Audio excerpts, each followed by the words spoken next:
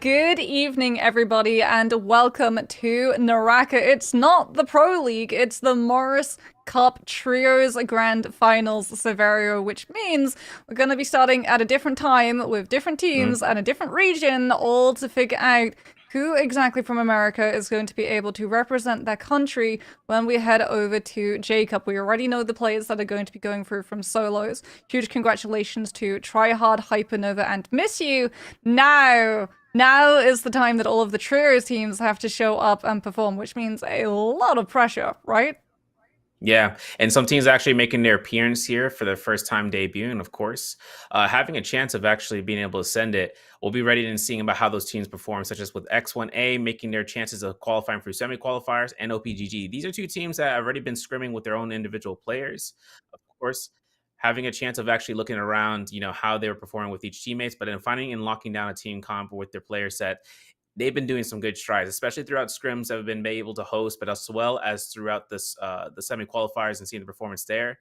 Kind of excited to seeing what they go on from here because teams from that region, right? Misu actually qualifying for trios, going on to a play scenario of being from being able to play in China, having to experience from there, transitioning it into North America, and then finding players that kind of best suited for it should have an opportunity of actually seeing how the other North American players react. Because let me tell you something: when you see these scores from these scrims and seeing how well they performed, especially off of that end, it's kind of a dangerous game to play. But only top two can make it through here to make it to J Cup as the qualifiers comes through. This is September. Yeah, there is a lot on the line for all of these teams that are going to be participating. They have 6 games to be able to put enough points together on the board, and there are only 2 placements. So solos, because of how well the American players performed in Jacob last year, have 2 spots, or rather 3 spots. Trios only has 2. So yes, there is a lot of money that is going to be available, but the big deal, the thing that every single one of these teams has the eye on, is that first and second position to be able to secure that spot and guarantee that they have booked their ticket to be able to go to China and represent their country in J-Cup. $16,500, however, is nothing to sniff at. That is a lot of money, and especially since we have a new season of Naraka coming through with no doubt some new cosmetics on that battle pass, I would be more than happy with getting to pick up some moolah to be able to spend on those, so we can have a look and see how exactly this tournament is going to be going down. We're going to be starting things off with Padoria before moving over onto Holoroth and Morus. And then back to back to back, it's going to be an aggressive second half to the day. Fireflies, Fireflies, and Fireflies. On Holoroth Dusk, Morus Isle Night, and Padoria Eventide. So a little bit of a slower start is going to mean some of these teams that maybe have a little bit less experiences. You have pointed out some of these teams only just really coming through, popping up through the semi-qualifiers instead of having participated for as long as some of the other teams in scrims. And we'll have a look at seeing who exactly is going to be participating in a matter of moments, because I know that you and I, so if we both have our eyes on a couple of these teams, X1A is definitely going to be one of those, like you said, having that information, being able to come through and use MissU as a contact to be able to get a lot of knowledge translated over from CN to the NA region to understand that macro understanding is going to be very strong. BWG, however, also going to be one of those standouts, as we do have Raven PLZ, a caster, and a coach who's been to Worlds many times alongside APF. But the big standout is going to be Tryhard, right? He's already qualified in solos. Is he going to be able to get the back-to-back and qualify in trios as well? Yeah, I mean, if he goes for hybrid, just like in 2023 J-Cup, it'll be a nice standout, especially coming out from the North American region to best represent with North American mind. The top 6 teams being able to qualify with just the scrims alone, I mean, these guys have been able to go against one another each finals weekend, especially for the Sundays, between QNT, between BWG, Run It Down, LYM, Crazy Ant, and PF to boot. The bottom 6 teams are actually teams that actually qualified through semi-qual, so having as much chances of practicing against the bottom 6 is the same idea with the top 6, and hoping to see what's going to occur, because seeing how much times you can fight in a single opponent multiple times is one thing, especially in solos. But when you go up against a team comp or a team rotation of players that you never really had a chance of consistently going up against one another, that's where it comes down towards, man, do I know exactly who's going to be doing what in this team by noticing 1 or 2 actions that I've seen them done before. I mean, for instance, in EU region, right, I'd noticed something with the timings of when the Tianhais would ultimate, just because you'd see that and then you could recognize which player that is, you could recognize how that rotation comes out, and then they'll go absolutely ballistic into that field of play. But another thing that kind of keeps it in mind is now the team comps of what they're going to rotate as to when. I mean, when we held that scrim last Wednesday, a lot of teams actually propagating into using that Kylan Hottie comp. And, you know, listen, the Keelan Hottie, the Kadi Z comp, we're going to try to see if it works. But the Kadi Z, meaning with Keelan, with Hottie, with Zipping, that comp is just dominating every single chance I can get. I'm not going to be surprised if I see that into that first round of Padoria for the morning dew time. Yeah, I would be very unsurprised, like you, if we don't see a lot of teams going for that style of play. It can be very strong both inside Realm of Yang, but also Endgame too. Plus that Kylan composition and his ultimate, that V2 being able to lock down a lot of the spacing to be able to cap these Spirit Wells, because that is sort of the elephant, or I guess the tiger in the room, isn't it? That Spirit Well just hanging over the heads of every single one of these teams. They're going to have to figure out how they're going to be able to contest those late Spirit Wells. And looking at maps like Padoria, what we don't tend to see a lot of Sand Siphon, probably going to be seeing a lot of Siphon and Cardi compositions being able to get their hands on some of those buffs a little bit later as those zones collapse. Yeah, and then I'm always looking at Padoria as that terrain. You know, compared to Holroth, it's even more severe in terms of certain setups. I mean, we are looking into even to the NBPL matches, we've seen like how a single rock face can decide a fight between 2 players or even to 3 teams to even 5 when it comes to endgame circles. We saw even into the case scenario about having to fight around a tree near towards the northwest of the Azoth Peak, right, where you're able to kind of kite around and having to just rotate your position, especially if you're one of those solo Rolodolos or you have a duo for a trios team to kind of work into staying alive. And that type of rotation is the most important key part. Now, it really does come down to the player and how well they can keep themselves sustained, as well as the hero pick that they have, such as how we can see Hottie can just able to rotate using lever tech capabilities by activating the teleporter, canceling ult, conserving at least 44% rage on the standby, and then just try to go ahead for some poke damage. But, ladies and gentlemen, round 1 for the Morus Cup Trios is going to begin here. We're going to have a chance of seeing over towards into the fights in the Azoth Peak, potentially no winner, featuring Harim, Solo, and Ducktail. They're going ahead with the Kata Ying comp as it comes out here, but Skygaze Code, we have another set of fights coming through here as BWG are going to probably take the fights against LYM. Yeah, Raven trying to come through and set the charged R&B on those fist blades, not going to be able to find it. Not quite sure who activated the lava, but whoever didn't is going to be taking a hefty chunk of fire tick damage as APF is going to get caught into the scoop on that staff charged RMB. LYM with a very fast takedown onto BWG is heading over towards Azoth Peak. We're going to have INF, Kin Kobold's team, and those fist blades. The jump LMB being the downfall of 428. So incredibly quick, so good at being able to stagger out those players before they can wind up into those focus strikes. Fist blades may be nerfed from current patch, but they are still immensely strong in trios meta. Yeah, now Infamy's going to take these fights up against Harim's team, and taking a good chance against no one is going to be one thing that leads out towards gold gain. Now, for the moment, Mortal makes sure he can kind of pressure out with these nunnies. He's got no grapples on hand. He's got no supplies except for a baby healing berry. He looks out towards Harim. Harim is eliminated. Now down underground towards the altar of Abiding. You're going to see the chase coming out here from Infamy. Rats and King Cobalt are left behind to try to find that last elimination against Ducktail. Ducktail goes down. This team's going to have a total of 5 eliminations coming through into the Azoth Peak fights, but switching over to Heaven's Rise, or over towards the north side, we are going to have a chance of seeing whether or not Crazy N is going to have a victory up against Run It Down. It's going to be the case. Blue Armor's on standby. The Krumio comes out from Kamoka, but then, yeah, the slabs come through to try to mitigate that blue focus hold. This is 3 eliminations. This is the entirety of this area for the loot gain, for the gold, and just making the purchases necessary if they can with a nearby shop.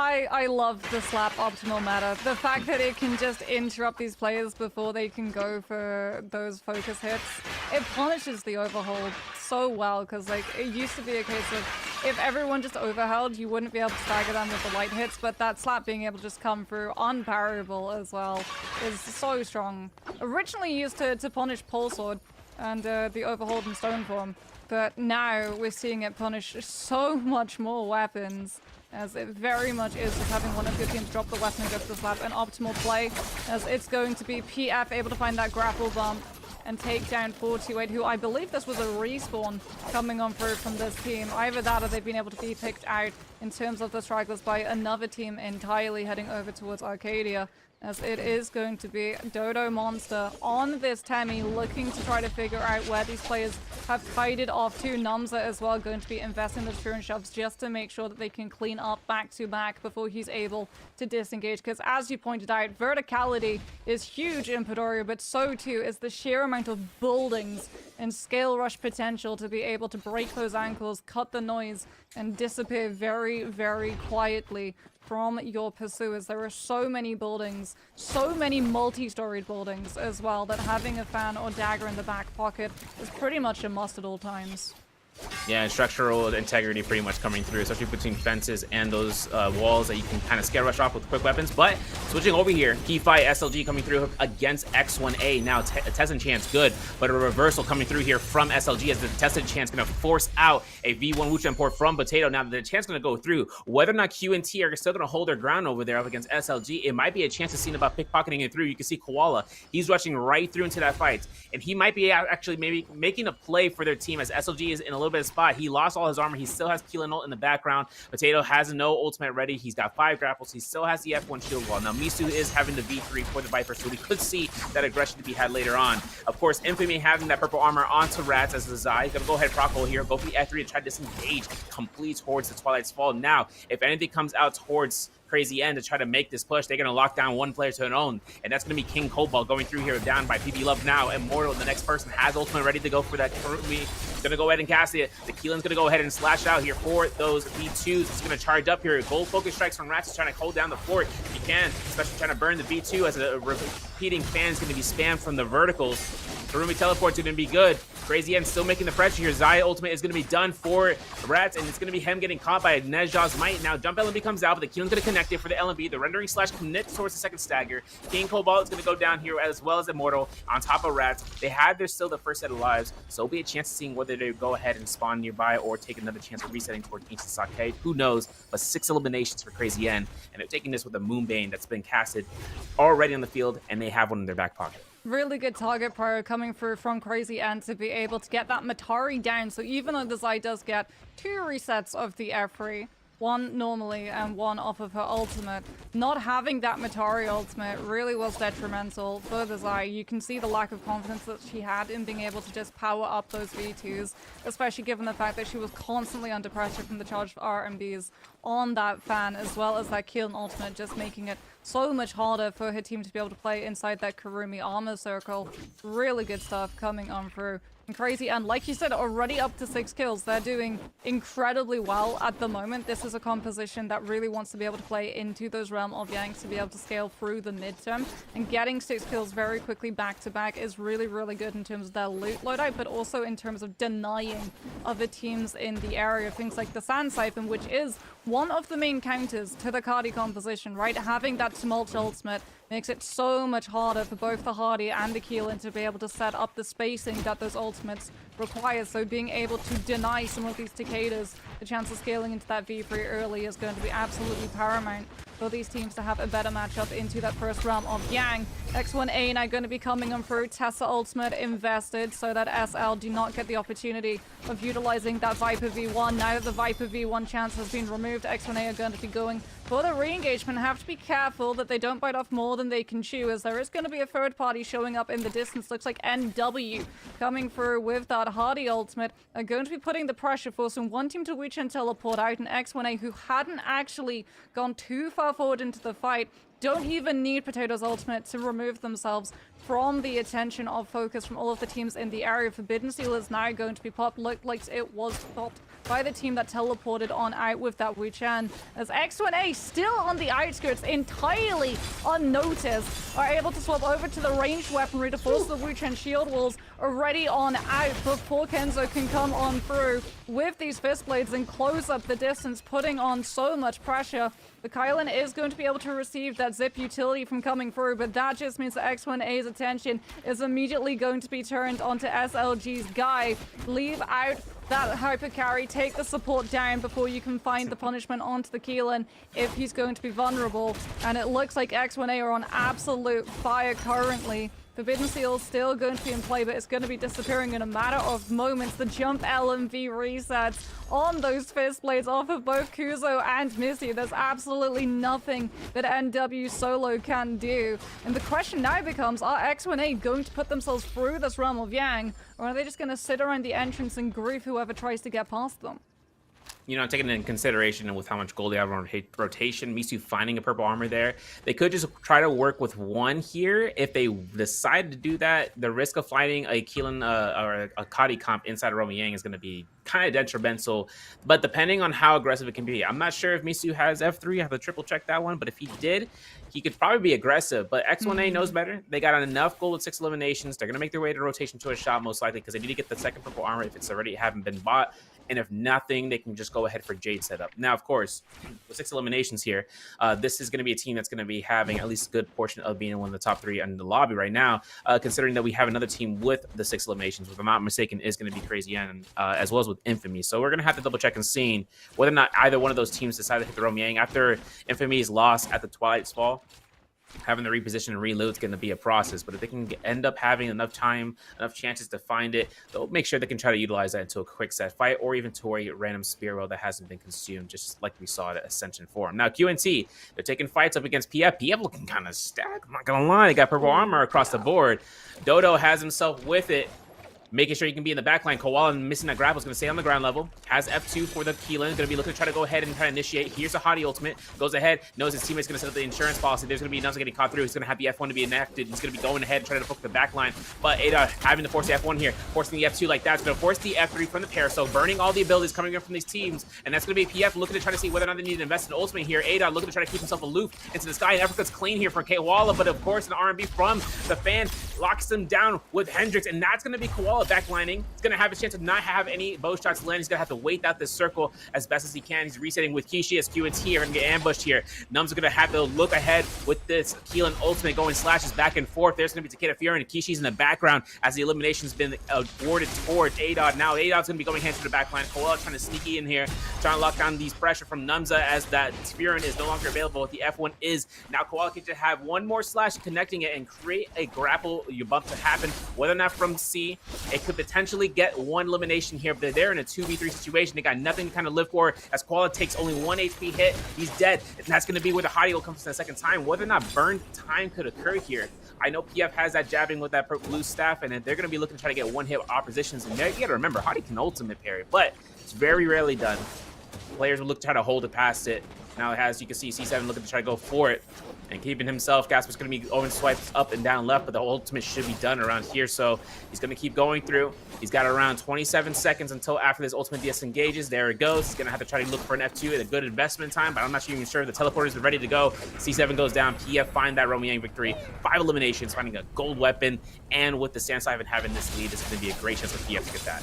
Yeah, on the outside though, we've got BWG immediately taking a fight. APF calling in that witch and teleport for them to be able to rotate away from the players up against them before coming back in to this mix-up. Raven with a pulse sword trying to set up the scale rush, unfortunately gets caught out by the Furin shoves. Karumi Taver as well goes on out. Tester and Chairman is going to be able to catch on to 2, but APF gets caught out by the Temi Wisp. BWG have to invest to be able to peel for their support player. That's immediately going to be one player going incredibly low, but does not go down. The Karumi armor circle making it so much harder for BWG to be able to stick this damage through. Rampage is going to be shown in the hands of Tryhard with that Hang Sword. As now, with that Karumi armor circle removed, the team that BWG were taking that fight against is going to put themselves onto the low ground to make it a little bit harder for BWG to be able to find this re-engagement. As Raven looks for the drop down with the charge, the R&B tries to find the grapple connection. All of these players are going to have to be very careful that they do not activate the poison jellies as Raven comes through with the F3 to be able to set up for his players. Kamoka gets the healing Taver to get that 90% damage reduction and allow the Takeda to face tank the damage, but the 4 seconds burn through, and BWG still have the purple rarity pole sword, and Raven is making it do significant chunks of damage to all involved. They're able to catch King. They're going to leave him to see whether or not the team tries to come back and find the revive, using it as bait, as poor Yogurt is getting chased down by Tryhard. Yeah, Tryhard making sure you can make it count with these ults with a Forbidden Seal, and couldn't do anything much longer. Rampage is on the team with a Rogers grip onto Raven, so in case he kind of throws out a Wild Haymaker blue and gets caught to the parry, he'll still keep holding onto the weapon. Meanwhile, over by the Ascension Forum, LYM, purple gear all around. They lost to Romyang. They still have enough loot to kind of work off of here as Infamy is overhead and getting eliminated. We're going to see King Cobalt go down, but Crazy N is right behind them. Now, the ultimate investment coming in here from Amav from LYM is going to concede a fight. Vermilions versus non-Vermilions. Vermilions versus Romyang Depletionist. Now, it's going to be a chance of whether or not they can hold their grounds here. The fist plates are out from you to try to go for the hold checks if you can. But, of course, you can see CION with B going for the R&Bs for that pulse sword, forcing out Karumi ultimate. Nicely done. Teleporter is taken in the occasion here. The team disengages. Now, the parry is going to be happening over into the background as that reinitiation comes out here. But Elching gets the R&B. Numza forcing into these games. Looking for that pelvic going through with that Vermilions and making sure they can try to force out another ultimate if they can, specifically from Elching. There it is. Going to see it coming out there. They're going to be some Takeda ultimate, and Numza can now go on full onslaught damage and just trying to control that enemy Takeda, making sure no Furins go out towards his teammates. Mama goes down. Elching is still kind of holding the fort down while Ada is pulling out the punches with the Hong sword. Jump LMB after jump LMB. Fan R&Bs back and forth with verticals. There goes down you. Elching has his gold staff. This is going to be a massive damage spike coming out here for Numza as he does have that jabbing Jade for the staff, looking to try to lock down for staggers. They still keep going. They still keep going through here, but guess who's in the back line? Crazy N is back in here for a third party, and the slap party is now commencing for round 2. Yeah, here comes the third party, and it is going to be the Keelan ultimate to set things up immediately. Dodo Monster going to be putting a lot of pressure. Does get the Karumi armor circle for PF to fall back into and try to find recovery, as well as that Tumult ultimate, which is going to be dropped directly over the middle of it. Unfortunately, the Temi having to utilize the combo breaker earlier than he would like. Throws it into the Karumi ultimate to be able to get the elemental add-on, considering he just got parried. That's going to be CYN. Going to give a little bit of distance to try and find some reset before the fight picks up anew, as we are going to see Numza go down in the interim.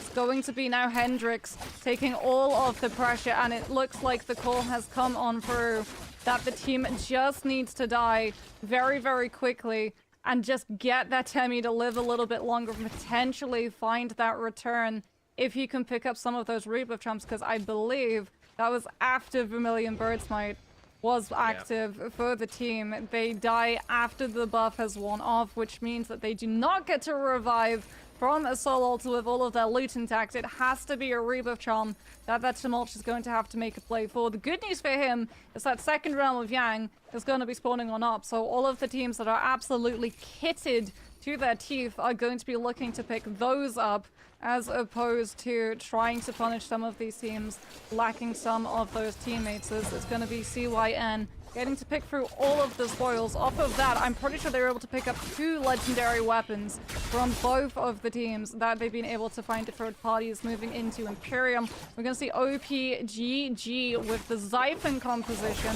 No Xi ultimate available for Jason, but Mushroom and Gobai both have theirs still charged up and ready to utilize if they want to be able to find the follow-up kills onto 428. Looks, however, like it is just going to be clean up onto back-to-back. He's going to be distancing himself as quickly as he possibly can, utilizing that Keelan ultimate and the dashes, not to put pressure onto OPGG, but just to keep himself further ahead of this team and try to cut noise, disappear in one of these various buildings that frequent through Imperium in the hopes that he loses sight of the Xiphon composition, and it looks like that has been able to occur. Yeah, for OBGG, having the chance of the 2 eliminations so far, obviously Spearow might be the next opportunity, but taking a lot of purchases in the shop in mind. Hopefully to see some kits out here for themselves. They're trying to combine all the gold to one person, Gao Bai. He's making the purchases. He's going to be the one to set it up. And hopefully to see if there's anything noticeable to be happening for this team. I mean, right now with purple weapons on 2 of the teammates, besides the fan coming through here, it's going to be up in an opportunity field for them. BWG are rising towards the Ascension form, having a chance of seeing the repercussions between the fights between PF as well as with the scene Crazy Ends Onslaught, are able to see whether or not they can find gear for APF, especially purple armor being on standby on one of those bodies. Potentially, we'll have to see if they make that chance. Otherwise, with 2 eliminations, full ults ready to go, Imperium's their next objective. And if they have the opportunity of looking towards the west, you can see that Crazy End is still on the outskirts. This team is still stacked out of their minds. 2 gold weapons, fist blades, and staff on standby. Whether or not they're both in the same character, it could be with Hadi with the staff and the fist blades on Keelan, as we saw prior. Now you can see PP level to try to ambush the backline. Raven is on escape duty. You can see OPGG now going to be into the crossfire here in the front lines of BWG, as the truck is going to be coming from the back line, and there's going to be an incoming traffic from the front. So BWG, they swerve right. They take the forest path. They take that service road just to make sure they can chill themselves out into the Imperium. OPGG might be looking for it. There's a bounty on Raven's head, which is the reason why they're being very cautious about how openly they take some of these fights. As CYN absolutely geared up as we talked through. They blew through 2 teams that both had legendary weapons, so they are going to be scaled gargantuanly in comparison to some of these other teams in the area. SLG going to be taking it a little bit slower. Gonna go to the Spirit while the Rebuff Charm does get left behind, as SLG are the team that caps it and they don't have any fallen players. So potentially that is going to be the turnaround that some of these teams want to be able to try to make play for. RID gonna get spotted out. The Viper able to come through with that first chunk of damage off of that F3. And Yogurt is immediately going to be taken out. Hendrix also in the area, not quite sure if he got spotted. Looks like AKM is going to be starting to grapple over to where he was. So it does look like the call has come through that another low health player has been spotted for SLG to be able to pounce on top of. It's the Karumi. We're going to see the Parasol invested so that Hendrix gets that teleport opportunity. But unfortunately, he only gets one of those teleports and will immediately get chunked down. As in the meantime, we're going to see that third and last player for PF, Dodo Monster, trying to dip, as 428 are also in the area, looking to see if they can come in and try and third party some of these fights, as they have not been able to find the opening that they wanted. They're going to be very far behind in terms of the loot loadout in comparison to some of these other teams. They're going to be taking a fight up against RID. As in the meantime, SLG, instead of moving into position to be able to third party it, start to rotate further away. The team that is potentially going to be moving into position to third party is CYN, unless CYN decide to take a fight against the team that we just saw heading directly towards them. As we talked about, 428 have been able at least to grab some of their players back, but you can see in terms of the equipment that they have, they're just not in the right position to be able to live through against some of these stronger teams. X1A now going to be coming on through Kuzo on that Tesla with the cannon shots, just putting enough pressure to force that Kurumi ultimate and then immediately dipping so that there is no third-party opportunity for some of these other teams in the area. They're still going to be relentlessly chasing, though, onto 428, understanding this team is low in ultimates, this team is behind in gear. Unfortunately for them, what they're actually doing currently is chasing 428 directly into the path of CYN, who are a team that X1A are not equipped to being able to deal with, especially given the fact that OPGG are on their left flank as well. So many teams are in the area, and normally the composition that X1A is running wants to be the third party. They do not want to be the team that instigate a fight. They need to wait for a fight to kick up before they can look to find that intrusion, which is why we're seeing the range swaps come through as they try and force the issue, chasing CYN a little bit further away from them, a little bit closer to the other teams, trying to pressure any form of aggression out from all of these players so that they can move in once those ultimates and reserves are a little bit lower. Yeah, as X1 Potato, you know, with 7 eliminations right now, holding back here. There's going to be waiting. Yeah, I saw fights between SLG onto the BWG into the feed, but unsure of how the opportunities arose for BWG to invest ultimates if they had. Just because SLG, right, they ran into the heart of fire. Of course, every single one of the other teams were able to kind of view down the alleyway towards Heaven's Gate.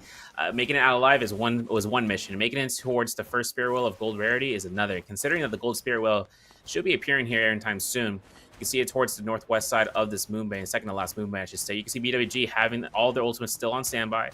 Hoping to see with the case scenario of picking up said Spirit Well and hoping to kind of earn it out now.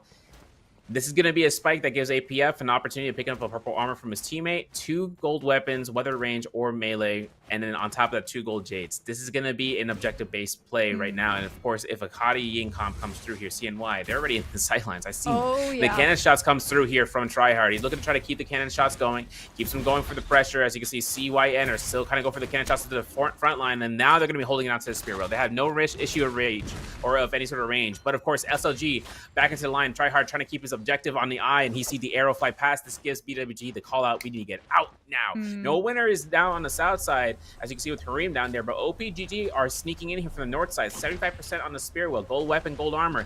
Who's going to be able to pick it up as soon as possible? Because we've seen the Dragon War work into the favor right now, as it's going to deny any range shots. The Spear Well being kited as long as it can, but of course it's going to be immediately pick up here. CMA looking for the armor, finds it. Perhaps going to be a chance to try to lock away and try to run back. No team's going to go in for the chase here. Tesla and Chance, all is going to be needed for one full investment. Of course, CNY or Crazy Yen making a chance of making that rotation. They see X1 potentially onto that corner. You can see Potato looking for the bow shots, has blue armor back to back with 428, trying to hit off A-Dot into the distance with PF, and hoping to see if this gear is going to be the difference between them. Otherwise, you're going to see 428 stuck into the semicircle, into the zone. Had a lot of fun having that chance of being locked down here, especially with all that zone tick damage. But into the zone, you can see how much chase is happening right there.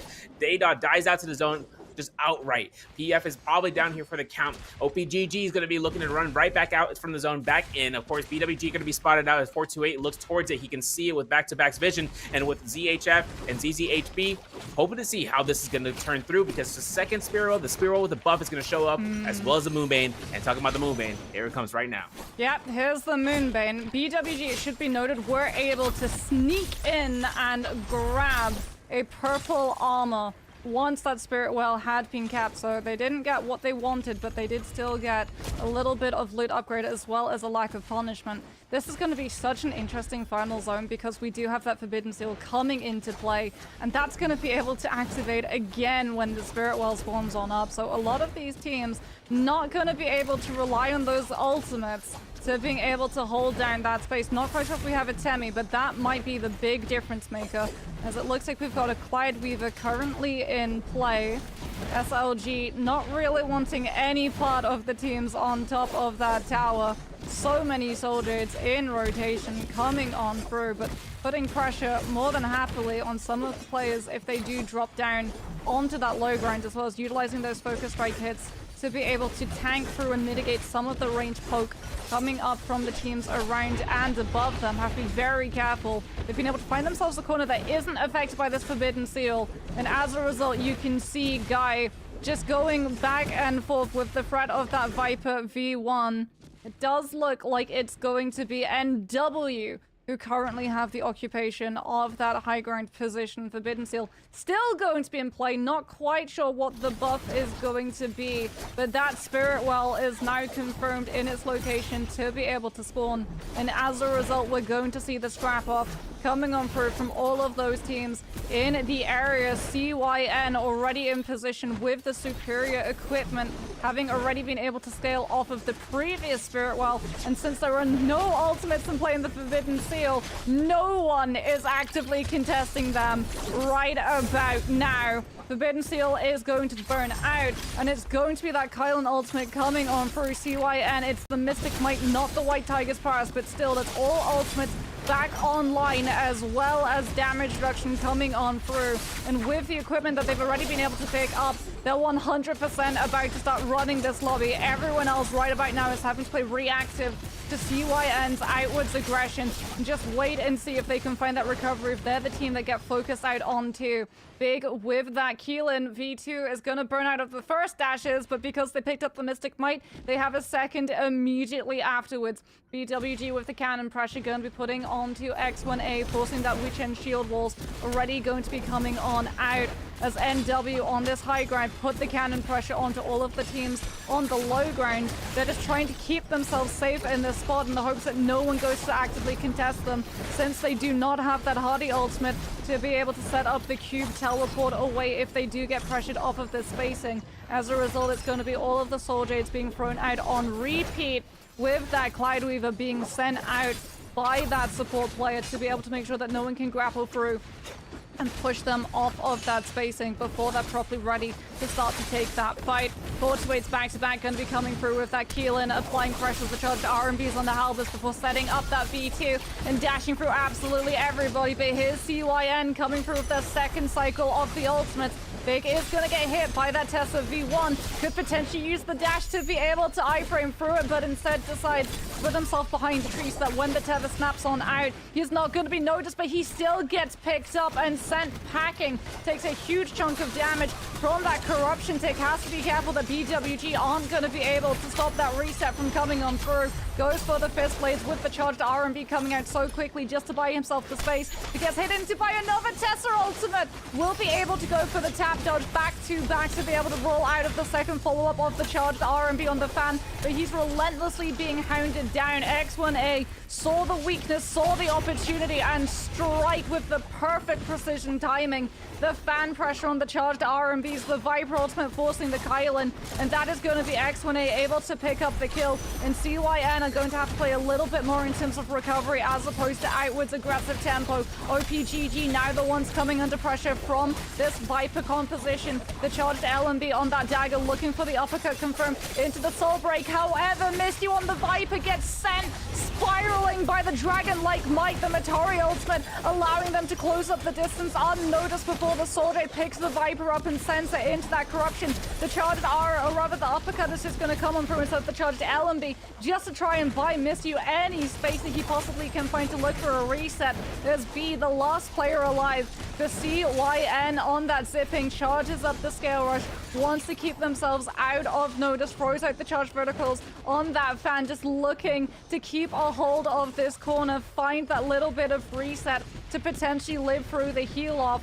This Zip, not the greatest player, not the greatest hero to have when we head into these final zones. Doesn't have the same kill potential that is available to the likes of the Hardy and the Keelan, but could potentially come through clutch in terms of that heal off as NW. Still untouched on this high ground. No one has been able to break the fortification that this team has been able to set up. So with the charged R&Bs on both the halberds and the fan, as well as the zip, just throwing out on repeat Cloudweaver. But now a team is going to start to try and make a play for it. Tester Ultimate is going to be opening up OPGG with Mushroom, just buying up that space with the Dragon Light, putting the pressure onto the players from BWG and X1A, forcing Kuzo into that zone corruption, into the follow-up damage. Karumi on the circle, now to be able to keep everyone armored up through so that OPGG might be able to live as the zone collapses on through. Who's going to be able to come out on top in terms of the heal-off? Cloudweaver's still going to be in play. Mushroom gets vacuumed in. And NW start to try to make any play that they can for it. But a massive Matari dash. Oh. But it's CYN. CYN's B on the zip goes unnoticed and allows CYN, despite not having the Kylan, despite not having the Hardy, to be able to claim the kill score multiplier. What a play. I said that zip could come in clutch. No one spotted her out. No one saw her just sticking on the side of that tower, and no one challenged her for the space. What a play. Crazy Ann coming in through here with 18 eliminations. 18 with the multiplier, folks. And that's a 1.2 multiplier. That's not given to any other placement into the games. So that means that Crazy Ann now has a chance right here. They have the momentum. They can create it. They set it up. They set up shop, and they say, here's my stall. Round 2 is going to end up going to Holoroth. The players coming through the endgame circle. I mean, trying to control the Keelans just came through, and the rotation out of the Tesla ultimates to try to see if any team can catch out. You can see how much time CYN bought for them with that ultimate cast just coming through back and forth. The zipping, probably even canceled ult to pick up a soul bloom, cancel ult to kind of conserve it. But we'll have to see what's going through here, the play styles into round 2. We're going to be right here at a short break, and then we're going to see what happens into Holoroth.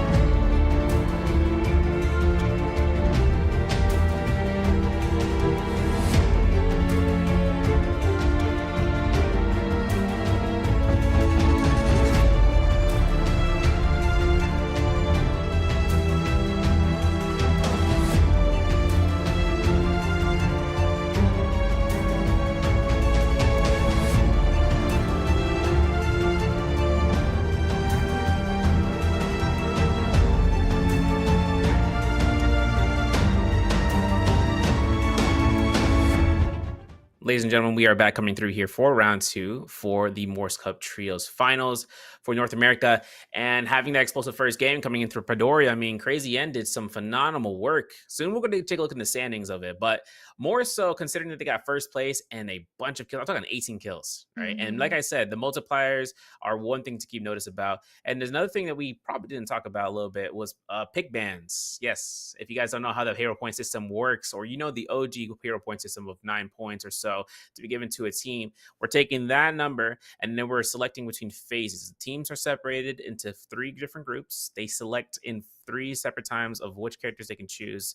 Afterwards, each team following suit in the separate group B and C, they would have to go ahead and try to work off of a +1 point that would be deducted towards their team's overall score. So that's another thing we have to keep in mind about. That's why we're not seeing so many comps to be run like 6 to 9 times. The value of a team's worth is just how well they can try to approach the economy of the hero points and hoping to kind of stand out here. Just like how we're going to take a look in the standings in just a second, of course, because we got to look at the first game momentum that's Crazy N took. And that's 25.6 points, folks. That's a lot. To 11.5 in second place is a feat that they are going to have in this upcoming game to see if they can try to keep that pressure or to see any other rescinding team to have this be their one quote unquote bad game. Because whether or not we have a chance of seeing that, Moxie, X1A, like I said, I was mentioning, to see how the performance goes through. It's also to the notions between PF, No Winner, BWG, LYM, especially coming through. They were knocked out in 11th place that round, but they got 6 eliminations before that. So it's like anything of the momentum of where the placement is the team towards what gear they have on hand to work out with ultimates and skill rotation just to get out of the trouble zone. Yeah, and here's the problem as well. Like, you and I, we were discussing this a little bit during the break, where we got to sort of go back and see how that final zone played on out. SLG, down in the bottom with only the 3 kills, they had a really good position on the top of that soaring arm tower. And they had really good Soulgate setups. The problem is that they didn't have any follow up on the positions that they were forcing other teams into, right? They had all 3 of their players stacked on that high ground position, as opposed to having 2 players buying that space, and then one of their players going down onto the low ground to be able to follow up and punish the players who are all being forced to stack up into the blind side of that tower so that they don't fall prey to the team above them. And then when that player on the low ground gets pressured out, you still have the high ground position to be able to retreat back onto and find a full reset. So essentially what ended up happening was SLG, with things like the Cloud Weaver and the charged RMBs on both the halberds and the fan, put all of the players in the lobby into these really small spaces, which allowed for other compositions, the Tessa, the Viper, the Keelan, to be able to find so much follow through, because the more players that are stacked on top of each other, the more value those ultimates are going to be able to do, right? The more players Tessa's going to be able to enchant, the more players Viper's going to be able to stun, potentially even be able to hit the cleave onto as well with that F3 if they're playing a little bit too close together. The way that we were seeing those players just squashed into that spacing. And it's the same thing for the Keelan. Like, when he hits that V2, when those players are stacked so close together, he's going to be getting multiple dashes onto multiple players in one go. And that means that he's going to be doing a lot of damage and also getting a lot of sustain back to his own bar. And that was the problem that SLG ran into. Yes, they had the loadout, yes, they had the spacing, but they didn't really get to capitalize off of it. And it actually sort of allowed Crazy and Zipping that freedom to be able to hit the reset, because no one really wants to take the fight against the Zip when she's on the base side of that tower, because if they do, there's a potential that they pull the focus of SLG and immediately get all in on. So it's not like, oh, the Zip is really vulnerable, we're going to be able to take it down. You still know that she has ultimate, you still know that she has her F ability, she's going to be able to kite around that tower and potentially lead you to your doom, which is something that B does take advantage of. There are so many players close to that lone Zip if you look back in the replay, but no one actually decides to take that forward aggression against the Zip because they're so scared that SLG would turn on them instead. Yeah, and you got to keep that in mind, right? The third eye kind of comes out. We saw some players just keeping notions about where they can try to keep themselves distance away with their teammates in mind.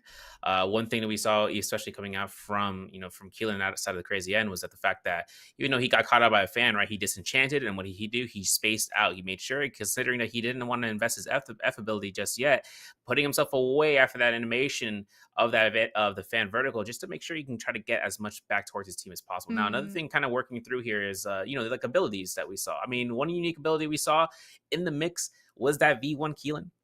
And in trios, I see V1 Keelan to be used, and I know the investment into that is just confirming a hard CC grounded unit focus attack into a free slash. That costs 2 of the blue bars that's available for it. So, by the insinuation that if a team is able to kind of get caught into that V1, that's going to be the value of what we could potentially see, especially NA if they're not recognizing the fact. Because, like, Keelan has his ultimate to be casted once he's charging up, you don't know whether which ultimate's going to be coming out until he releases such. And then when the moment you realize it's V1, the problem about it is that it is going to be a tap dodgeable type ultimate, something that you can kind of avoid into the stead of an engagement on like Roman Yang floor or into a long single hallway that can happen, such as with the Hall Eternity. But one other thing about it is that it does give a confirmation for a second slash to come out. Whether or not the team's going to be wanting to see about your investment of using the V1s into it. We also saw F2 from Keelan coming out, QNT, having Kishi kind of work that into his comp mindset of just being able to lock down. We see this coming from MVPL players that work F2 into their comp selections. And of course, seeing how that setup could be had. Now, of course, against Sand Siphon, things get a little bit more difficult for them if they try to use the F2, right? Because there's so many insurance policies that come out. Combo Breaker from F1 for Tumult. You have the Takeda Fury will be available if it comes out for rotation. The understanding of when using ultimates against another. You can see when Keelan's go up against Kadi Yin Comps goes up against Kadi Yin Comps. When the Kadi with a Keelan goes for the ultimate, Zipping's on backup for that healing to deduct that damage that's being dealt by another Keelan. So that way they use it back to forth and they come forth in terms of that mindset. And Zipping Ying is that threat that in the endgame circle, if a team didn't want to try to take an initiation because another team comes through, her having the potential of just kiting around with that 20-second ultimate and then having the F1 to give a granted boosted healing, damage mitigation. This isn't an endgame circle, right? So if they know if she gets a force into F1, she gets the iframe dodge that could potentially just push her out of the way and just keep zoning out while another team can create that pressure. And that which case is a case scenario where Zipping stands into the meta where she is one of the top 2 slotted characters to be focused out into team comps outright. Yeah. And I mean, we did get to see it. Like, Crazy Anne identified very, very quickly that they didn't have that aggression. They couldn't go for more kills. It had to just be a play to survive and outlive everybody else because so many of those players were getting aggressive. When Crazy Anne were able to pick up that Mystic Might, they immediately got the double ultimates, so for a little bit of downtime afterwards, all of the teams had to play incredibly reactive, but the second that they were able to put pressure onto that Keelan, who had that secondary ultimate, and we did see all of the pressure, the Tester ultimate, the Viper ultimate, like those teams were hyper aware of the threat that was at their doorstep, did everything that they possibly could to be able to shut down Crazy Anne's burst damage potential with those ultimates, but unfortunately that meant that they spent themselves out of those resources to be able to put towards the Zip, and something that we didn't actually get to see coming through, which I found very surprising, was an entire absence of Flames Breath Rupture Gale on the cannons. Like, B was not getting hit by Fire Tick at all, which is something that we see time and time again on the CN side. All of these players prioritize having Flames Breath and Rupture Gale because they understand the Cardi compositions coming on through, having to rely on that Zip rather than the Kurumi. One thing Kurumi brings to the table that Zip just does not have available is the cleanse ability on both the F3 but also on the V2. Every 1.5 seconds being able to cleanse that fire debuff, which means that heal effectiveness is cut by 50%. Zip doesn't have that availability. So one thing that we see even in solos, if you caught the MVPL matches, this week, there was a Zip in solos that was getting pressured out by 2 players, one of which had Flames Breath, and they were just trying to continuously apply that Flames Breath and Fire Tick burn onto that Zipping as often as they possibly could. But B does not have to worry about that a singular time. I did not see a single hit of fire burn damage go towards that Zipping, and that is sort of a problem and a weakness from a lot of these teams in the lobby. That's a failure in macro, to be able to understand that one way that you can shut down these Cardi compositions is by prioritizing that Soul setup. Yeah, another thing too is that we saw from teams such as with BWG having an F3 for the Viper and having the V1. I was talking to Raven about running between F2 and F3, right? And he really enjoys that F3 gameplay, seeing it played out here. It's a really strong start spawn type skill where you're doing a chunk of damage, right? Then you get early onset gold. You can make the purchases necessary, whether movement to take an engagement against another team, but also to try to combat that healing pressure that we saw. I mean, Kurumi can go ahead and cleanse. She can cleanse out the weaken heal with her ultimate or even with her F3. If she takes a chance of seeing the Viper She could try to attest towards using F3 preemptive if she saw her ability beforehand in a fight, and then just go ahead and mitigate it out. But F3 works in the direction towards the Kata Yin comp. Now, of course, 75% mitigation or 75% reduced healing coming up from that skill alone for 8 seconds. I mean, Kati, or Keelan, I should say, has a chance of just going for slashes back and forth, and he wouldn't get as much healing at that point in time. But Zippying's V1, right, is going to be going out towards that maker of the play if she gets a chance of going through. And for Viper to choose that selection, you've seen other players. I think Misu, was using F3, F2, I should say, with the V3, right? And that's another ultimate kind of coming out. V1 for the Viper has tremendous value, especially coming out into having the field of play to be in your favor. We saw that investment for a singular ultimate to be casted once the Mystic Knight was picked up, right? We saw that into the once A-Dog got caught through and saw his heals. Oh, I gotta go. Now, another thing coming out in terms of it is whether or not there is going to be a vulnerability in that V1, mainly because when you're having so many targets to kind of focus on, you have to make sure you lock down one target, but then all of a sudden, guess who it is? It's Keelan and Ultimate. He's got Keelan Guard. He's got immortality for 4 seconds. The moment his HP reaches that threshold, right? Guess what he's going to do? The moment it's a 5-second silence, and that thing lasts for 4 seconds. If you can try to meter dump him down beforehand, that's going to be a very risky play. But if it does happen, right? If you catch him the last tick of it, you're going to make sure in getting that down. Of course, having V3, on the other hand, it denies you ability usage from a Zipping try to go for the F1 cast towards her. But that's why she's always a backliner. That's why she's always spaced away, because she doesn't really take the chances of going through and catching it. Now, for Vipers that are playing that full silence game, their main objective just to make sure that nothing comes out from their opponent's side of the same comp title with Viper Wu-Chen, specifically with the Wu-Chen or the Tessa. That way, then chances to come out, or a combo breaker, anything of the nature that can disrupt the fight between the pressure that is being dealt by her teammates.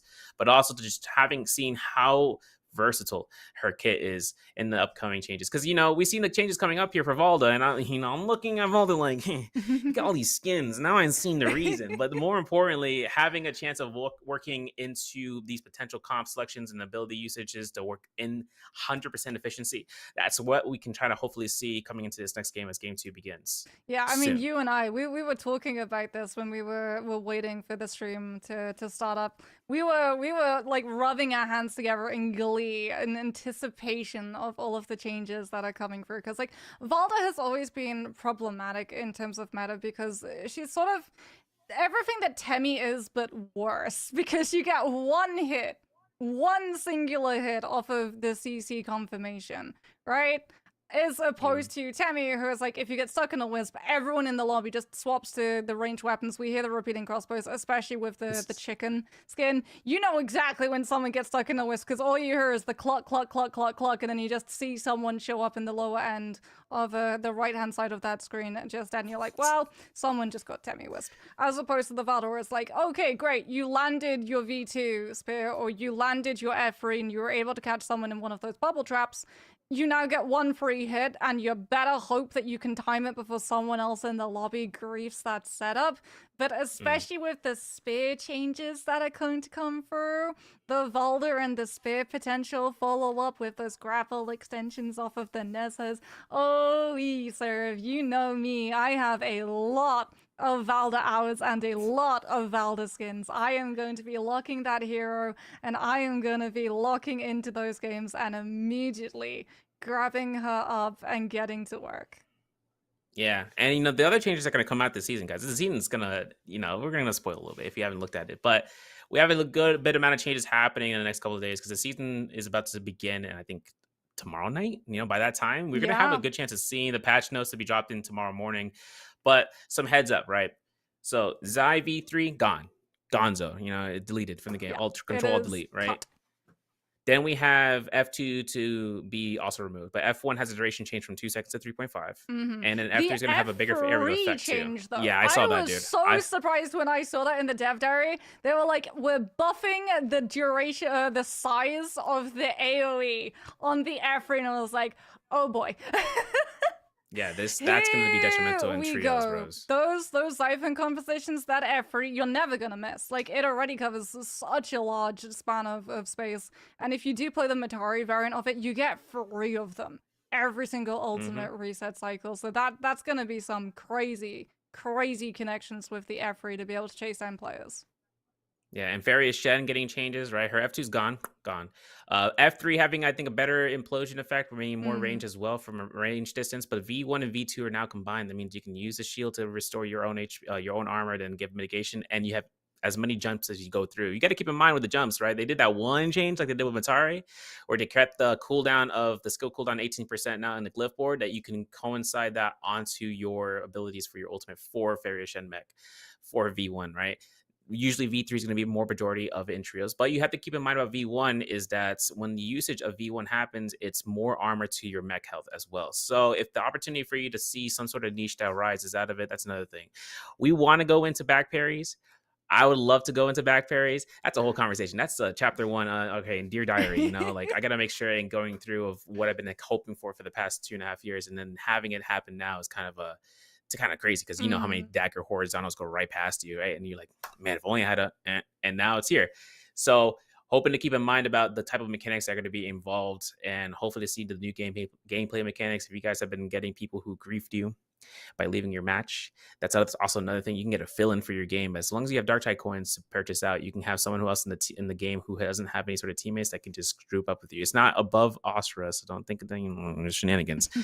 You're going to be able to go ahead if you're trying to climb up and you're having issues with random fills that just keep on leaving and other players are in the same boat. Boom, you can get your teammate on the fly, like, hey, what's up, homies, on open mic. Hopefully they can help attribute towards a victory. And that's just a number of changes that happen to the patch that's going to be coming through here. We're going to get the numbers Katana and all the details as well. Katana's getting yes huge changes coming on through, which I think is really needed, because like Hengsword released and it took a little bit of time for people to be able to find their footing with the Hengsword, especially after everyone figured out the timing and the spacing of the charged LMB. Because it used to be when Hengsword released, everyone was utilizing the charged LMB to be able to dash behind players and play into the mind games of, is it going to be a full commitment follow-up into a focus? Is it going to be a light attack? Is it going to be a prior into an uppercut extension?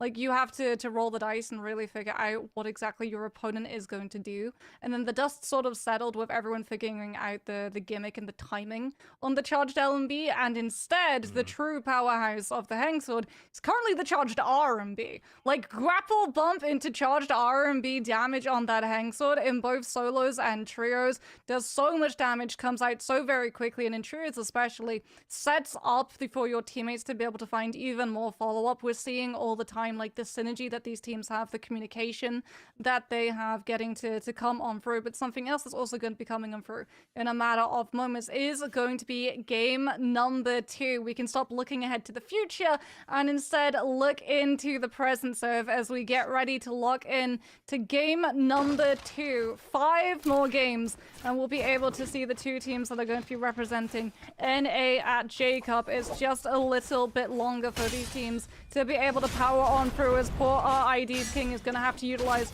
that Kylin F1 to be able to combo break out, but he's still going to be sent back to the Spore Altar. Kuzo going to be able to find another huge parry with that Pulsar doing work, being able to pick up RID's Yogurt, and they're going to be able to find the follow-up kill onto Kamoka as well, allowing them to run through all of these breakables and pick up already on the board 10,900 Darktide coins.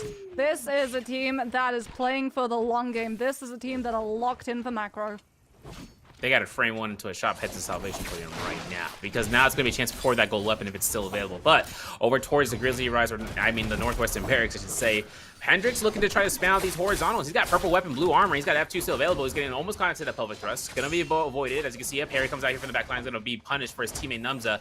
Now, of course, AKM trying to look for the back line here for the RBs. Finds a horizontal to the face as Ada's able to releasing. AKM's going to go down here due to Hendrix's tenacity with those blue focuses. There's going to be a carousel setup. Trying to go for staggers. F1 Bell coming in here from the Tien High and hoping to go for a parry. Hendrix is caught out. Burns his combo breaker. Goes right back in and try to throw horizontals. Numza on that connection. There's a vertical release. There's a fan to kind of come through here for Tien High. No parries there, but of course Ada's on the site, and that's going to be 3 eliminations that PF takes towards Northwestern Barracks. In the meantime, QNT taking their chance up against OPGG over towards the Imperial Village. Now it's going to be a chance to see about the loot gain that comes out from this area. I mean, there's a lot of bots to work with, and the spawns here is going to be gold rarity for the troll frequency. So QNT Koala looking to try to get out Mushroom, but you can see the cannon shots coming in from C7 to make its appearance and catching the first elimination. Galbai the second one, and now you can see the totals up to 5. QNT having a lot of money now towards the 18K threshold. They could try to look for a purchase later on, but they're taking this game into their own hands, because now with them having Imperial Village, there's a lot to loot to gain over. here. I mean, so look at the comp they're on, though. This is the KLA composition.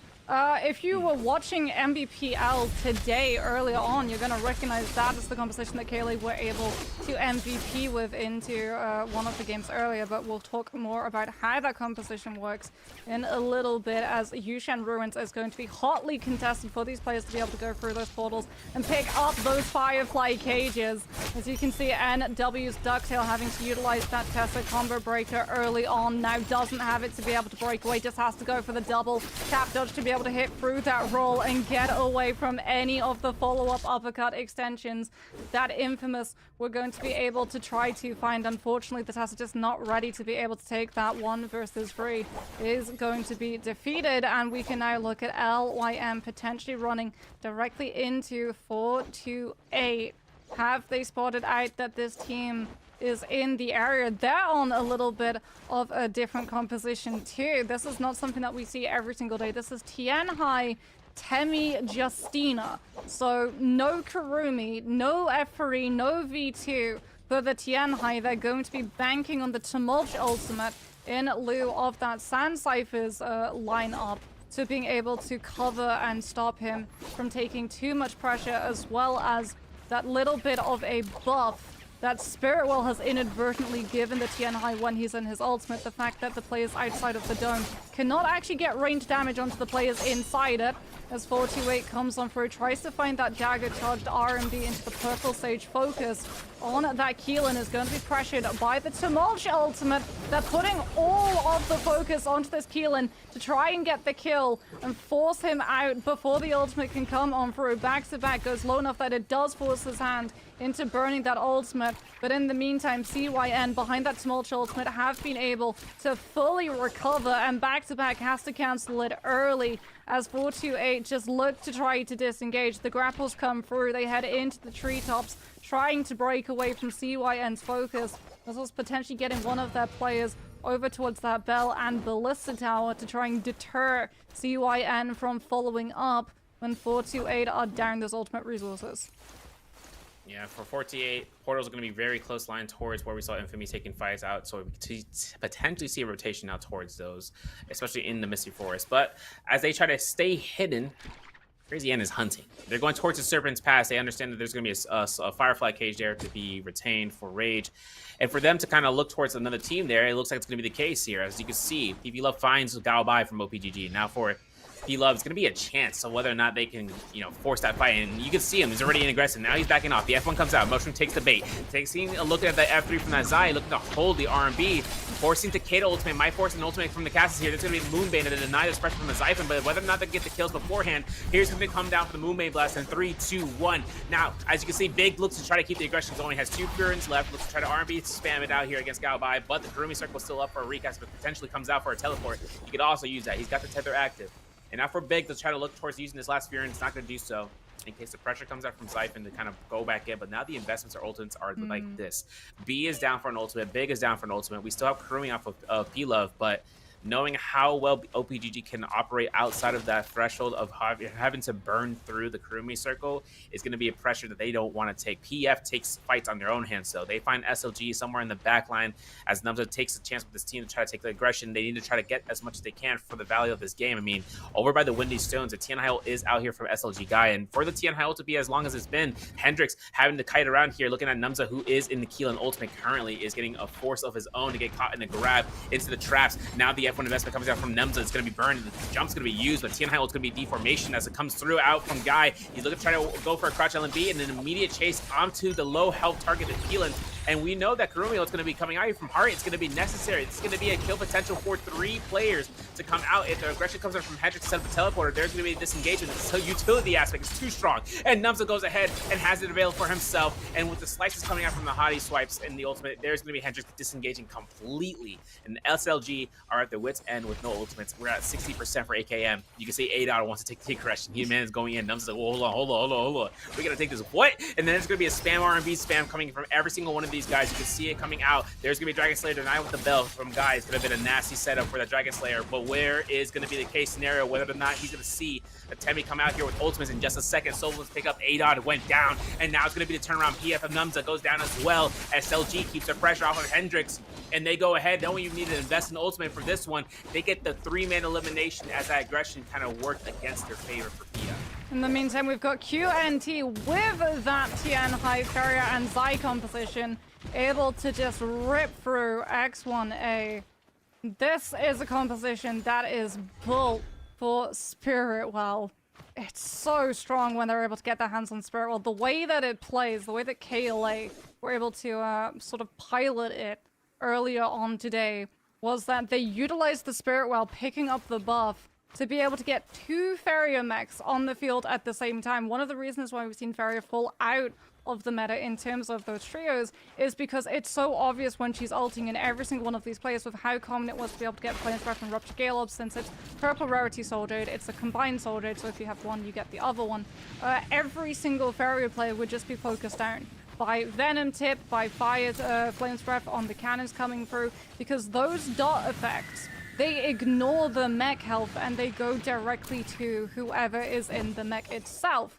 And as a result, a lot of the Farriers lost their uptime. A lot of their players who sort of tried to use that V3 as a point of recovery for things like the Tianhai or the Yoto and the Cannonball lost the ability to recover as BWG put themselves into a realm of Yang. Risky play coming through from the team that are still on blue armor. Try hard with the dash through of that scale rush on the long, so is gonna operate in with the F ability. Eats a lot of damage from the charged R&B on the halberds, but will be able to tank through it because of the tether coming in out from Raven. Unfortunately, that tether has now been taken out of play as Tryhard with the Takeda ultimate activation is going to be setting up for the follow-through.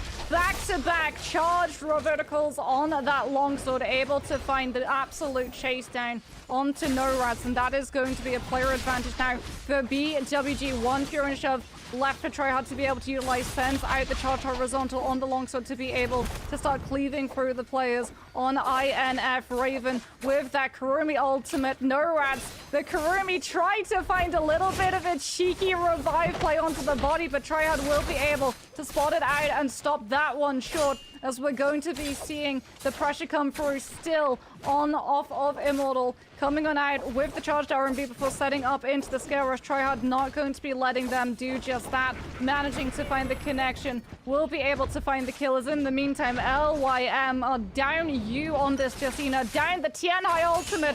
The F1 not going to be in play to stop the Monk from eating all of that damage from the charged R&B on the pole sword as his ultimate drops on out. He's used it now, but he's so incredibly low, and that is going to be LYM with the Tianhai composition falling short inside the realm of Yang. Is OPGG potentially going to be losing this one against 428.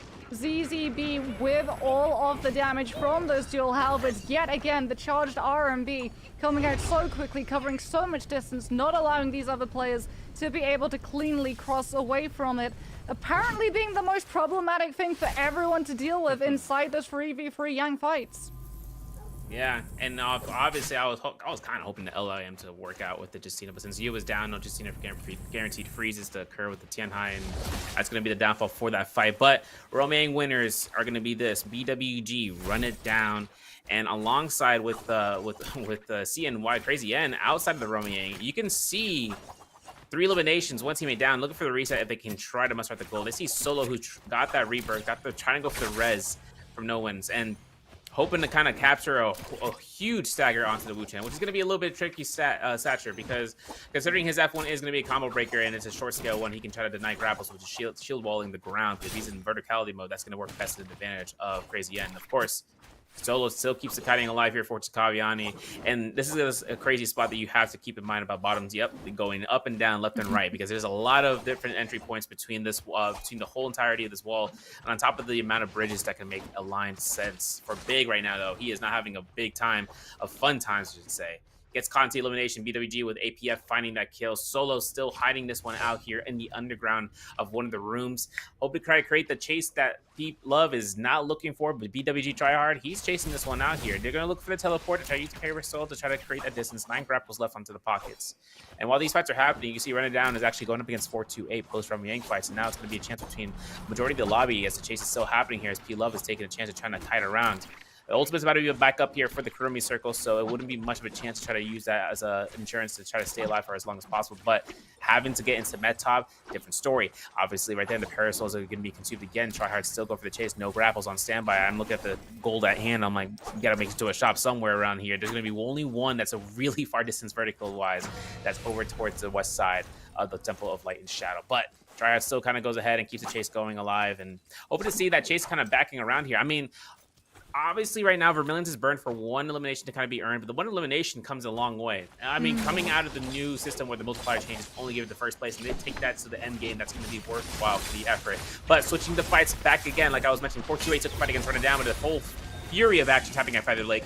As we can see, the elimination coming out from 428 back-to-back is going to go down for that team. Yogurt's still looking to try to charge up the R&Bs again and again, looking for the parries potentially here from Galbai. He's looking to try to spam the horizontals. We saw this from Hendrix before. CHF looking to get the tap dodge necessary, but the Temi ult coming in here for the plays, and you can see LYM Elchin getting elimination against 428 CHF. But Yu finds a kill against King. Now Galbai takes the teleportation to kind of go for the LMB knockback, and that's going to be the immediate elimination. Romiang depletion coming out here. This is where LIM, I wanted to see how this turns out outside of Romiang. They had a great first game to the scrim we had last Wednesday with this team comp, so I'm kind of hoping to see that performance come out, because in the background, OPGG finds Komoka from RID. We still have Vermilion Burstmite in the rotation for this team as they took their fights just a couple of seconds longer than BWG, as they were the first fights we saw. SLG AKM takes a kill against X1's Kuzo. This is dangerous right now for X1 right here. One teammate left, and it's going to be the Kurumi. Whole Tech of Destiny comes out here. The Stone Form, but the other thrust can deny that, and there's going to be the R&Bs. X1 having a rough outing here, but 5 eliminations as they go down. SLG finds themselves the 8th elimination. Yeah, we'll be able to find the revive back onto that Tianhai player. We have more than normal amount of Tianhai teams in this lobby. We don't often get to see the Tianhai on Holoroth either, given the amount of verticality, or if we do see, tends to be with the Farrier V3 alongside it. Then again, he does have much more mobility in comparison to what he had previously, as it is going to be INF Infamy, unfortunately getting caught out. 2 players going down to Yang Depletion. RID, Run It Down, will be able to find the last kill onto Immortal before Yang Depletion can claim his health bar. And this is really good news for a lot of these teams in the lobby. CYN, I believe they still have their Kurumi, so they can potentially make a comeback.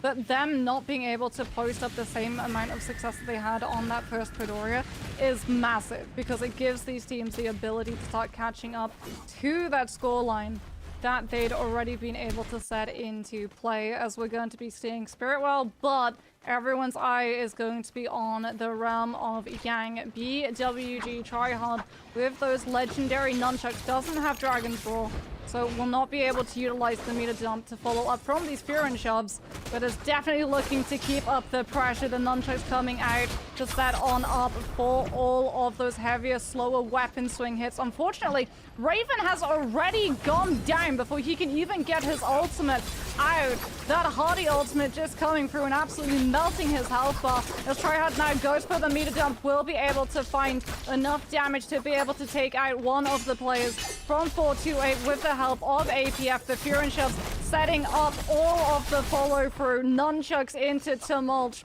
Really good synergy coming on out. However, the Keelan ultimate is going to slow things down. Tryhard out of Furin shoves is not going to be able to interrupt the Keelan. Has to put himself up into the air, trusting that APF with the Tumult and that combo breaker will be able to keep himself alive for the entirety of this. V2 manages to find an absolute huge wisp to grab onto the Keelan for them to finally be able to grab that takedown. As in the other realm of Yang, we've got Tianhai versus Tianhai. LYM Elching out of that ultimate. The other team going for theirs a little bit later. As a result, LYM having to just play a little bit more hesitantly around that pillar. Utilizes that F1 to be able to stop the first grab. Doesn't have it to stop the second, however. But unfortunately, Guy's not able to actually find the throw. The slam doesn't come through in time, and Elching is able to mash Interact and escape the monk's hands before the slam can come through. Now, with both Transformers ultimates off of the field, we're going to see the neutral fight going on through. Guy trying to charge up the charged R&B on the Hengsword, getting pressured by LYM's Mama with that fan. Wanted to try and get the uppercut combo Cryo, but gets interrupted by all of the combo breaker as well as the pressure coming on out from the other teammate, and it is going to be LYM able to live through the late transformer ultimate and pull it out to get a second run of Yang fight. And so I'm so excited because that means that this composition is going to be on the open field, potentially with Mystic Might, to be able to see exactly where to send that Justina and exactly where to send those Monkans. It's going to be a great experience seeing Justina into the trios again for like second or third time, potentially. We saw the Ice Pick comp making its appearance, but slowly rolled down. Now season 12 was actually to Here's. Now we're going to have to hopefully see within this chance of the mid-top region, because BWG picked up Draco Storm as they should, right, to try to take the aggression if they can find fights immediately, and they can take times in the zone because they're healing over time. Mortal Defiance purchased from the shop.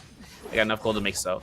Pinnacle Town taking its opportunity to see the fights between LYM, of course, towards Justina, looking to try to get the RMBs. Doesn't go for the chance of keeping the aggression. Goes for one reset heal and take those, and of course taking an RMB right then and there, but the Tian Hiles are out to play. Elching is actually going to be own head in doing so. Mama's going to have that ultimate cast coming out. We're going to see a freeze confirm RMB release. There it is. AKM goes down. White Tiger's prowess is in full effect.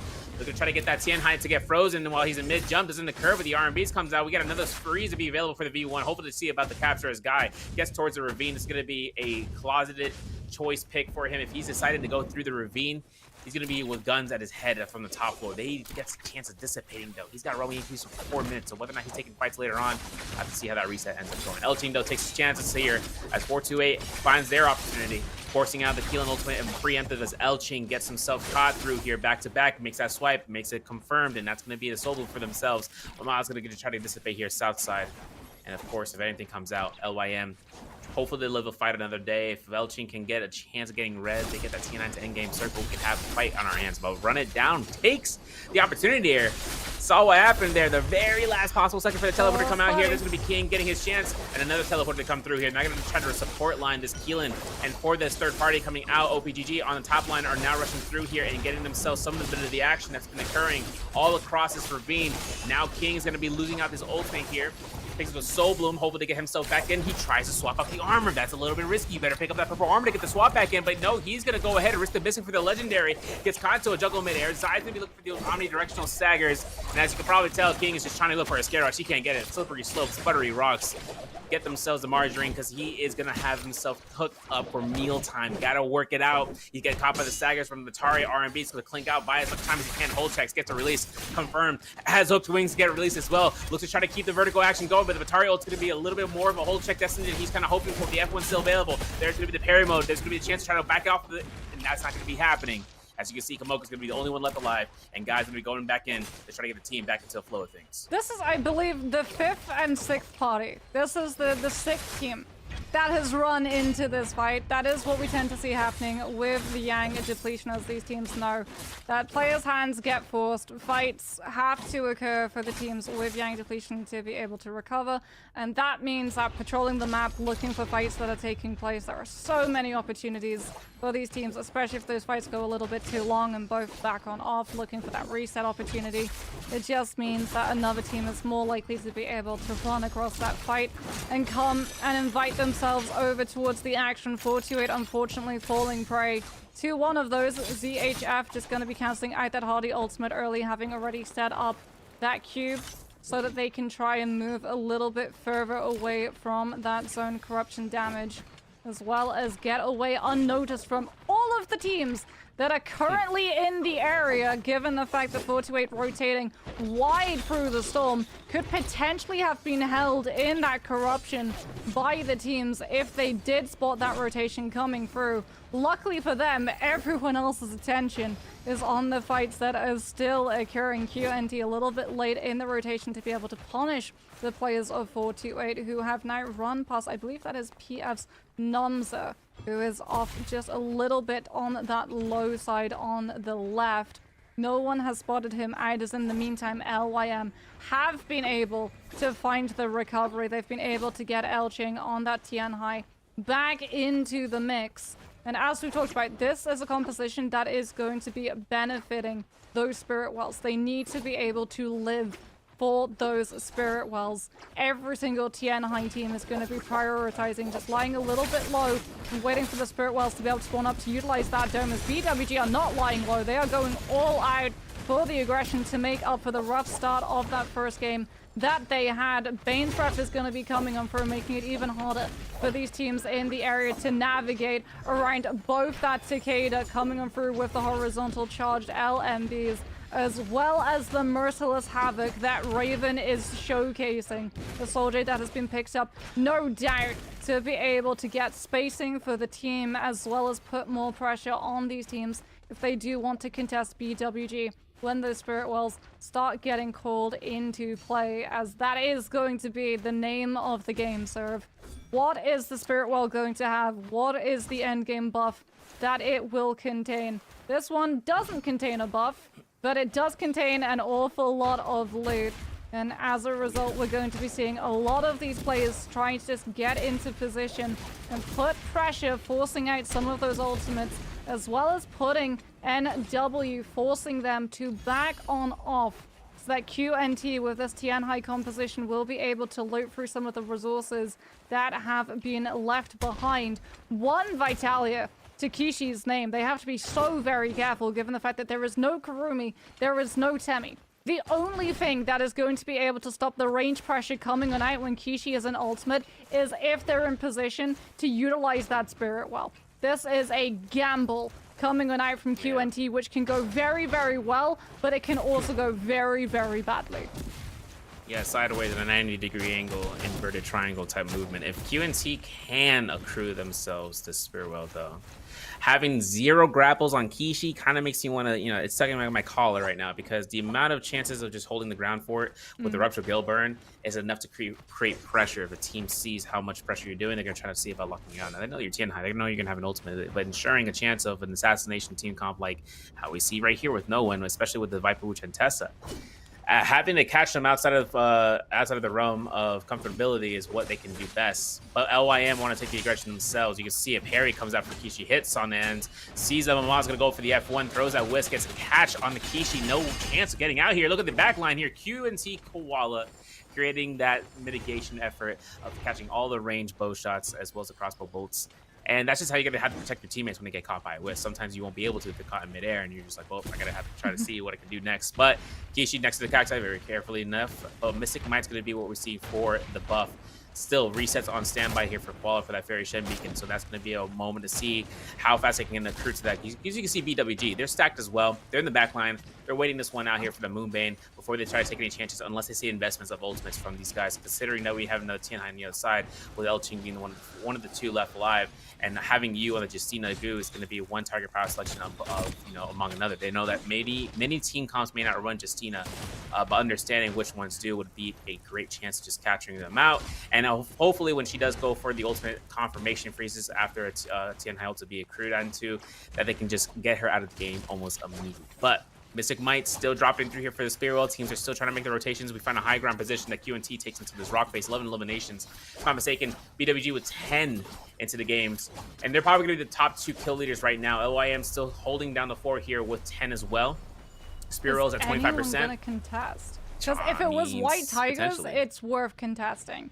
If it's Mystic Might, though, and you try and contest the Transformers team that's already set up, ooh, I don't know about that one. Especially given the fact that Mama's going to have the Temi ultimate, and yep, there it is. Tianhai and Temi ultimate, both going to be invested to guarantee that they can pick up that buff as well as the Justina ultimate, because, surprise, they're going to have another of every single one of them immediately afterwards, as well as the damage reduction and the knowledge of where all of these players have sequestered themselves. Aurora Burst spotted on the field.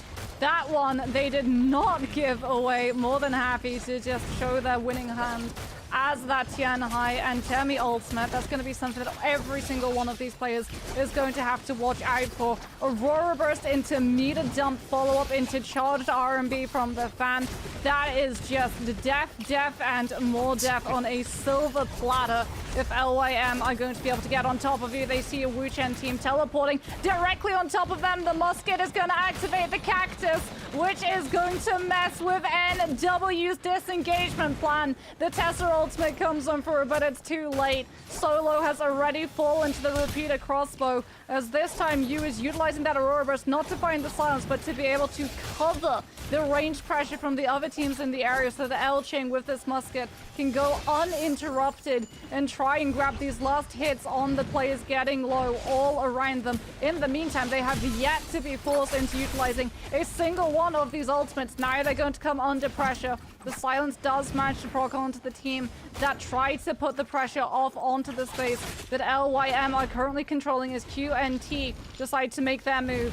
Kishi with that Tianhai ultimate is going to be able to find enough damage to take down NW's Zai player, as Koala doesn't get the Mystic Might, but does get the opportunity to interact with that Firefly cage, as everyone else is currently playing out of LOS of this Tianhai ultimate, and as a result should be able to get a V3 pillar for his Tianhai to be able to scroll himself back into once that transformation has dropped on out. Well, I am now getting to see that barrier going incredibly low, looking for the chase. You with the Justina ultimate closes up the distance and guarantees that they're going to be able to find the follow-up kill. And already they're starting to remove their competition. Tumultuous ultimate now going to be invested as Elching goes for the Tianhai transformation. Won't be able to find the grabs until he's crossed through that wind wall, but now that he's bypassed it, the Tianhai is a real threat that everyone in this lobby is going to have to respect. They see the lack of Karumi. They go for the Flamer to be able to bypass that potential Tumultuous ultimate, covering the Tianhai to try and keep him safe. As everyone starts closing up the distance, the Karumi transformation actually going to be able to utilize that armor circle directly below the Tianhai to get the team close enough to put pressure and force the ultimate. And as a result, Elching is forced to go for the jump and reposition himself. And out of the ultimate, he's vulnerable. No ultimate to be able to cover the dropout. However, Mama waiting in the sidelines on that tumult, looking to be able to come on through and live a little bit longer, as BWG are going to be able to find all of the follow-up damage. Now that the Tianhai team has been dealt with, he's going to go down to the zone corruption tick damage, deny a potential kill that BWG could have been able to find, but it's still a huge game for BWG's Sand Siphon. So many kills, 16 that they're able to pick up, as well as that last team standing, more than making up for the rough start of Padoria that they had to this day. Yeah, they're going to be, I think, a 23.2 day so far for that game alone. So that's going to be another skyrocketed score they can take. Crazy ended and have a great chance of actually putting themselves in a nice momentum, but BWG found it. Now they're into top two easily and catching the score leads. And we're going to take a look in the scene about those scores later on. I'm really kind of, bummed out that just seeing they get a chance of popping off, but that's just what happens. You get singled out. Having a roar burst as well makes it a target on your back with a note that says "kick me." No one's going to stop at going past your point. So that's exactly what happened to you in that case. So with that being said, we're going to go right back to break. We're going to go into Morus Isle next and see you guys for the third round.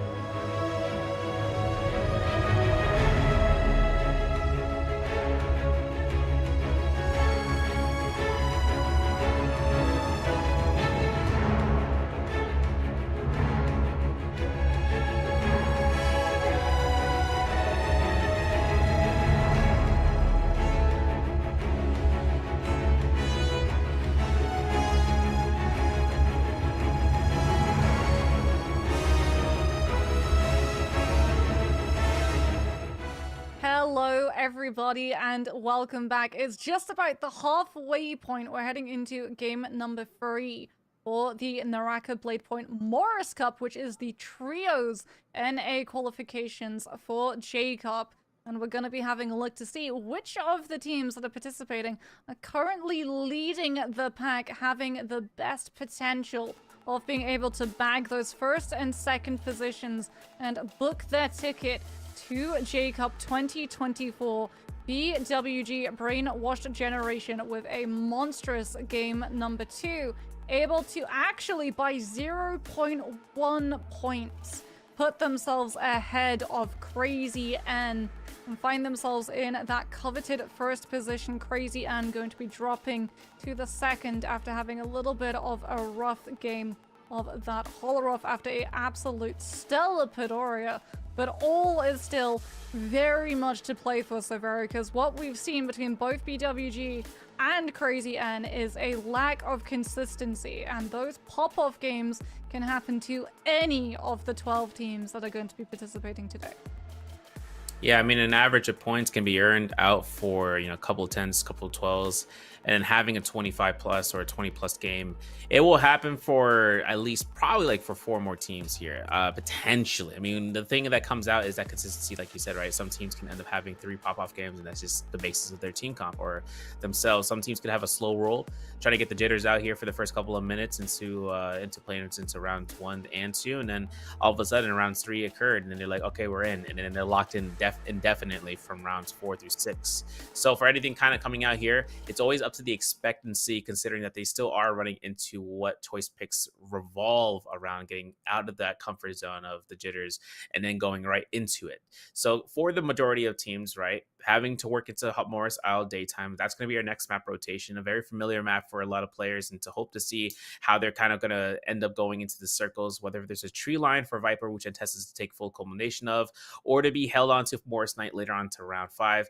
But for the majority of things to come out from the Kadi Ying comp is just to be one of the baseline first round picks for a lot of these teams. I mean, we're not going to be able to see that, but we will see them on the field of play when it comes down towards their choices in making that decision.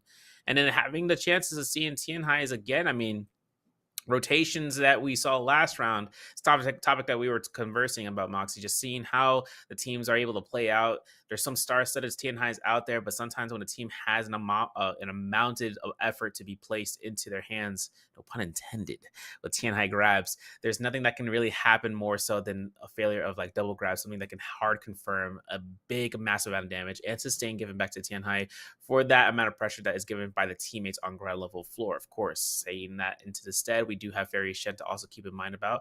Her rotation is something to have, where we saw them combine forces, especially coming out from QNT to try to make it work, and then having Zai as their mainline third, and then having to secure the right timing of getting the Spear Wheel buffs, which we didn't get a chance of seeing that conclusion to that fight because they never got it. They never got that buff. LYM was able to secure it with the Justina Tianhai Temi comp, but at the end of the day, when they were able to not accrue into that amount of pressure was lost, and that amount of pressure can make or break a team's position, especially with 2 Fairy Shens to be on standby.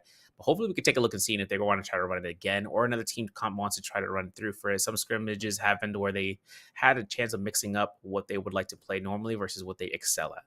Yeah, and I mean, the mix-up compositions, we saw it on the EU trios as well, are devastating, right? Teams like Risk being able to come through and play these hero combinations that you're not really expecting to run into, with how having to adapt onto the fly into lineups that you've never had to practice, puts a lot more pressure in terms of the synergy and coordination. And Naraka is a very unforgiving game. If something goes wrong and you're not able to recover within milliseconds of it starting to spiral out of control, that very quickly snowballs into just a full blown out avalanche where you're not going to be able to find that recovery. But we are going to be finding ourselves heading into game number 3, and we've talked about many compositions. What surprises me is that we haven't really touched upon the Sand Siphon, the Takeda, Karumi, and Tumult composition, which has been running the meta of trios for a very long time, since the last J-Cup back in 2023 was where we saw Sand Siphon really ruling the roost. As we're going to be having a look at the Cardi composition coming on out from X1A, already able to find very fast hits onto NW off of this blue rarity fan coming on out from Potato, managing to find all of the follow-up as they try and figure out where this last player from NW has squirreled themselves off into. Charged vertical on the fan is going to get parried. Hardy going to be utilizing that combo breaker just to make sure that they don't have to trade one of their players for it. As now it is going to be X1A having claimed this territory, able to start looting on up, as QNT going to be dropping into the prize spot of Shadow Jade to try and find these loot puff rotations. It is going to be contested, however, by OPGG, as the Tesla ultimate is being able to catch onto Koala, who's going to break away, heal himself up with that Soul Bloom, picked on up from Numza, 30% away from that Tumult ultimate to be able to slow things down. Unfortunately, the slaps coming on out in the 2 versus 1, not allowing him to overhold that blue focus state. Gets staggered out into the charged vertical fan follow-up, commits the ultimate before he can go down, and that is going to be him falling. And Shadow Jade freed up for the Tessa Viper Wu Chen as one of the other hotly contested spots at the beginning of these games. Money Spot or Artisan's Grove on that mini-map is going to be contested by OPGG, who very quickly dropped to Bane's Breath to make sure that this space is theirs for the taking. Yeah, I saw the vision, A-Dot. I saw the vision. Man went for the ultimate into the F-Wisp cast. Try to go for that insta frame parry, noting that he knew that Tesla was going to hold check the RMB. for a jump parry. But alas, gonna have to see about the reset for that team. And an OPGG taken to Zest Winery with 4 eliminations, gold or purple armor, I should say, for Mushroom so far. Having V3 ready to go here. And having to take that rotation down towards the Windwhale Gorge. Now, we know that towards the Shipwreck Expanse that they could try to see about some teams there. As you can see, run it down with Yogurt still in soul form for the first life. Backing away here and seeing about a reset here potentially. Now, King has a purple longsword, has a blue armor, has not a lot of supplies to work with, especially with the armor powder efficiency to be level 2s, but also with the grapples at 4 count. But we are going to see a purple cannon to be picked up here. A nice addition towards their arsenal for later on fights or even to small skirmishes here and there. And if Shipwreck hasn't taken any sort of aggression yet, they can try to look into locking down as much loot through the Crow's Nest and beyond. Now, X1, Shadow Jade Mine. They're arriving here late to the party. They got themselves a common armor on Kuzo here as a Zipping Ing, so it's going to be the budget kind for this play, as Kuzo has a common staff as well. They haven't lost any lives left, so don't be worried about their placement in terms of, oh, did they already die already? No. They're still in the game. But they are going towards Baron Pit, which is a good spot, especially for the troll frequency there. So if any teams, like we saw, where they're going against their bounty scroll, which could be headed in that direction, that's going to be the case. Baron Pit's going to have a chance of being looted out here out of the mines. Now X1 are looking for these scraps for a seed and any sort of potential left behinds for armor as a blue rarity. But you can see Hendrix is out there towards the southeast, and Numza also picking up a purple staff as that reset opportunity has been had for PF.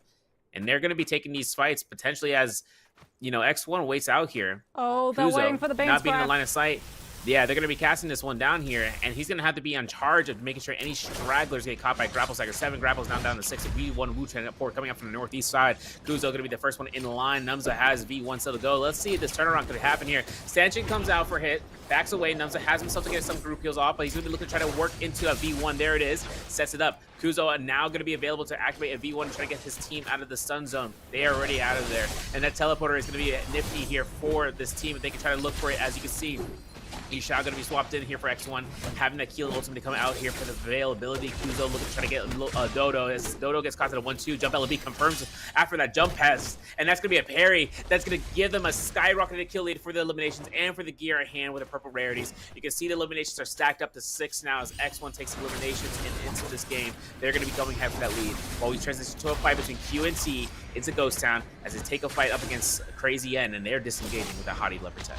Yeah, that's Karumi and Tumult Ultimate already going to have been invested as Koala now tries to come on for living just long enough for the Cardi composition to try and re-engage back into this fight if CYN want to try to take it yet again. C7 looking very vulnerable on this Karumi. Kishi also not going to have those Takeda Furing shoves to be able to peel for his player if this fight starts being a little bit pear-shaped for that support role. Everyone very much just playing footsies at the moment, waiting for some of those resources to be burnt through. In the meantime, I believe that was a Tian Hai. I'm pretty sure we just saw the Vajra. Yeah, that is going to be the Tian Hai. Picked up yet again for this team is Kin Cobalt. Is going to fall to the pressure coming on through from 4-8. ZHF just giving his Zai that Karumi Tava before swapping it on over so they can keep this aggressive play moving. Massive double parry though comes on out. A little bit mistimed from 428's players. Both double dipping for the focus strike hit. Unfortunately, that double parry is not going to be able to buy Immortal that fight win. It does, however, buy LYM the get out card that they were looking for. As El Ching, we just saw him grapple away on the right side of 428's minimap. That Tian Hai very vulnerable when the transformation has been removed. You also towards the left side of 428, so potentially looking to try and set up a pinch flank. As we're going to see 428 now taking pressure from a Tessa composition, moving into play Tessa Ultimate and Viper Ultimate, both going to be invested. Tumultuous Ultimate now coming on through for that third party potential as these teams in the area spot that a fight has started and want to try and find these lockdowns on players that are going to be lower in terms of those resources. Nayan utilizing that Matari dash to close up the distance and come through with the threat of that greatsword in the pocket play. Will be able to get 428 some more zoning potential onto the side of OPGG. Gets the Kurumi Tower to be able to get that 90% damage reduction to tank all of the pressure coming on out from the Viper with that fan. But now it's going to be the Tessa's ultimate coming on through, catching Nyan in the back yet again. And this is 428, having to be very, very careful that they don't go down into the neutral against OPGG. With that Sand Siphon composition, Jason's going to utilize that combo break on the Tumult to break away from where the Zai is. Back to back, so close to getting that V2 online overholds for the blue before finding the follow-up chase down with the charged LMB on that Hang Sword. Go by, not going to be able to find Dragon Slayers into Nezhaz, is getting a lot of pressure back to back now. Is going to use that F3 to try and put a pressure onto the Kurumi Tower to stop that potential revive from coming on out and keep his teammates in the mix. Armor Circle has come through. This should be giving immediately Nyan all of that armor right back as he gets picked up, and there's the Zai V2. OPGG have to just bend the knee and try to back on out, but they might have stuck in this fight a little bit too long. Yeah, I was laughing because I'm like, the slap in the middle of all that's immaculate, but you're getting up a little bit of hits. Now OPGG looking for that run back had now occurred where Galbai's going to be the last one set alive. Now be the first one to die as a resets coming from OPGG's Mushroom. Jason, though, catching the F1 Wisp. We're going to see a V3 stagger here. Not going to have much of an effect except for ZHF going down. So Neon's going to be trying to go for the sustain. As you see, Jason picks up the solo immediate Temi ultimate. And it's going to be we're back to back with the whole check the heck out of this Tian High. F2 kill confirms there. So that's going to be only one left alive for OPGG. And now for the majority of 428, looking for the res against ZHF for this team to hopefully come back into these games. Now, this is going to be before Rami Yang. Actually, I think we might have missed a Rami Yang potentially. We have to double check and see that. Because I think heard the bird call, so they have spawned up. We have to take a look and see, because 8 eliminations so far for 428. Still holding out here at the Rami Yang gate. As you can see, Crazy N are out and just making sure they get a free one, and we get one for free. That's 3 eliminations right then and there for them to stack up. And that free realm, either there was a free realm or there was a realm that was to be entered that was the only one. And if this team was the only one to enter realms this game, crazy. Absolutely ballistic. Now the Spirit Wells to be contested for. And now BWG, we can see them into the Ventai Temple.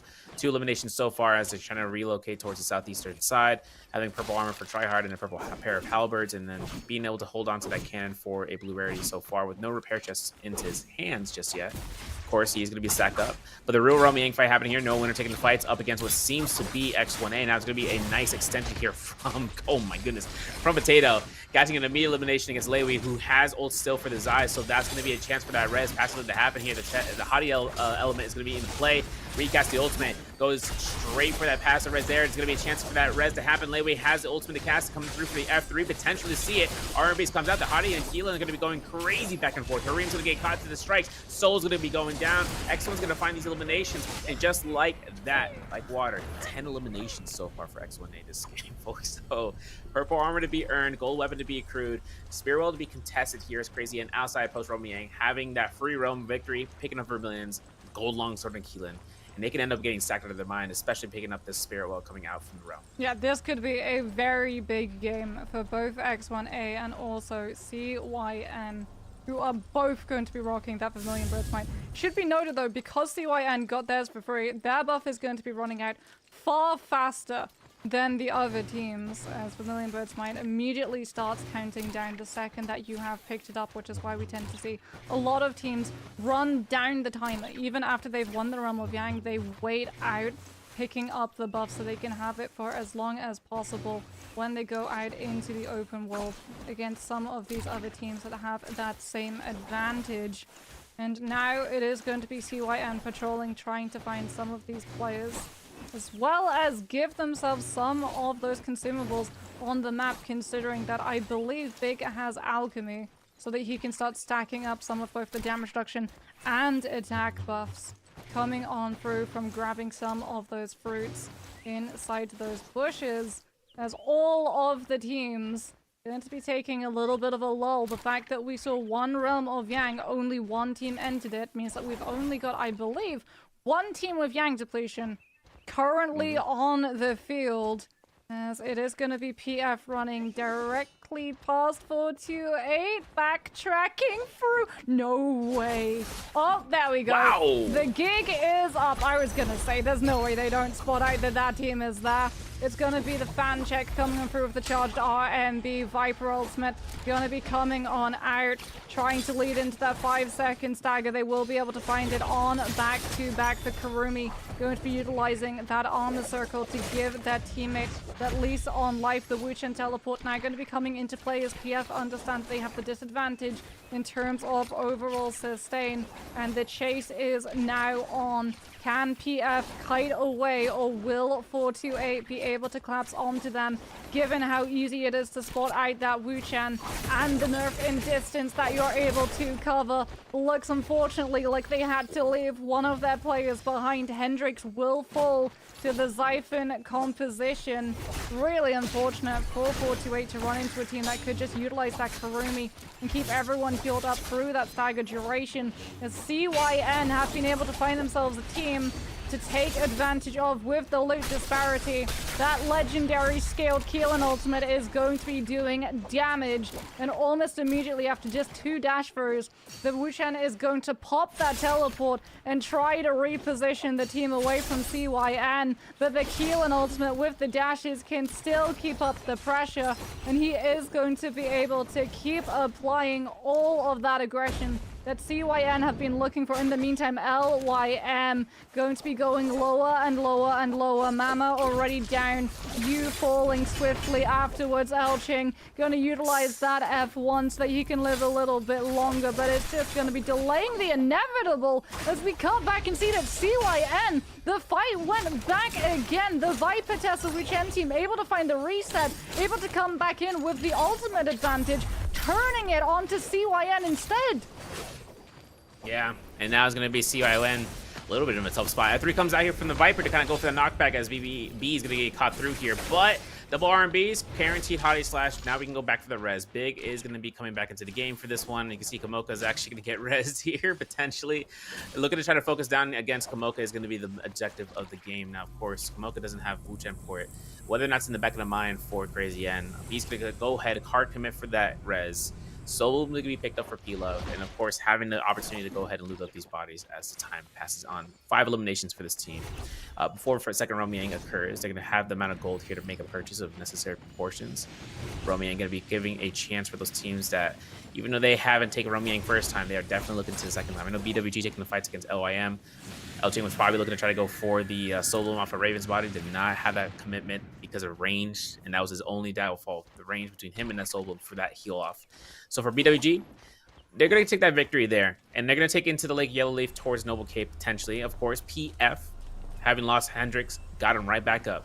And now with ADOT having the chance of being able to have his teammate now for the escape from Hendrix, the commitment for a Tessa and Chan. I saw that he didn't have from just the gameplay alone, not have skill cooldown, could have rage damage taken, rage damage dealt, and part with the build for the full rage Tessa. And now it's going to be purple staff to be going through. Nums will pick up the purple armor for the standby, and a purple katana to be picked up. X1 though, yo, hey, hold on a second. 13 eliminations. Nope. There it is. CYN takes it.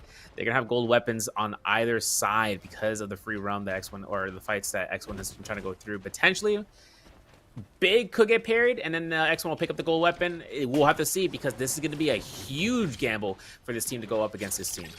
Yeah, X1A coming on through with the charged vertical on that pole sword. Gonna go for the tap dog, trying to get at the back.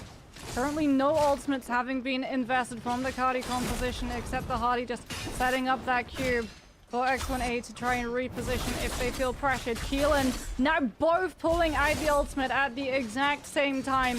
Yizhao looking for that dash disruption through, tries to put the pressure, sees that the other Keelan for CYN has gone incredibly low. CYN's Cardi unfortunately already having to utilize that cube for his Keelan. Is now not going to have that combo breaker to be able to escape. The Zip just desperately trying to send the Fs after to get the read on where the cleave is going to send, but they lose the hyper carry, and they're going to lose their support player too. It's now just the Hardy up in the sky for X1A to clean up. Really good stuff coming on through from them, just able to put all of the pressure onto the Keelan, keep on top of stopping those dashes from stacking on up onto their players, and getting tumbled into too many times. And after they've been able to turn onto that keel and having been able to pressure the zip into throwing out all of that sustain early on, getting to turn onto the support when she has absolutely no sustain to be able to support herself. The Hardy with that ultimate able to do absolutely nothing but just kite around in the air a little bit longer and delay the inevitable, as on the open world, PF, we saw them able to pick up entirely uncontested a Spirit Well. They had to be very careful. The reason why they immediately grabbed that one was that there was a Realm of Yang portal right next to where that Spirit Well had spawned on up. And if they weren't too careful, they could potentially have found a team that picked up either Mystic Might White Tigers or also potentially Draco Storm on front of their doorstep, trying to find that contest, thinking that teams could potentially have looked to third party that Spirit Well after the Realm of Yangs had seen their victors already picked on up, as PF going to be starting to go out hunting and utilizing that Mystic Might BWG. Not with a buff from a Realm of Yang, but crucially as well, not afflicted by Yang depletion. They're playing it a little bit slower, playing to get more kills when all of these teams are pushed together, and that Keelan and Hardy ultimate can really start working for some damage, as PF going to be activating that cave, giving away their position on the map, hoping to draw in some teams, as Numza on the Viper sets himself up into those tree lines to go unnoticed with that Viper V1 drop down if any of these teams rises to the bait.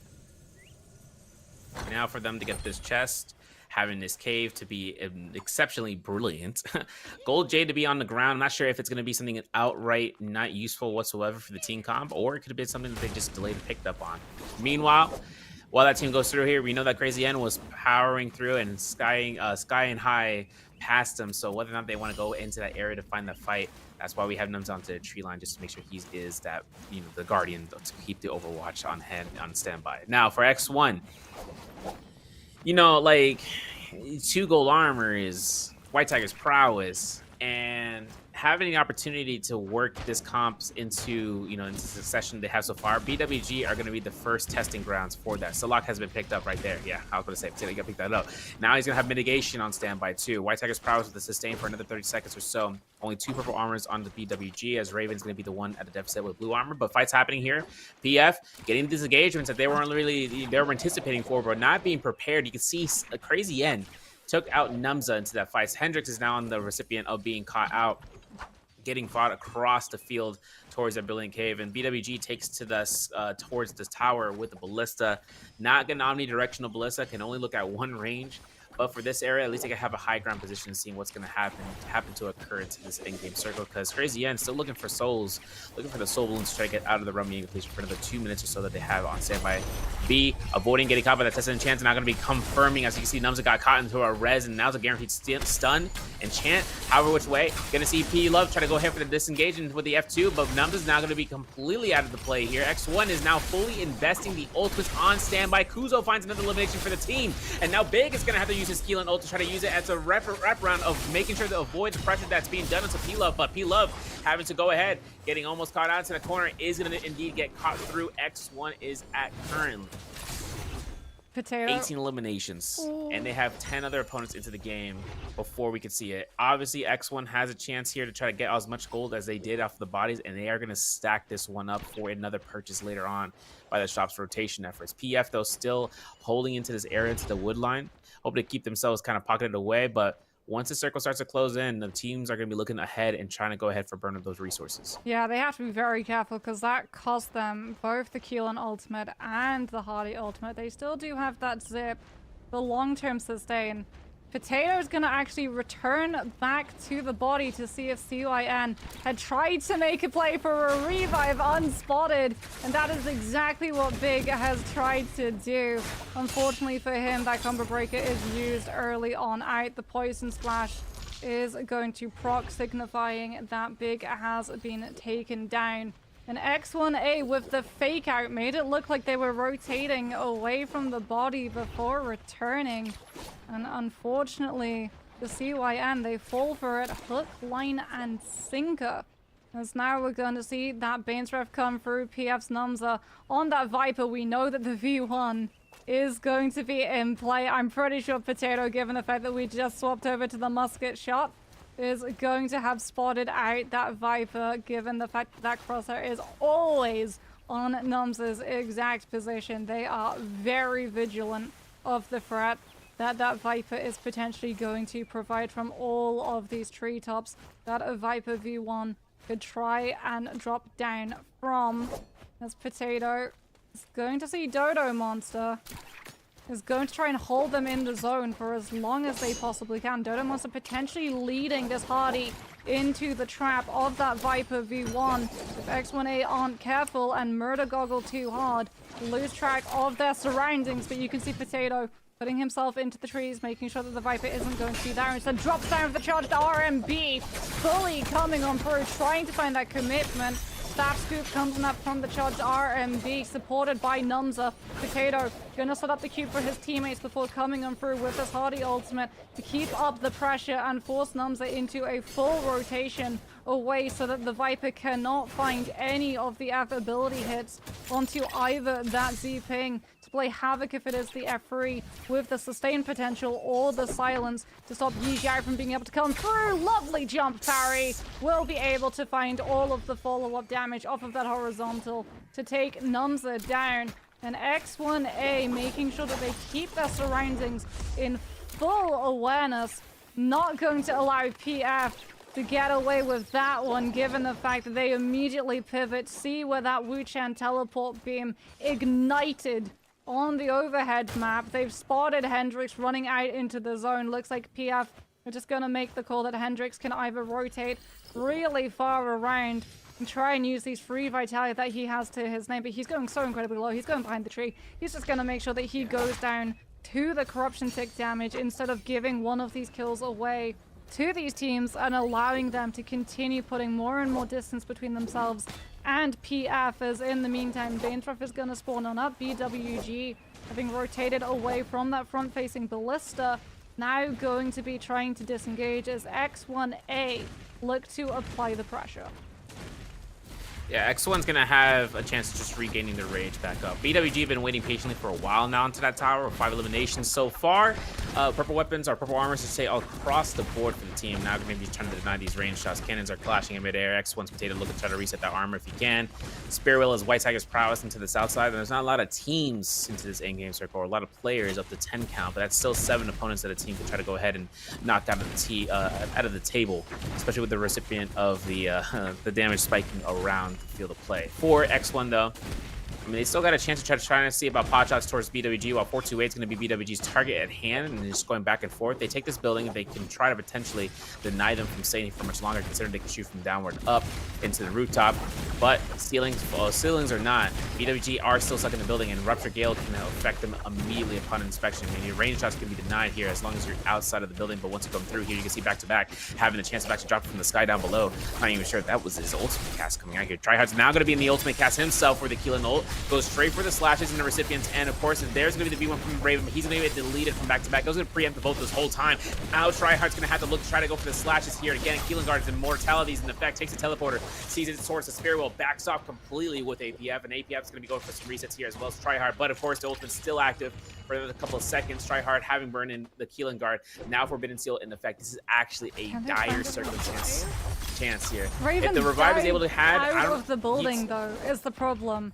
Tryhard tried to find the drop down. If Raven had died inside the building, they might have been able to get away with it. I think they have been able to. Yeah, Raven has been picked up. He's still incredibly low.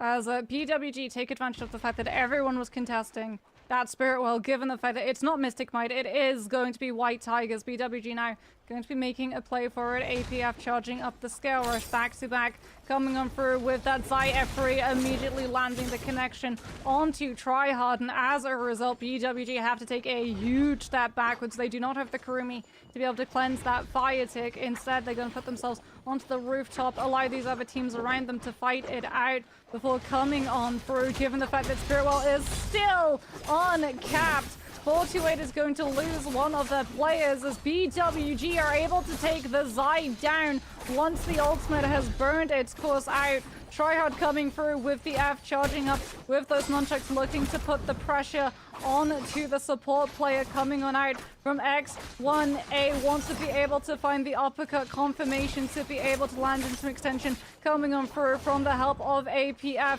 Spiritual still has not been picked up by either of these teams. Tryhard not going to be able to utilize the ultimate given the fact that someone tiptoed over and activated the Forbidden Seal, and as a result, X1A with the far better loot will be able to pick up the Spirit Well and utilize all of those ultimates now that the Forbidden Seal has worn on off. Yizhao with that Kylan looking to set the dashes up. Legendary scale damage going to be doing a lot of work, absolutely melting through all of these health bars, but Tryhard doing his absolute utmost to be able to keep on top of the enemy Keelan so he doesn't find the dash through onto all of the players of BWG's side. Hardy ultimate also going to be on the field coming in out from APF. Both of the players from BWG trying to peel and keep Raven alive for as long as they possibly can, but X1A will not be stopped. They are relentless in hunting down that Zipping and will be able to take down BWG's support players,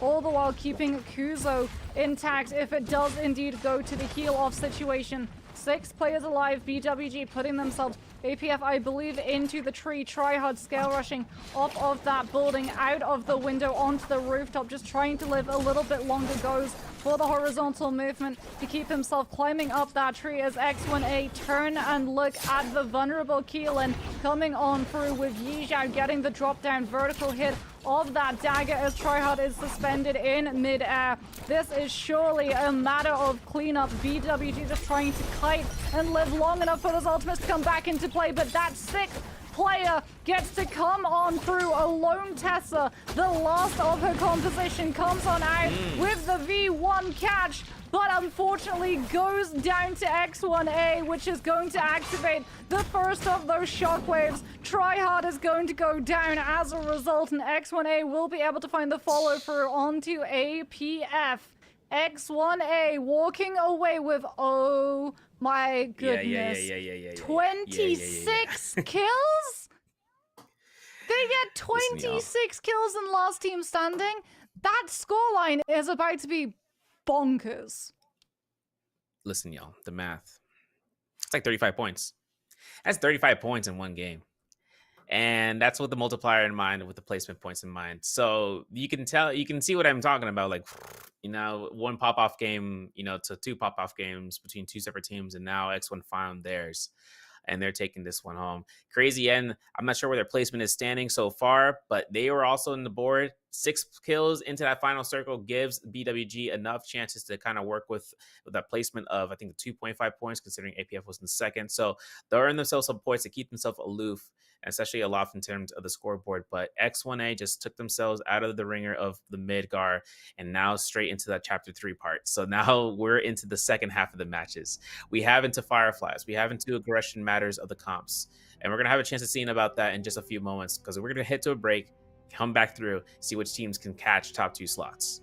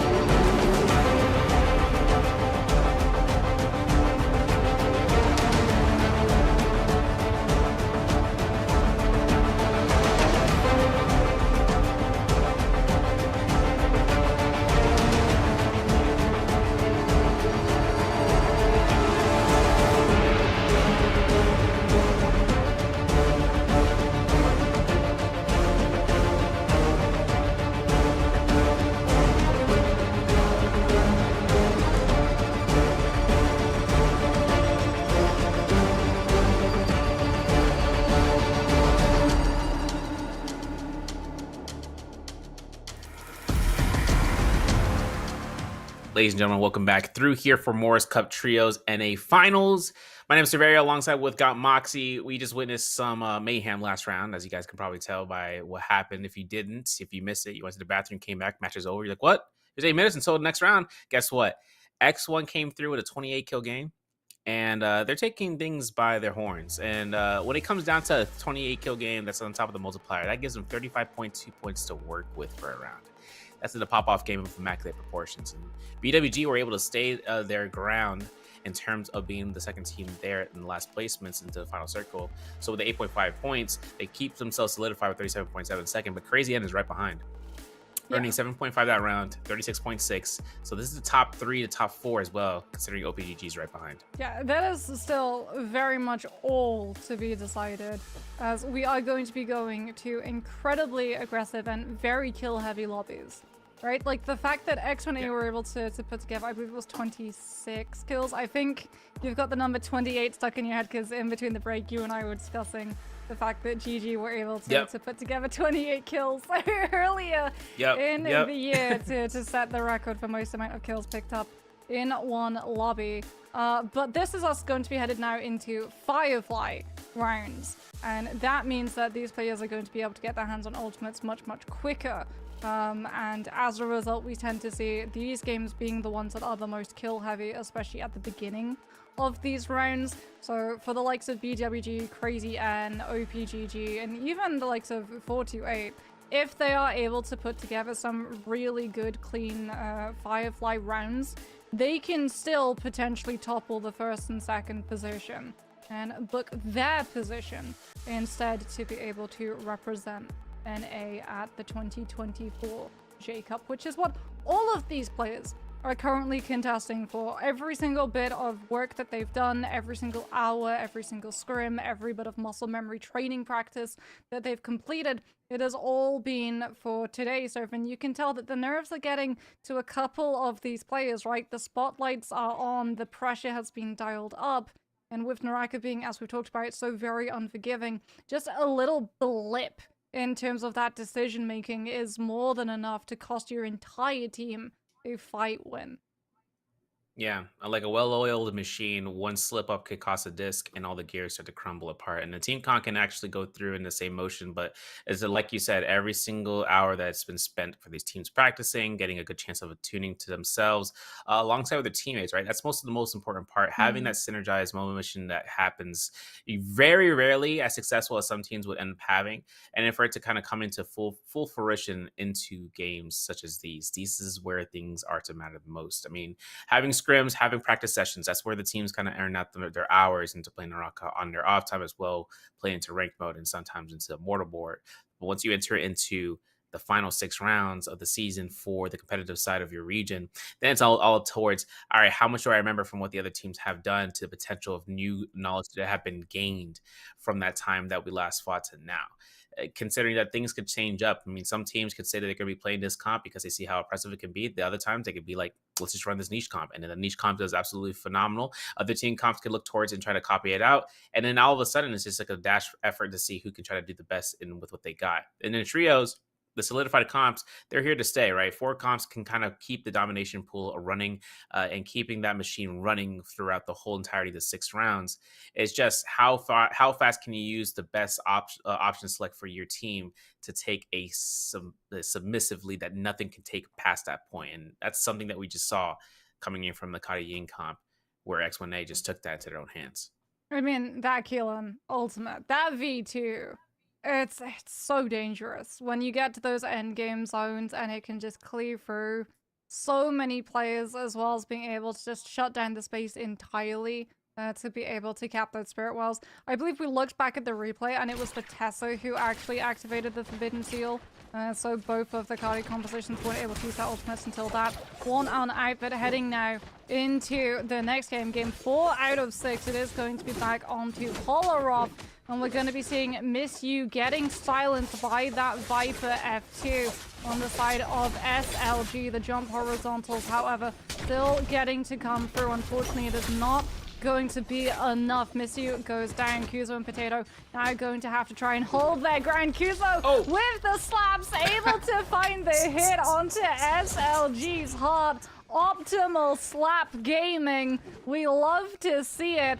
And off of the back of that one, X1A will be able to recover their teammate without having to invest in those revive charms. As on the outskirts of City of Tang, we've got CYN going toe-to-toe against Infamy B with a very early Tumult ultimate trying to utilize the charged LNB coming through on that staff. Going to be cut short. As PP Love and Big still going to be alive. Big does have that Decatur ultimate. Do we see it invested? PP Love is going to throw in that Karumi Tava trying to get B back into the mix. Doesn't have the V2 to immediately give the Tumult all of that sustain back. And it does look like Infamy are going to camp the body and set up the skill rush so that the second that B gets brought back, B goes down yet again. And Infamy are able to add another kill score to their tally.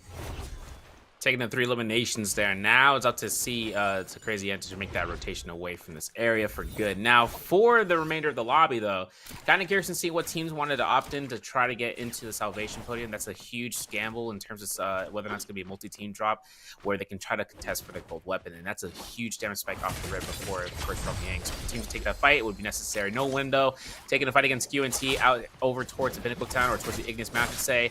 C7 having no ultimate cast to be raidable, but you can see him going for the delays with the dagger. Seeing after you from the comment coming out from Leeway from No Win. Gonna go ahead and see him about the backline. Koala in ult state is going to try to go ahead for that kill confirm in the backline and gets it. And immediate solo pick up against Solo. C7 having around 99% for this rage, so he's gonna be looking to check into the F and keep that pressure on. There it is. Horizontal release. Down goes Leeway. There's gonna be 2 eliminations up to 3.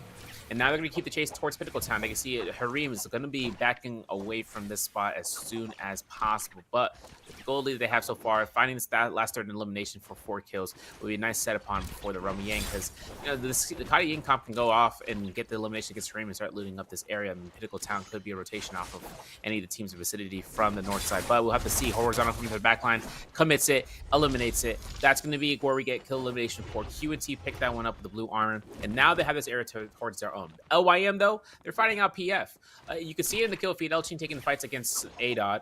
And with that fight between the two, it's really interesting because LYM is, I think, top 5 so far, taking around to the leaderboard into the vicinity. OPGG as well. They are closing through. You can see fights happening from one opposition to the other between OPGG, LYM, and taking out X1 as well for these fights. Helpful to see over to the Salvation Podium and the immediate moon being cast coming in here from X1 as from I should say from OPGG to be used against them as X1 tries to find the rotation from Kuzo. He's trying to get a no chance opportunity of getting no parries, no nothing. That's the elimination they take. That's the Soul Bloom that's not going to be picked up in time, and that's going to be the res that's going to be earned out as X1 maybe looking to try to reinitiate a chase factor and forcing the hands of their opponents. Yeah, they're gonna go all the way up to the north of Flume's Temple in the hopes that their opponents are gonna prioritize controlling Salvation Podium and getting their hands on some loot over getting their hands on some kills. In the meantime, we can have a look and see LYM not on the Transformer composition. They're gonna be on that Cardi composition, having landed out towards Matab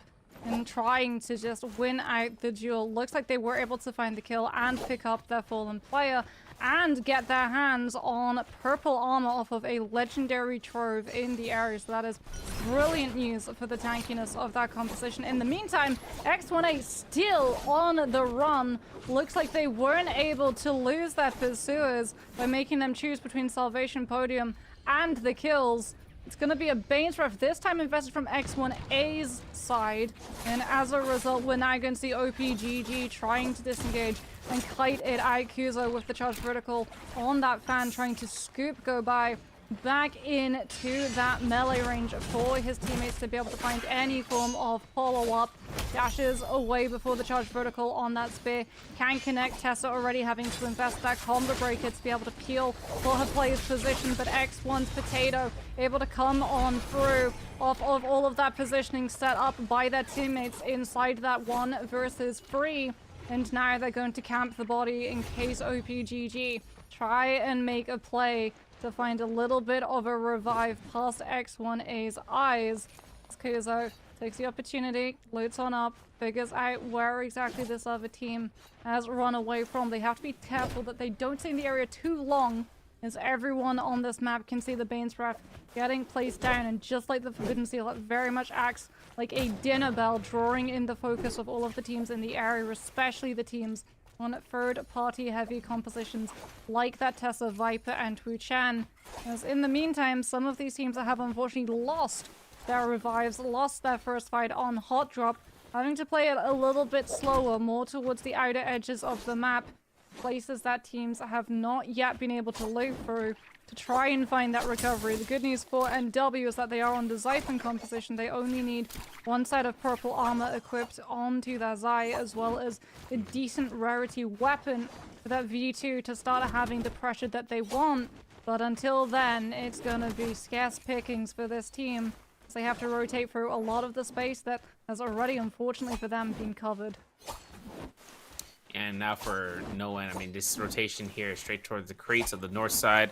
They'll have a chance of engaging potentially against 428, but the map's going to be able to showcase where we have our other players into the bottom side. Now, of course, as most of the majority of the lobby makes their way towards Yang right now for the next 90 seconds and taking that pathing, they'll have a chance of just approaching towards that area. For the dust time, though, if the Misty Forest is going to be where Yang spawns in, that 8-second silence off of those hands that spawn in there is going to cause a lot of disruption, especially off of the combos that can be utilized, especially with ultimates that require casting. That's where things get a little bit troublesome for some teams. But X1, 4 eliminations, utilizing that Moonbane. They were kiting long enough for that Moonbane to be casted and then not taking that chance of taking the chase until they did.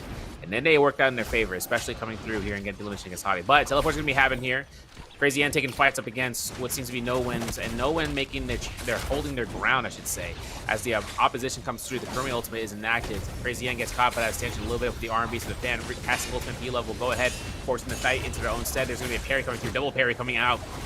We're making sure the connection's going to be had for the R&Bs. The Fist Blade are in the play. Takeda Fury now in session for the rotations of immediate aggression to be had upon. As the F3 from the Xi goes away, Solo's still getting rolled by the Furin Blast. And there's nothing that he can really do except back away here until he gets caught by the Fist Blade, as B is able to keep that momentum. One elimination so far for Crazy Ed. Into Imperial Village, we still have the chance for the zone to close out here and stop right there. As you can see, P-Love just keeping eyes onto the body. If any res potential were to come out here for no win, it is not going to be fully denied. And Yang spawning in here. Teams are going to be taking Yangs if they have the necessary gear or if they're at the last minute standstill, just trying to have some eliminations potentially into the second half of today's points to be earned for today's games. Which compositions, though? We know that one team is going through, as it is going to be Infamy going head-to-head against BWG. Infamy definitely having the advantage in terms of the loot loadout. Tryhard putting himself onto the pillar. Huge connection from King Cobalt to open things up, getting that Xi air free, forcing Raven into having to burn that Karumi Tether to cleanse that fire tick debuff, as Tryhard with that pulse will try to set up the scale rush. Tumult ultimate has been dropped on the side of BWG side so that APF can try and find that moment of recovery, as King Cobalt now utilizes the cast of that V2 to get another F3 to be able to proc. Semi-ultimate still going to be in play. APF unfortunately gets hit by the far distance chain scythe through the wind wall, which is still going to be able to find the connection, as King Cobalt with that flame cone is going to be able to find so much damage onto the players of BWG. Raven going incredibly low, has to go back into his armor circles, but gets buffeted out of it by that golden frame on that Xi V2. Tryhard now alone, 1 versus 3. The F3 connecting, locked into Stoneform with the pole sword, will not be able to find the clutch turnaround, and Infamy are going to be able to find the Realm of Yang winners. In the meantime, LYM with the Cardi composition are cleaning things up against QNT. Yeah, QNT taking this chase on against LYM, as Hellching is just going ahead and going ballistic here. F1 coming in clutch here from Amaz is going to come out for the sustain, and that's going to be the eliminations leading towards their victory. And we caught another 3-round Realm of Yang. We love to see it. Shout out to the camera guys. We got an OPGG with Gao Bai taking a jump LMB, though, taking eliminations towards 428. And forcing out a blue armor spread to Naogi, having a purple armor and purple weapons to be accrued. It's kind of crazy how, for the Realm of Yangs right now, Infamy takes the gold weapon on Xi, 7 eliminations. Crazy N takes down the 3rd elimination. They just knocked out Harim as they were trying to find a way of getting back into the game. But Harim still in the soul form, or not soul form, I should say, still on their Karen, as one of their teammates might have been brought up here. I'm unsure as to who that might have been. But Solo's also down for the count. So it's got to be their 3rd coming through here again. And you can see Lewis is going to be over all the way across. 9 grapples on P-Love's position. Whether or not they're going to be able to spot this one out here. Ooh. The white is in the zone. Could be potentially spotted here. Yes, we are looking towards it. We see it. We spotted it. We got the grapple, but that Scare Rush is already preemptive, and now it's going to be hiding through the northwestern barracks. This is a very situationally difficult spot, but since it's a Kurumi, the sustain could be had. Let her teammates go ahead and complete the chase. Once she keeps the heals off, D-Love going ahead and copping a double focus after he comes out from the side to go ahead on the Kurumi, forcing on an ultimate potentially here. Is going to be the F with B enabled, and that's going to be the elimination they're looking for to knock out the team. That's going to be the elimination turn. And over to Met top, BWG taking their chances outside of the Romyang up against a realm winner squad, LYM, with you taking the Dragon Slayer straight towards Tryhard's position. Parry from Tryhard though. No sap, keeps going with the damage, and now it's going to be a Fear and Blast against Fear and Blast. Has one last one, and of course with APF down, there is no insurance policy for the TN High or for the Tumult to come out here. Raven having this circle to be lasting for a couple seconds longer is now dissipated. Tryhard gets caught by the parry, gets caught through whether or not the fans can be connecting against it. Tryhard avoids it, gets caught by a slap. 2 slaps, not gonna happen. You're just gonna go ahead straight for the spear. It's the RMBs, and now it's gonna be a kiting pack for Tryhard, and this is what some things he can get through and excelling at as long as there's not multiple teammates to be there to try to chase him through. Raven's down, so there's no way for a Krim to come out, and Mama had just found Tryhard at the corner, taking an initiation to their own hands, and BWG goes down here with one elimination. LYM eliminating the squad from the game. Yeah, APF unfortunately being the first one down on BWG's squad meant no Tumult ultimate to zone that Q1 when the pressure came on through. Over towards Plumes, however, we've got Infamy with the Xiphon composition, and 30 seconds left on the Vermilion Bird's Might, going to be going down to 4-2-8 back-to-back on the Mirror composition, able to find that follow-through off of that Zai F3. And Infamy have to be very careful. They need to die now while that Realm of Yang buff with the Vermilion Bird's Might is still going to be active. No Rats is getting closer and closer, stands entirely still so that he can go down, confirmed to be able to revive with his teammates. And it's going to be 4-2-8 now, just trying to clean things up and figure out where exactly some of these other teams that were looking to find that intrusion and third party have run off to. We've got OPGG in the area with the Cardi composition. QNT's Koala is going to be able to catch out 428's Nyan, who unfortunately was a little bit late in terms of rotating away from the fight. Didn't spot the third party before it was too late. However, QNT going to be missing C7 on the Hardy, having to trade up for that one, as OPGG's Jason's going to be getting a little bit of a reset opportunity. Koala now puts himself back onto the rooftop to try and find the revive onto C7, but in the meantime, he's had to trade it for another takedown on one of his teammates. He gets his Hardy back, but it's at the cost of the Z-Ping. Kishi is going to be able to fall to one of the players on OPGG's side, as it's going to be 4-2-8 now going into Ghostly Mist, having to navigate around those hands. The great news, though, for this team, the reason why we're seeing them put themselves into that potential silence impact, is that whenever there's a weather impact, all of the troves in that area get entirely refreshed. And as a result, for things like the Xiphon composition, which only needs 1 purple weapon, 1 purple armor onto their Zai, it's an absolute shopping spree, especially given the fact that in Immortal War you can only pick up purple equipment from legendary scaled troves. So 428 going to be absolutely scouring the map to get their hands on a couple of upgrades. And Golden Honey's on standby right now for this squad. It's going to be monstrous. 10 eliminations so far to, to hopefully see about a fight into Romyang. OPGG is still working out and trying to get Galbai back. They have the gold necessary, whether or not the res tokens have been already purchased, or Reaper Charms, I should say, in the shop. It will be up to whether or not they can make the rotation there if it's already done. Otherwise, finding the remnants of a Spirit Well to enable a Reaper Charm to be picked up from there is another thing. X1, though, taking fights against SLG. I want to kind of see what's going through here. Hart and Guy are actually taking a fight between both of the members. So for right now, as OPGG look for some resets, going to be a Spirwell contest between the two. X1 having Misu here, having no ability to be able to throw nut because all of these ghastly miss hands are coming out. The Tesla chance avoided. Immaculate dodges coming from both of the X1's Potato and Misu. But now the Dragon Slayer comes out. Guy gets caught. And it's going to be the release here for the Nejaz, but the 1-2's blues is not going to come out. As the Guy gets caught by the RMBs. Huge potential here to create a huge oppositional damage. There's going to be the Wu port. Hart gets out there, and the Disenchant is going to be for free. The Spirwell free as well. This is going to be a pickup for the team as X1 finds it for the value. There's going to be a Draco Storm. Now, in the meantime, Crazy N goes crazy into the Romyang. They're fighting out LYM. with everything coming out here from the Keelan having gold armor and gold rarity staff for the weapon, F1 parry mode's thrown out there. Big is going to be the target here from the Keelan. This is going to be his biggest threat. The Hottie ultimate's going to be taken by the Keelan. The slashes from the Hottie to keep the aggression instead of taking the lever tech into utilization. Got to come into work, whether against him or in their favor. Take a look at Big, not proccing ult just yet. Gets a clink off. Is stuck in place. Ult checks the heck out of the Hottie. Has himself to go ahead and try to look for the backline. Decides to re-initiate against Elching. Elching maybe not having enough time here. Big is enough sustain here to hold his ultimate this whole time. Now using it in the very last possible moment to kind of work it against his opponents. And there's going to be a huge turnaround here. As you can see with the Fury Blast coming out here and getting denied by the Keelan, the slashes are done. There's no more Keelan ultimate. Elching had to burn F1 there to get back off because Big is looking to try to hunt him down here. P-Love is down though. B is down. As he looks to the backline, he realizes his teammates are taking a fight of their own, and it's going to be a 2v1 that now turned into a 2v2. Now it's going to be a 2v3. Big putting himself in the works, but B goes down. Big is going to be the jump LB to death, and that's going to be where LYN get their victory, and that's a 14 kill gain so far into this round. Huge play from Elching to bait the Takeda Furin shoves into looking for that kill confirmation onto the Keelan after that ultimate had dropped on out, and as a result, his teammates just see an opportunity. The Furin shove's not going to be available to heal for the supports, as it is going to be Infamy coming on through. Viper ultimate going to be slowing things down. Ballista also going to be in play, trying to find the connection. The Wuchen Wind Wall's going to make it a little bit harder for those to be able to connect, as projectiles do get blocked. King Cobalt tries to find the pressure that he can.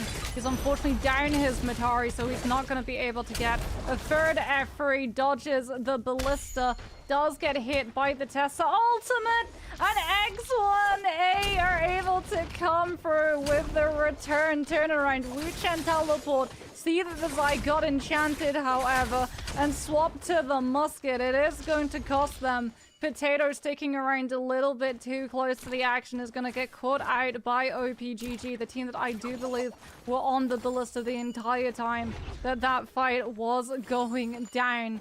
And now both of those teams that were participating are going to be missing very key players in their composition. King Cobalt not going to be available for the Xiphon composition to have the hyper carry of the Zai.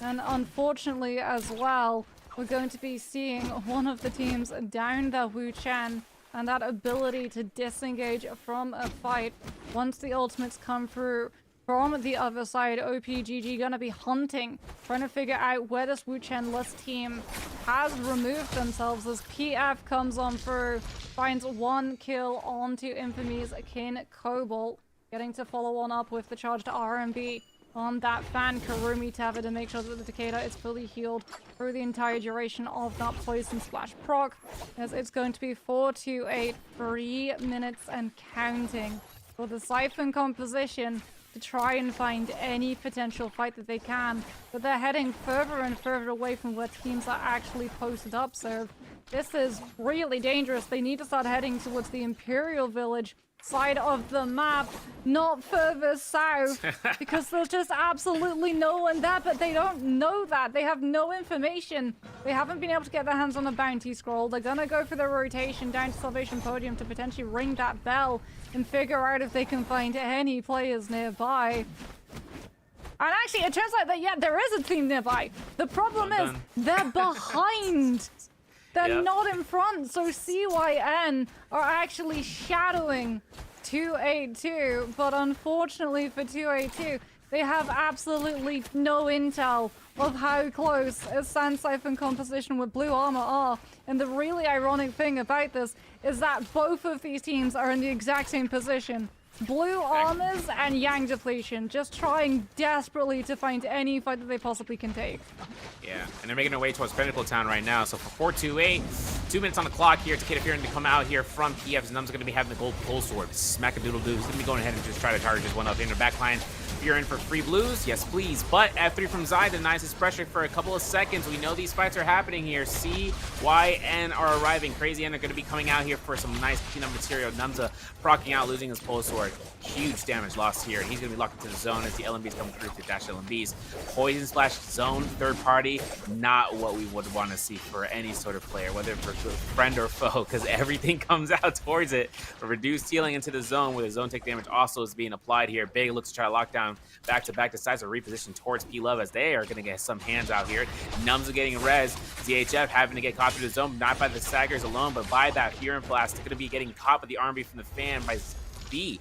For everything coming out for Blue Armors, these guys are making things work here. They got, I mean, look at the gold in the hand, too. They got like at least 80k to kind of work off of, because 428 having the chance of being able to get caught in this parry is now going to include for PF to have the damage spike with golden nunnies in spot. 428's back to back. Let's try to go for the charge RMBs if we can. Jump parry is not going to be enabled as the RMBs from the nunchucks is just going to be enough for Nums' team. SLG show up here for the rotation. 2 eliminations so far for PF, and the chance going to be coming out here for 2 of the teammates. A-Dot looks to throw that whisk throw, making sure he can try to force off no neutrals attacks coming in from opponents, but that's going to force Blues. F2 Silence comes out. A-Dot gets himself caught. Have it to worry about the tether line for the V1 for the Viper. It's going to be a big stun into the vicinity. You can see that Crazy N is holding on for a third party again for part 2 into this case scenario for this Moonbane. Hoping to see any of the players rotating around clockwise, because there's so many fights happening up north for them to find an elimination. 24 players are still alive, and of course we can see Big looking to try to chase down this Tessa, as the chase is going to be going on here for Fist Blades. Not having verticality aspects with the vertical attack by the Fist Blades is going to cost him a little bit of time, but he still keeps the pressure onto X1's Kuzo, as he's going to be singled out for a couple of seconds longer, and hoping to see whether or not he's going to kite through this Moonbane and try to risk it for the biscuit.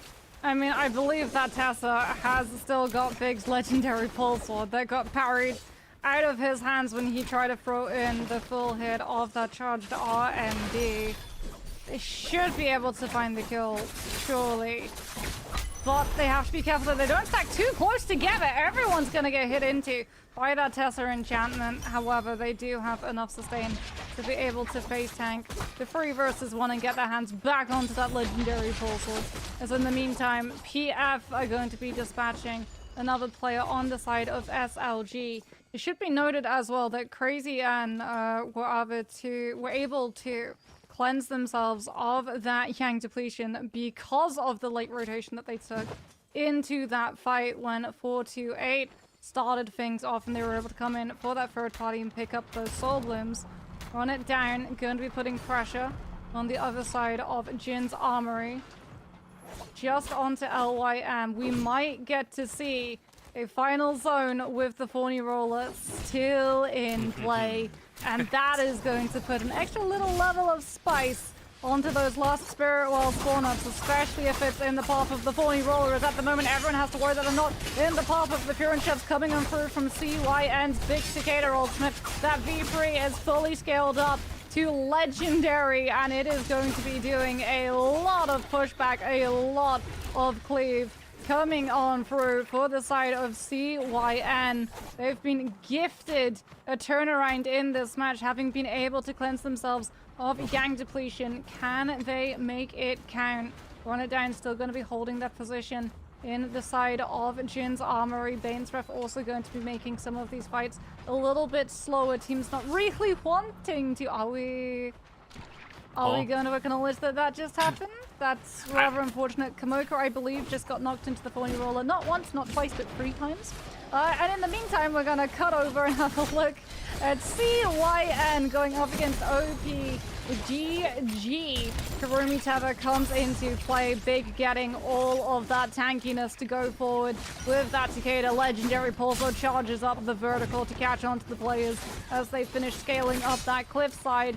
Does have to be careful that he doesn't take too much damage to Mulch Ultimate. It's now going to be invested to try and lock down some of these players, because CYN might have really good scaling in terms of weaponry, but they are far behind in terms of armors. They need to be able to pick up some of these kills onto the players to start absorbing some of that loot, especially if they want to be able to make a play for that Spirit Well.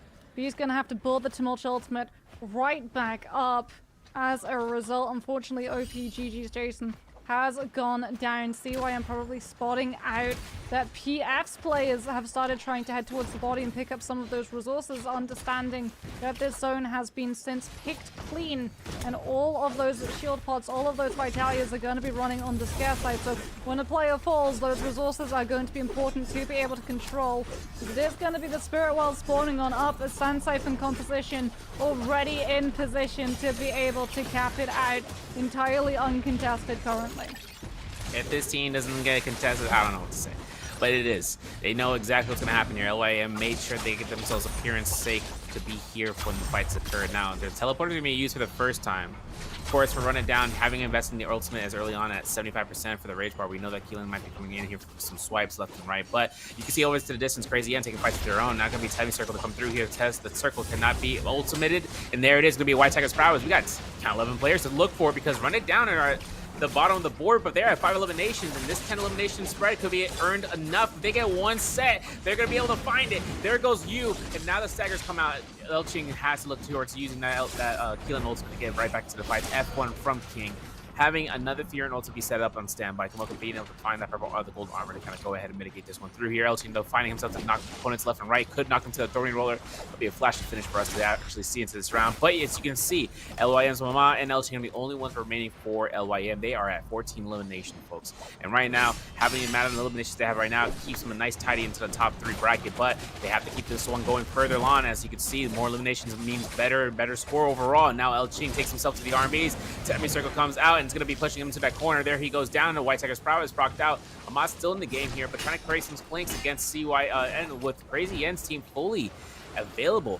OPGG's Gao Bai is staying himself put inside of that urn, and of course, if he's going to be holding down the fort, no one's going to say anything otherwise. Double parry coming out here inside of close quarters combat. R&B released for free, looking for the F1, next into the knockdown. There's an arm for the fan, but the F2 comes out. He gets himself scot-free for away from this area, but of course, Tammy circles are down below, so for everything coming out here, he's going to be caught out between every single one of these actions of the players that come through, whether blue focuses, whether ultimates, whether skills, things out here for Crazy End to try to keep themselves propelled onto the Jin Armory, because this high ground would be super official when it comes down towards it. A full gold armor set for Run It Down now. 7 eliminations to the game. Looking for the RMBs to try to capture this out. They got another minute and 20 seconds left for the buff. And they're going to be finding another elimination for free. There it goes. Mama goes down. Albai takes a strike. So does C7. So does PF as well in the backline for one of the teammates, at least, or a little bit, maybe, perhaps for Dodo to make himself appeared for the team. King's going to go ahead and loot up the body. Has 3 Furins left to go here.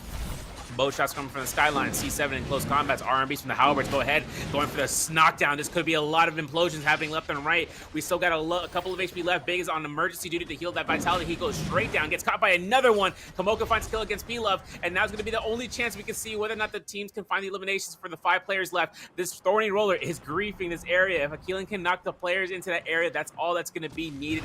But with Hendrix on the board here, Kamoka gets caught by the Whisper. The Dragon meter dump comes out here. The Temi circle to keep that containment into the session. The Kamoka circle comes out for the Purified circle, recasts it. Has F3 to come back here. RID looking to try to hold check here for the horizontal release. And again, there's an elimination here against ADOT. There's going to be kills to be left and right, but Nunsa procs Opa. Furin on standby from King into the zone. Run It Down, come out here with a monstrous 16 kill game for themselves.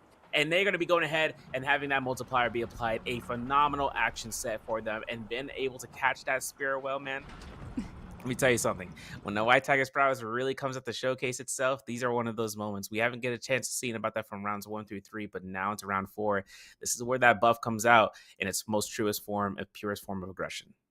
I was honestly like waiting. We were watching CYN just playing inside the cauldron of Jin's armor, and I was like, if they get spotted out by any player on our ID who have that White Tiger's Prowess, it's GG. It's just game's done. Like, everyone is getting hit by that shockwave that's just gonna detonate and catch every single player within a 40-meter radius. Like, White Tigers is a crazy strong buff, and I am very surprised that Run It Down didn't get as heavily contested, in my opinion, as they should have been. Like, they didn't have Aurora Burst, they didn't have Merciless Havoc. Like, yeah, it's the Sand Siphon composition with a Tumult, but there's other teams who also have a Tumult, and the way that the Temi's ult works is that the more Temi's ult on top of each other, the less benefit the original Temi who ulted has. So I'm very surprised that some of these teams didn't step up to the plate. I think CYN probably, they did have the Tumult, they didn't have the sustainability to give themselves the confidence of going for that play. I think they maybe thought that they could play it off just hiding a little bit further away from the action. But unfortunately, it didn't quite work out, as we're going to be seeing how exactly that's affected the scores right after this break.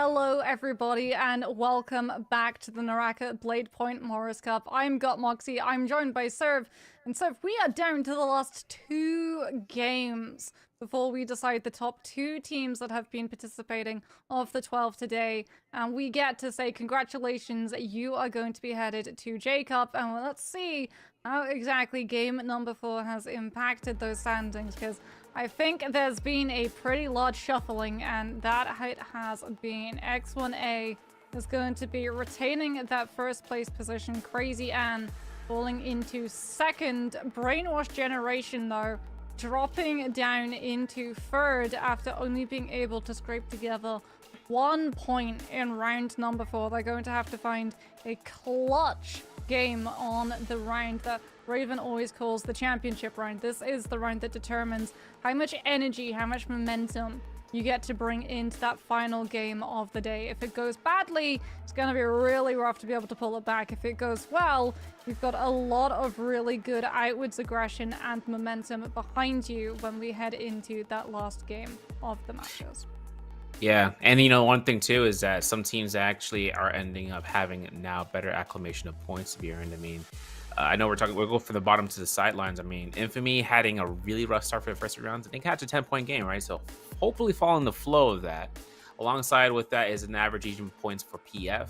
428, slowly but surely catching more and more points. They got 12.5 games between rounds 3 and 4. And then on top of that, OPGG are having good average points into the middle bar, but of course run it down, taking this game with 23.2 points. They were at 10th at one state. Now they're up into 5th. They're a top 5 contending team to make it through. And this pop-off game now solidifies the chances they had to make it into that game could be accumulated into this next one or even the one afterwards. Otherwise, with LYM, their status is still by a 0.3 difference in the lead between them and their predecessor with running down in 4th. BWG 38.7. These are points, like the decimal points differences between these 3. So for everyone trying to work off the top 3 to make it to the top 2, that's going to be the next objective. Crazy Yen taking out a nice 9.6 points to kind of work through here, because right now with the game starting for game 5, Firefly Morus Knight, you know how it goes. This is going to be where the game begins to get a little bit more, dare I say it, spicy. No caliente. Thank you very much. We got the hot sauce on standby because CYN are dropping through onto what seems to be QNT. Full slappage initiated. LMB uppercut coming out from Kishi. Jump LBs for 3 times coming out. Big has nothing to go for except for an F3 at the window, and now might be a chance for him to get out the wall because now the scale rush is out for this corner. Gives Big a little bit more momentum here. Horizontal release into the opposite direction into the R&B. Now the F from Zai avoided. Glass like a lizard on ice, moving on through, and now B goes down here, taking some time to reset for 1 vitality heal. Big goes down for the R&B for Halbert, trying to save his teammate, but there it goes. P-Love is done. The Hook Queens gets a confirmed kill against Kishi. F3 gets a hit, and of course taking out 2 teammates with that Fear Shin Beacon coming out here. Not to work in time. Koala back dodging towards his position. Double hold Trek R&B goes for Clink number 1 for lethal jab. F3 shot. It's avoided. There's going to be a hold horizontal, but of course there's going to be a release. There's going to be for all the marbles. And now Big has his ultimate cast, but with a burn, I'm not even sure he's going to be able to get the elimination. Regardless, though, you can see the salty rest coming up from P-Love, backlining again into the shipwreck expanse, knowing how much this valley could be ending up going towards their favor. But NW with no win actually coming out of the sightlines of the Fireflies, coming down south and can pick up some kills left and right for some easy pickings. Hopefully now PP Love, I believe, just got caught out on that Matari. That's going to be dangerous. Without the combo break, speaking about dangerous, Tryhard getting hit by that Bane's Breath is going to have to try to fall further back with his teammate stepping up to the plate to give him the space to be able to recover. They will be able to find 1 kill on to run it down to Yogurt, which allows Tryhard to pick up that Soul Bloom and start to find that recovery. Kamoka going to utilize that Karumi Parasol to get the instant parry from the Golden Frame focus onto Tryhard, who has now lost all of the health and armor he was able to recover with that Soul Bloom. Comes through with the charged R&B on the Hangswood, looking to put pressure onto the Karumi. Unfortunately, Run It Down's King comes through with the interception. The Zai V2 is in play, and BWG so low in terms of that health when they were trying to find that hit onto the Kurumi, understanding that the tether was going to be temporarily down and she didn't have that TP available, just fall underneath the chain sives coming through from Run It Down's hyper carry. That is not the start that BWG wanted to be able to start climbing their position back up into the top two. Heading over into Celestra, we're now going to see Infamy already down their Hardy, down their Keelan, and most likely down their Zipping in a matter of moments as well. Norat's utilizing the charge LMB on the Fist Blade, sending forth that purple focus. Unfortunately, not going to be able to trade one of the players from OPGG. We said that these lobbies were going to get aggressive very, very quickly, with all of these teams getting their hands on Fireflies. Not only that, but all of the teams currently not in the top two, understanding that they need to get aggressive off of these first zones to be able to utilize those revive chances and pick up the kills, start pushing up into the leaderboard to make up some of the distances that they're otherwise behind from X1A, trying to retain that spot at the top, going to be picking up Bane's Breath, denying it from some of these other teams. However, a huge Dragon Slayers into Nezhas is going to slow things down. Two players from X1A getting caught up into that golden frame cleave coming on through. As a result, OPGG have been able to disengage the fight away from that Moonbane. Impact coming on out. Missy utilizing the hay bales, break LOS and get a recovery, but here comes the Keelan ultimate, catching on to so many players from X1A who've stacked one on top of each other. Potato going to utilize that Kurumi recast, doesn't have one left to him. Smol just going to throw the Wisp in to be able to interact and get it to turn into that Sand Elemental crossover to sap some of the energy if OPGG fight inside it before they retreat. Now that the Kurumi ultimate has gone out and the Tumult ultimate as well has worn through, back to the safety, the umbrella of the Moonbane to recover and recuperate inside Celestra before they're ready to pick up the fight again. X1 has a good tech, taking precedence into the Celestial region for themselves, now retreating back into it. Fights happening into the outskirts that we just saw, straight outside of the Zest Winery. And now with that team, those teams actually say fighting over there. X1 is going to keep their position here. SLG found victory against OPGG here. First elimination onto the board as it's going to be picked up by Guy. Tianhai in the mix with a Sand former comp. SLG working with the Purple Hong Sword, but you can see in the distance, Crazy N still working way towards his area, towards the cleansing pool. With the pool of cleansing, I should say. With SLG, though, I mean, they got the Temi ultimate on standby. It's going to be a Kata comp. They can't really take this fight outside roaming. They got to make sure they can try to utilize a fight within. And of course, when once the Romiangs decides to spawn into the location about a minute and a half, we'll see the teams trying to make their way and acclimating a distance towards those. 3 eliminations for Crazy in this game so far. And I saw earlier, and I'm not sure how that chase one ended up going through, but Run It Down, taking full eliminations, even with the salty res, I think, from Yogurt to actually come through. To take out BWG for the first set of lives. I saw APF getting chased into Sunwing, so I'm not sure if that's going to be a full chase down that we were able just to see about progressing towards. 36 players still left alive, so no players have been fully eliminated from the game just yet. Run It Down, taking fights up against QNT's Koala, though. And this is going to be a fight that's actually going to be happening over towards the northern side, if I'm not mistaken. Maybe even towards the Islet Crater, potentially. We're at the double check and seeing about that one, because QNT are going to this tassel with the minds apart between the both of those opponents. It's going to be King getting elimination to the kill feed, as we can see, having a chance of having to use the Zai ultimate to come through as Koala to go down on a 4-kill streak with Art. We're running down. They're going to pick up that 4th elimination, but still taking this fight into the northern side. Farius Shen with Kishi getting that grab. Going to confirm it up against King F3, coming in the clutch here from Kamoko to keep the mitigation alive, and then Moyoga dropping in from the army, from the sky, from the fan. Not going to have it. Of course, King having the top dodge every single one of the skin high grabs. Coming in with the F3, taking himself to the downtown position of just getting caught into another grab and an immediate slam. That Kishi knew exactly the assignment to keep that chance of an immediate slam down, with the Tan High ultimate being deformation, and then for the Vajra to go down. Kishi looking to try to go for those R&B with the fair parries, but of course Kamoko with the 1-2-3 re-release those. Run It Down at 6 eliminations. QNT fully eliminated from this game. This is the first team to get wiped out for it before first Romiang. Now the spawn of the Romiang will be noticed by the players in the next 10 seconds. For Run It Down, though, taking six eliminations so far gives them a good sense of direction and where to go. Obviously, right now you can see Galbai. Take a look at this gear. The really notable Jada selection, and we saw earlier, was Sap, where you can have any weapon to get that parry dog, and that's it. You're gonna get the full sustain. X1 takes It's some so fights in the nice distance. that all of the Sap Soldiers have been combined. Used to Oh, be yeah. that you had to pick up the weapon-specific Sap Soldier. So you would have Dagger Sap, you would have Longsword Sap, you would have Greatsword Sap, and then it got turned when we had Pole Sword into Heavy Weapon Sap, which crossed over for both Pole Sword and Greatsword. But now, as of a couple of patches prior, they combined all of the damage reduction soul jades, so we no longer have melee and range different soul jades for those, as well as all of the sap soul jades, plus all of the 1, 2, 3 changing soul jades. They all got combined under Cyan Fang, as we're gonna see G's Jason on that zip takes a little bit of pressure, goes for that third place position, hoping to get by unnoticed. Wants to be able to be on the back sides of these composition setups so he can still put pressure with the charged verticals catching through on that fan while being out of harm's way on that Z-Ting. But if he has to throw sustain to his players, they're not going to be able to immediately follow up and collapse onto the zip when that sustain is lacking for his own personal safety.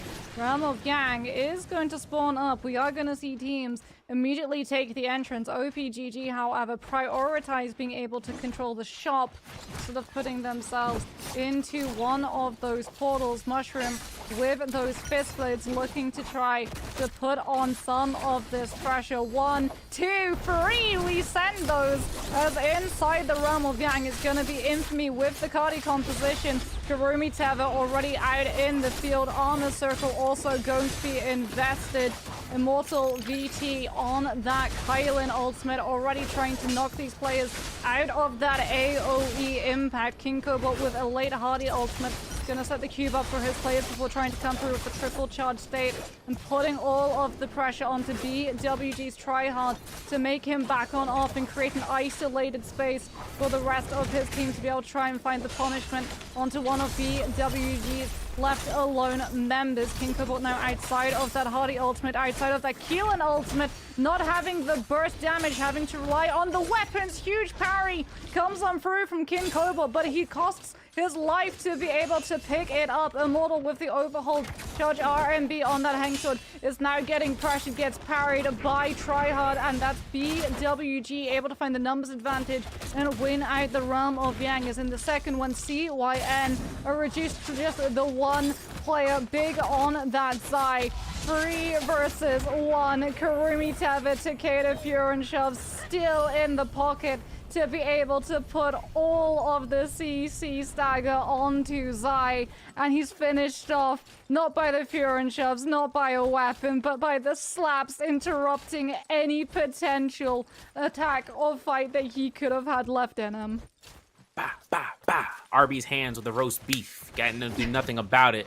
Nothing can happen once that blue focus comes up for a single hit. Now Numza taking PF for a ride here up against Galbai in the chase past the Jade Pond. We're going to see Galbai get caught by the LMB. No F2 investment just yet, though, for Galbai. Looking to try to get as much as possible before it's too late. Gets caught by almost by grapple stagger. Jump R&B was not confirmed. Now the F2 invested at the right time, right notion. And Galbai could get a range shot here from a musket shot. One grapple stagger is all going to be needed from one of the teammates to try to go for it. But he finds every single kind of position he can, especially with his Scare Rushes coming from Jade Pond and having as much ledges as there are possible. And he finds an armor spot. So that's another 600 armor on top of the little bit of HP that he has. So it's going to create this distance of the chase to happen furthermore. They lost track of him for a second. That could be exactly what Galbai needed. Obviously, grapple distance is going to be in the play, potentially for Numza. No, not going to be the case. Nice musket headshot. Oh my god. Going for another one. This man was already on the sniper position. I couldn't even stop it. Numza's going to be going crazy into those shots, but no grapples means no chase, which means only one person to go ahead. Doo-doo Monta. All right, listen. A-Dog's going to be going ahead. Has his opportunity of chasing through here. First thing I'm going to notice, though, is that if he gets caught out by with his team not next to him, it's going to be a rough outing. Temi Circle is going to have to be invested, but let's take a look and see. With everything coming out here, no win, backing it away, making sure they can try to look for the horizontal release. F1 investment from Harim to try to go for that for the parry mode, but of course, 2v3 now in the case scenario gets X1 looking to try to go for a blue focus. Nice parry. Misu gets caught into the vicinity of that as well. R&B to the R&B, whether or not Kusa's going to be looking to try to go for it into a hold check moment. There it is. The fist plays action. Crouch LMB spamming coming out here. Takeda Fear to be invested. No F1 to be available. There's going to be the F3 coming in the clutch here from the Kurumi. Not going to be enough time, and Harim goes down for a million birds. My Crouch LMBs are dangerous. And Takeda's able to get that off here for the eliminations at number 9. It's so interesting because when Fistblades first released, everyone was worried about the charged R&B. Yep. But it's not the charged R&Bs that you have to worry about. It's not the toes to the nose. It is very much just the toes to the absolute cranium. If you get locked in around either the jump LMVs or the crouch LMVs, as we are going to be seeing, PF Numza with that Takeda setting up the Fury shoves into follow-up from the charged vertical focus hits of that epic scaled pole sword. Both Karumis already have invested their ultimates. It is going to be Xiphon versus Sand Siphon coming through. PWG's APF gets the full duration of that Karumi Tabby to be able to tank all of the damage coming on out, as now they have to try and peel for their players. Numza will be able to find the Takeda F connection as well, slowing things down for BWG. However, APF getting to come through with a huge hit of that pole sword, knocking PF back, but the huger hit is gonna be the first stage of the vertical coming out from Numza. Pole sword bonk is gonna be able to clean up one of the players from BWG, and now it's a numbers advantage. Numza getting that Takeda ultimate online is going to invest it to make sure that he can guarantee get the kill lockdown onto APF, as well as try and peel Raven away from being able to take down Dodo Monster. In the meantime, a next Fear and Shove sets up into another bonk of the vertical and another bonk of the vertical. Raven going for the crouch LMBs, uses the Karumi on the circle recast, gets hit again by that stage hit of the vertical pole sword, and will finally fall. And I believe that might be BWG knocked out of this lobby, unless they had Vermilion Birdsmite still active for them, as 428 and SLG go toe to toe. Nyan coming through with that pole sword, able to find the follow-up damage onto Guy to secure the fight for the Tessa, Viper, and Wu-Chan. And with the second run of Yangs spawning on up, we have a little bit of a lull in action, but Surf, it's only going to be temporary. Teams are going to go into those portals. Teams are going to be on the outsides trying to grief teams, trying to get through. This match is still going to be going incredibly aggressive. We're not slowing down anytime soon. Yeah. And talking about the fights that had very close-ups in terms of it with BWG versus PF, the Soul Bloom's rotation, just being able to find the Soul Bloom at the most opportune moment last second gave PF just enough sustain out there at working through the fights. Infamy versus Run It Down. Purple armor only on one person in the field, and that's going to be King with a purple pole sword, making himself into the rotation against Rats here. Gonna have to see whether or not it's gonna be a lockdown from the sky, but King still has F3. He's keeping the grapples alive, finds Rats, finds the LMB, potentially for the R&B release. Can't do it. The teleporter gonna be utilized here from Infamy. First one of its kind coming out from King. Now has another F3, gashes midair, targets immaculate. Of course, King has to look for the horizontal release, and he finds it with his teammate going for the fan.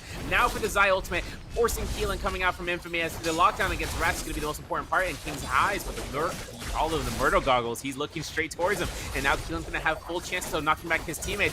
King having to look to try to look in using an ensnared soul at the right possible moment, catches it, finds it, looks to try to look for the 1-2-3s, gets in the opposite direction, avoids the pole sword from the backline, and focus slide in Rats' possession as well with that pole sword. So for right now, catches the parry mode investment from Immortal, taking the Hottie lever, taking in his own hands, of Kamoka taking a lot of bit of damage for the F3 to be utilized from King, gets himself repositioned here, and the other time in the other Rumble Yang here, LYM taking fights in their own hands, especially with the Keelan also being depleted. F1 still available for Ilching, but now that that Fury and Blast is available for the enemy opponents, it looks like X1A are going to be playing this slow roll. Misu gets caught through, Takeda Fury is confirmed, but no dash LMB, RMB coming out here as Ilching gets himself to rotate again and again, looking to try to find the kiting path here as he can, try to get it. There it is. Oh my goodness, looking for the Fury and Blast though. There's going to be the full advantage right then and there with a level 3 great sword swing, if I'm not mistaken, coming in from Potato, as he's going to be able to get that release for free with the Fury and Blast in the casting of the recast of the ultimate. F3 is still available for Potato though, so he's looking for Scare Rush. He finds his chance of Scare Rushing back and forth, left and right. Maybe looking for the F3 for that Wisp, or for the Parasol to catch the mitigation in case anyone gets caught out, but of course, only one teammate, with two teammates left alive. No parries there. LME is capped. Hoping to see about the Scare Rush to confirm the parry. Not going to happen there, but there is going to be one chance for that Scare Rush to hit. We've got 10 seconds left. Either we don't get these eliminations, or if this guy gets out scot-free, they're not going to allow it. X1 takes it. They're at 12 eliminations, and they earn themselves a gold armor to be booted out with a gold weapon. That came far too close for X1A's comfort. Yeah. If Yeah. they hadn't been able to find that last kill, then both teams would have been timed out of Realm of Yang. No one would have won, and both would have been hit with Yang depletion and an already aggressive lobby, which is, by the way, down to 17 players. I believe it's 20, though, considering LYM is still going to be in soul form. This is still a lot of teams dropping like absolute flies very, very early on. Infamy going to be kiting on over to the shop to pick up some of those resources, as well as probably trying to get their hands on some upgrades in terms of those soul jades. We can see that they do have wild wind spout on the field. That is one of the soul jades that we see a lot of the time being spammed out to pressure for the spirit well contest. Norad's also going to be showcasing Focus Slider Soul Shade, which means that just like the slaps, unparryable, able to interrupt a lot of these players, punish if they try and go for the overhold, as well as setting up for stagger. Keep your eye on the lineup of a Focus Light setting up for a focus hit of a melee weapon from teammates as follow through. Run it down in the meantime, going to be forcing Mushroom into utilizing that Keelan V2. Yogurt on the Matari, setting up the thrust, tries to find the connection to chase down where this Keelan is going to be utilizing his dashes to get to. Karumi Teva onto the Zai to make sure that Kamoka is going to be able to just tank all of that damage alongside King, who throws out the charged verticals on that halberds, and they'll be able to pick themselves up one Soul Bloom to cleanse one of their players. Unfortunately for them, it does look like Mushroom was out on his lonesome, so they do still need to run into another team to be able to pick themselves up 2 extra Soul Blooms to cleanse their 2 remaining teammates. X1A, in the meantime, fighting on over towards Shipwreck. Dreadful Whale on deck. And that is going to be a soldier that you have to keep your eye out for. Keelan ultimate going to be invested, missed you. And Retaliation is going to drop in with the Tumult ultimate to make it harder for the Keelan to find those dash connections onto X1A. Kuzo with the jump parry, just in case LYM tries to find any connection. Throws it fully on out, directly into the faces of LYM, now utilizing that Takeda V3 and the Furin shoves to set up for the charged vertical. Bonks coming through from the pull sword. Horizontal into jump vertical. LYM's Elching put in the absolute ground. Shipwreck just became an absolute graveyard. 15 eliminations, giving X1 the super seed lead into the lobby. 12 players for them to find out. Run it down, though. Still working through into the graveyard this time around. The actual graveyard. But, of course, taking a chance of fighting out PF into the zone with a gear differential like that. Nothing's really going to come out here, especially F2 to come out in the clutch from Yogurt as he repositions. But, of course, with this zone dig damage, it's going to keep him in the zone for much longer, except for the next lobby. Because now PF have them down to this lobby. We have 12 players alive, potentially 4 teams total. Could have some 2s and 1s, potentially, for 2 and 1.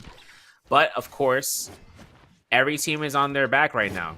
428 are looking towards in terms of their leadership position at 7th in the overall grand scheme of things. You got to remember, man, like the last time I looked at the score was 38.5, 38.7, 36.2, like, or 38.2. Like the scores are really close between the players into the bottom 3, but it's the top 2 that we're really looking out for, right? Crazy Yen having around 48.1 last I saw in terms of the standings. They're still in 2nd. That's the spot a lot of these players and teams are going to want to contest for. Because X1A, I mean, like, you know, I'm not getting in front any longer. The thing is, it's going to be a very nasty catch-up lead from somebody in one game. They have already these amount of games to earn out for these amount of kills.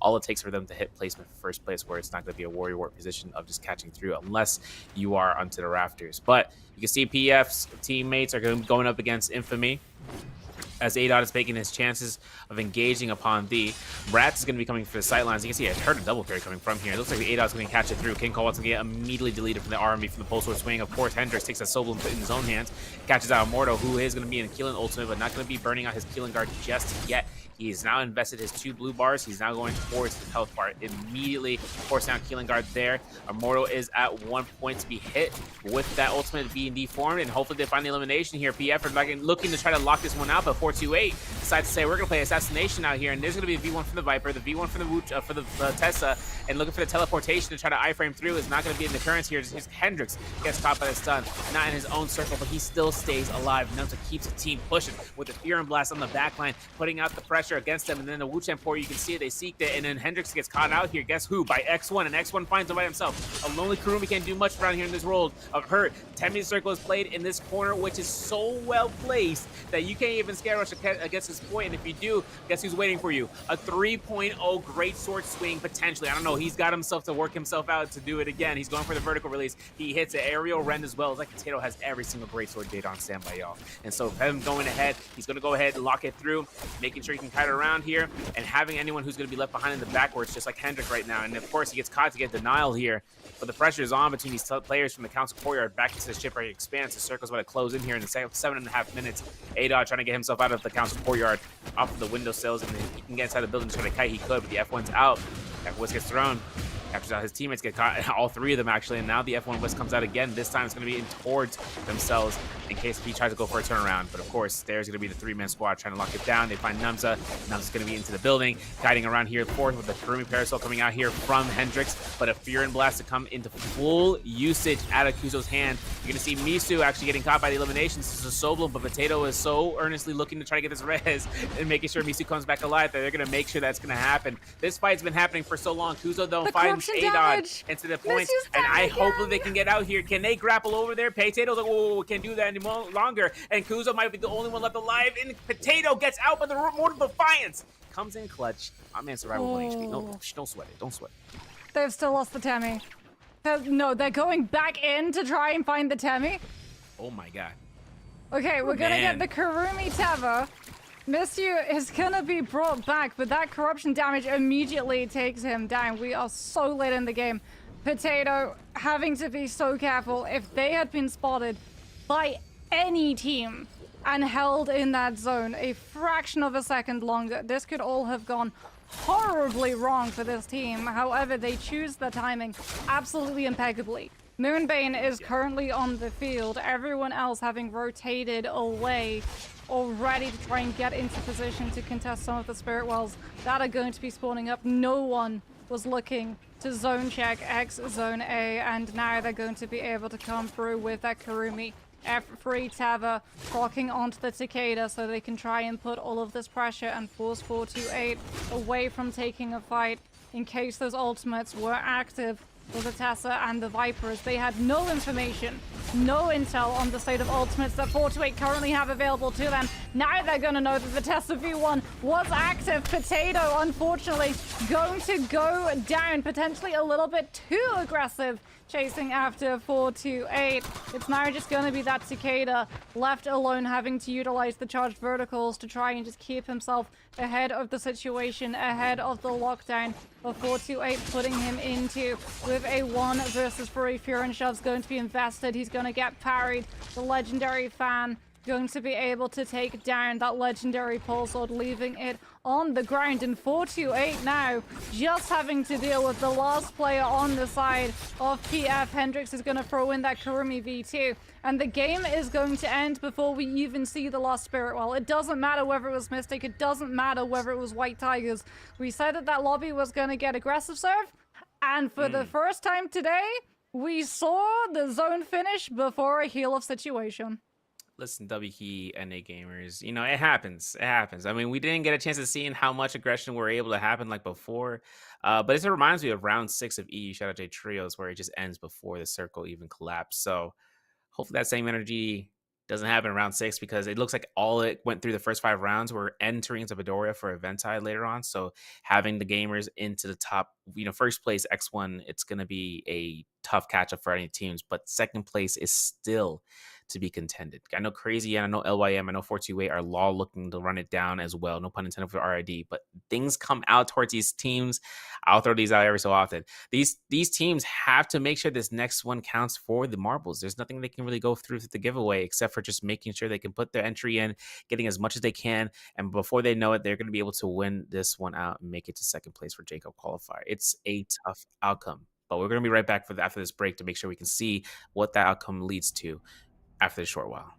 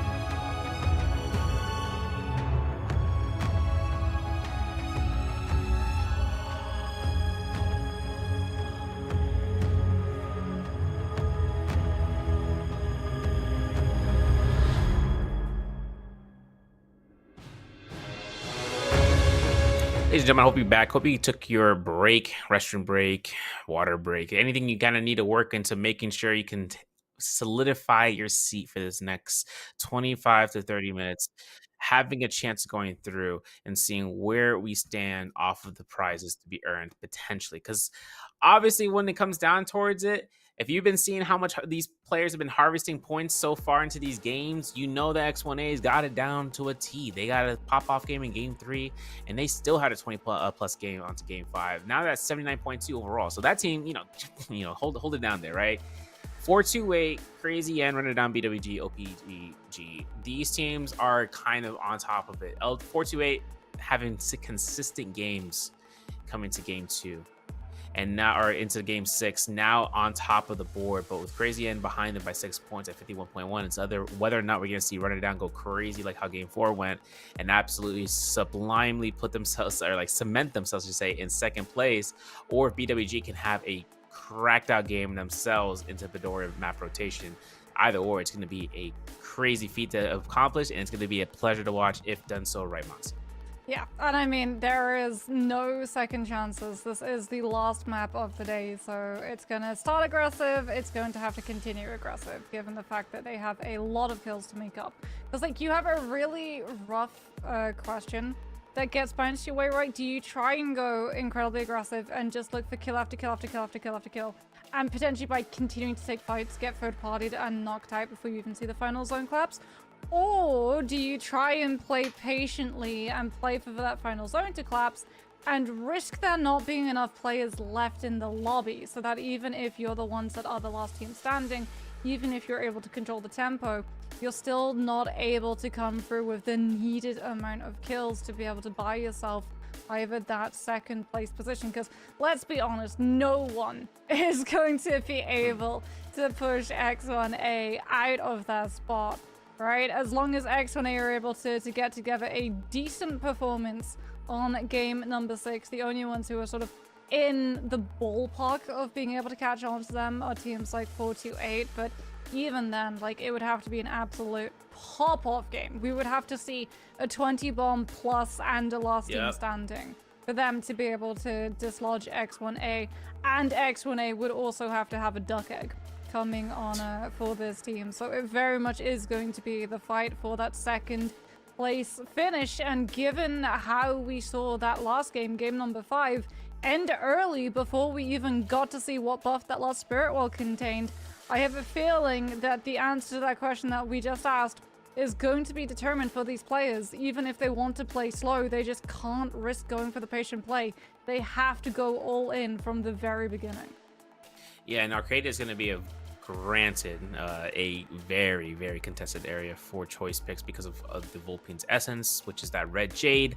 Having Immortal Defiance on the field of play at any point in time of pickup is something that makes what Midoriya is meant for, which is the objective base. For everything kind of working off of this end, Vulpine's Essence could give a team an edge in terms of the beginning fights that happen because they know players are going to be spawning there, or even towards the mid game right before the first Romy Yang, where they can finally take a good chance of allowing for themselves to have a advantage. But we got to look into the prize pool. We got to look into seeing how much money has been into the investment of the pool itself. A total of $16,500. First place champions are guaranteed themselves a J Cup qualifier spot alongside 6,000 USD. Second place get themselves $3,200 on top of the J Cup qualifier spot, and that's the top of the primo positions. But other placements still get money onto the prize pools as well. Third place gets $1,700, fourth gets $12, fifth place gets $800, sixth gets $800 as well. While seventh and eighth get $600, ninth and 10th get $450, and then the bottom two teams with 11 to 12 both get $350 each. So the split is going to be in a magnanimous amount for the teams to try to work towards. I mean, this is going to be for the top two slots that we hope to see who's going to best represent into North America's sightlines, into J Cup later on, into the fall season, into the winter side, because everything comes around about that time when we get to see what our boys are really cooking up into that point in time and getting acclimated in towards the CN meta, because it's a whole different ballpark potentially for them to go up against. But if they find that niche, they find exactly what pushes them over the competition, they can surprise the world, especially on the grand stage when it comes time for that time being. Yeah, and we have seen that other regions have been pushing the meta forward, right? Gone are the times where everyone's sort of been looking at what CN plays and always having to copy that region. NA, EU, SEA, AS, they're all being able to develop their own identities, both in the solos and the trios meta, and carry that through. That's what I love about J-Cup. We get to see just the consolidation of all of those regions coming together with all of their different identities, all of their different compositions, and passing on the knowledge of how to play those compositions to the other wider parts of the world that maybe hadn't had tried them out previously, which is something that a lot of the time CN has been able to do for some other regions, given the fact that we can see the replays from MBPL, the player perspectives of their scrims. Like, we do love getting to watch those perspectives, but CN doesn't really have that opportunity to be able to look from the NA and the EU side, and that's something that we saw last year, given the fact that CN had counted Hardy out from solos entirely. They thought that he wasn't even worth practicing, and then our boys go over Frostivus, Tryhard, Hypernova, and they all show that Hardy actually is not just really good in solos, but top of the meta in terms of solos. And CN turns around and says, well, can you teach us how to play the Hardy compositions? We'll show you how to play the Farrier the way that CN does, and you get the sharing of knowledge, which just as a whole pushes everybody in the Naraka esports scene into being able to just keep pulling that skill ceiling further up and up and up as we get ready to head up into game number 6. I know that I am nervous, Serve, but our nerves are absolutely nothing compared to what the players must be going through right now. We said that momentum would be playing a major part in moving out from game 5 into game 6. And if you especially had a little bit of a rough performance in game 5, having those longer breaks, 8 minutes downtime for us, far longer for some of those teams that got knocked out of the lobby early on, that is more and more opportunity for you to just sit there and have those questions circling in the back of your head. What could we have done better? What could we have done wrong? what do we need to do going into game number 6? And overthinking is a really, really big enemy when you head into Naraka, because we already have so many options in the game before you even start second guessing how you're playing the composition, what composition you want to go for, what drop locations you want to go, who's going to take that first, second, third position. There's a lot that these teams have to be able to figure out very, very quickly, which is why synergy is such a huge aspect of the trio's meta, and we're really starting to see it shine through in full. The teams that are able to synergize and coordinate their players are the ones that are walking away with the likes of Realm of Yang wins or massive clutches in terms of the positions of 2v1s or even 1v3s.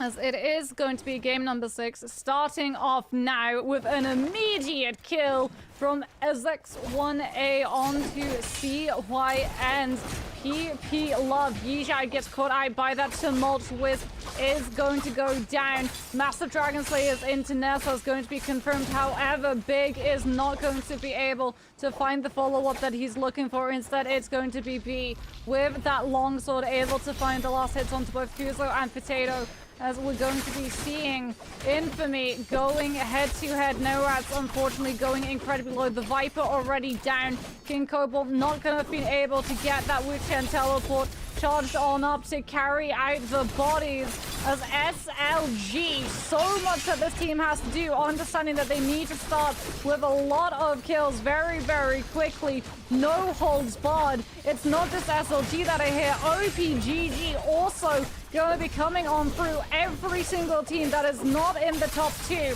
dropping into Imperium to 3rd, 4th, 5th, and 6th party.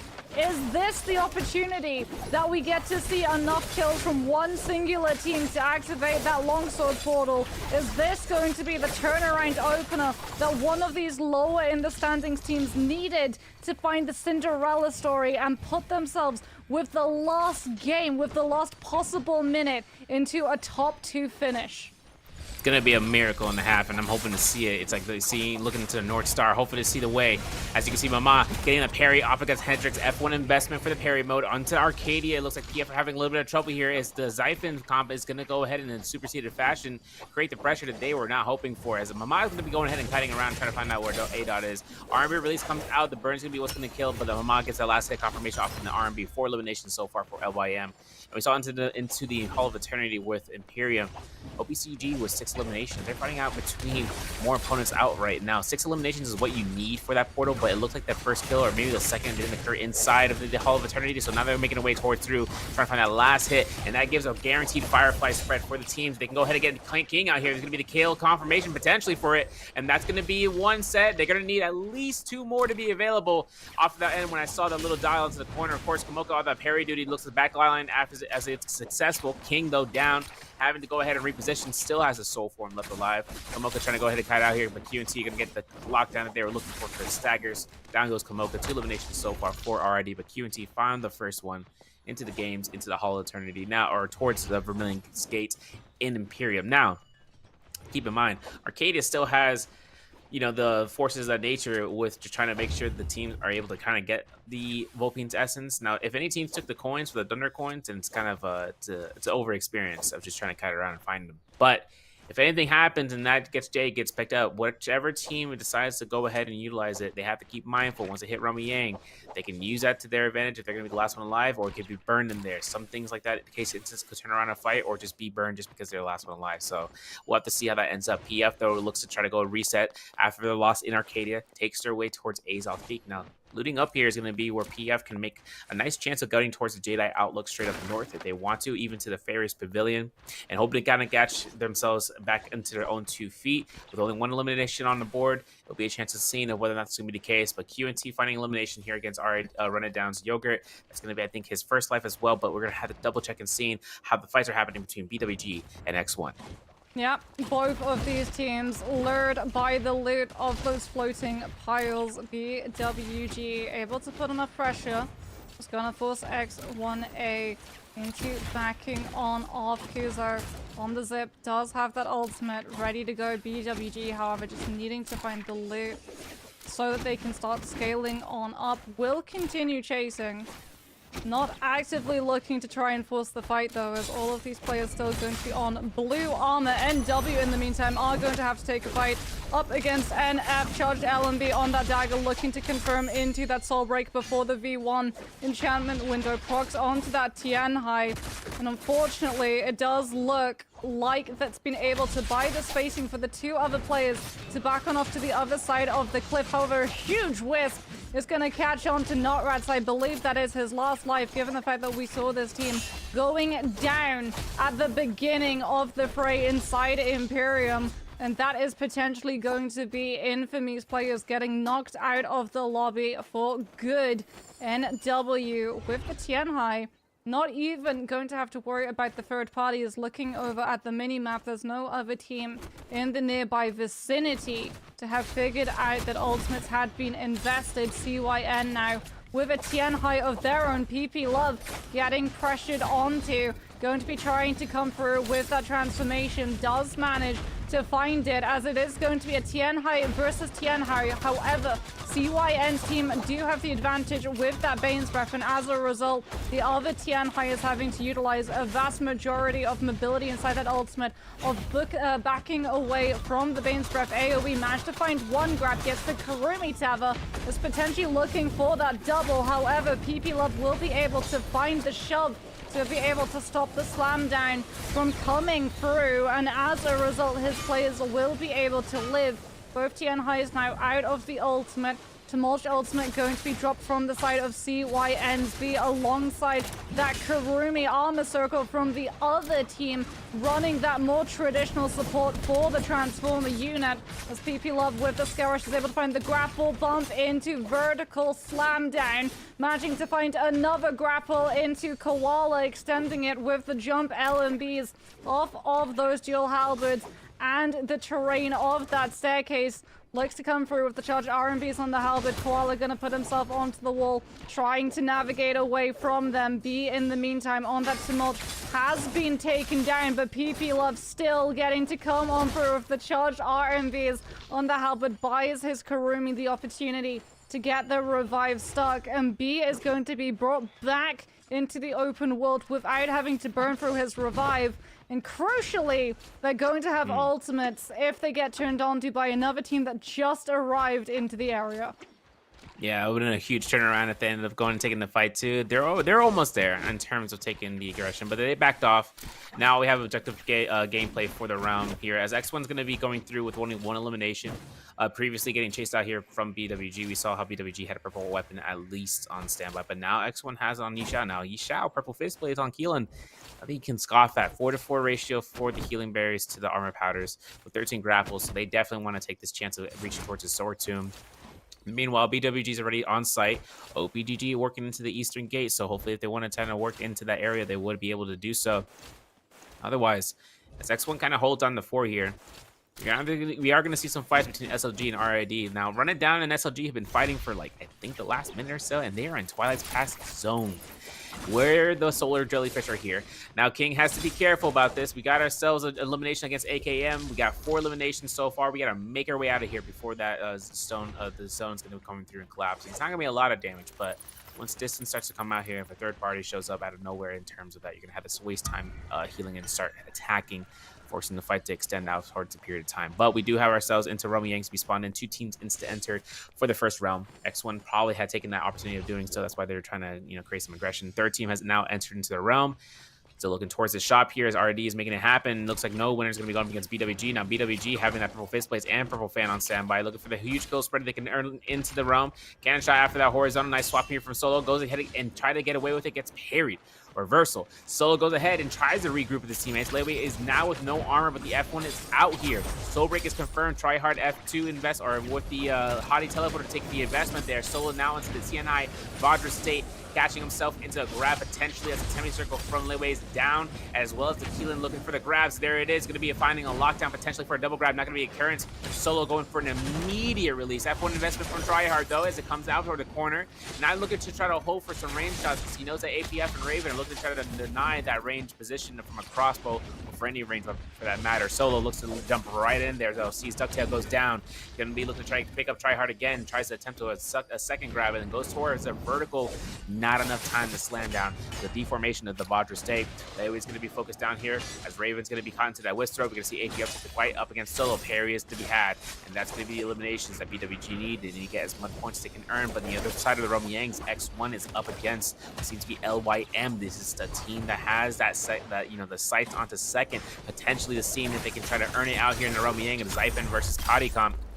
Now, of course, Yishao is backing away here with 10 HP, but he's going to have to be very careful. Side uppercut's going to be occurred, but the F1 comes in the clutch here as Kuzo is able to throw that one bulb out, and now it's going to be a fist blade of spam here. Purple focus for the pelvic. There might be a chance here to go for the R&Bs. Uppercut confirms the kill.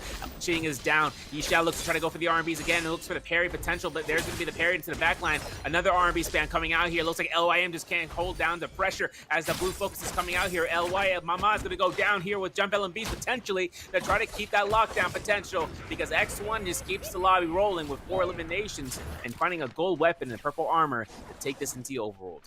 Yeah, speaking about the overworld, CYN are going to be surrounded by, I believe that is NW's players in soul form, scouting out to see if there is a team that they can try and collapse onto and try and find that revive to instantly take a fight against to cleanse that Yang depletion. CYN, in the meantime, going to be rotating out of the way from Imperium, putting themselves onto the outskirts to look and scout to see whether those Yang depletion teams are going to start drifting to the center of this map, drawn in by the prospect of being able to find these teams in the open world, take a fight and try and take those soul blooms off of them.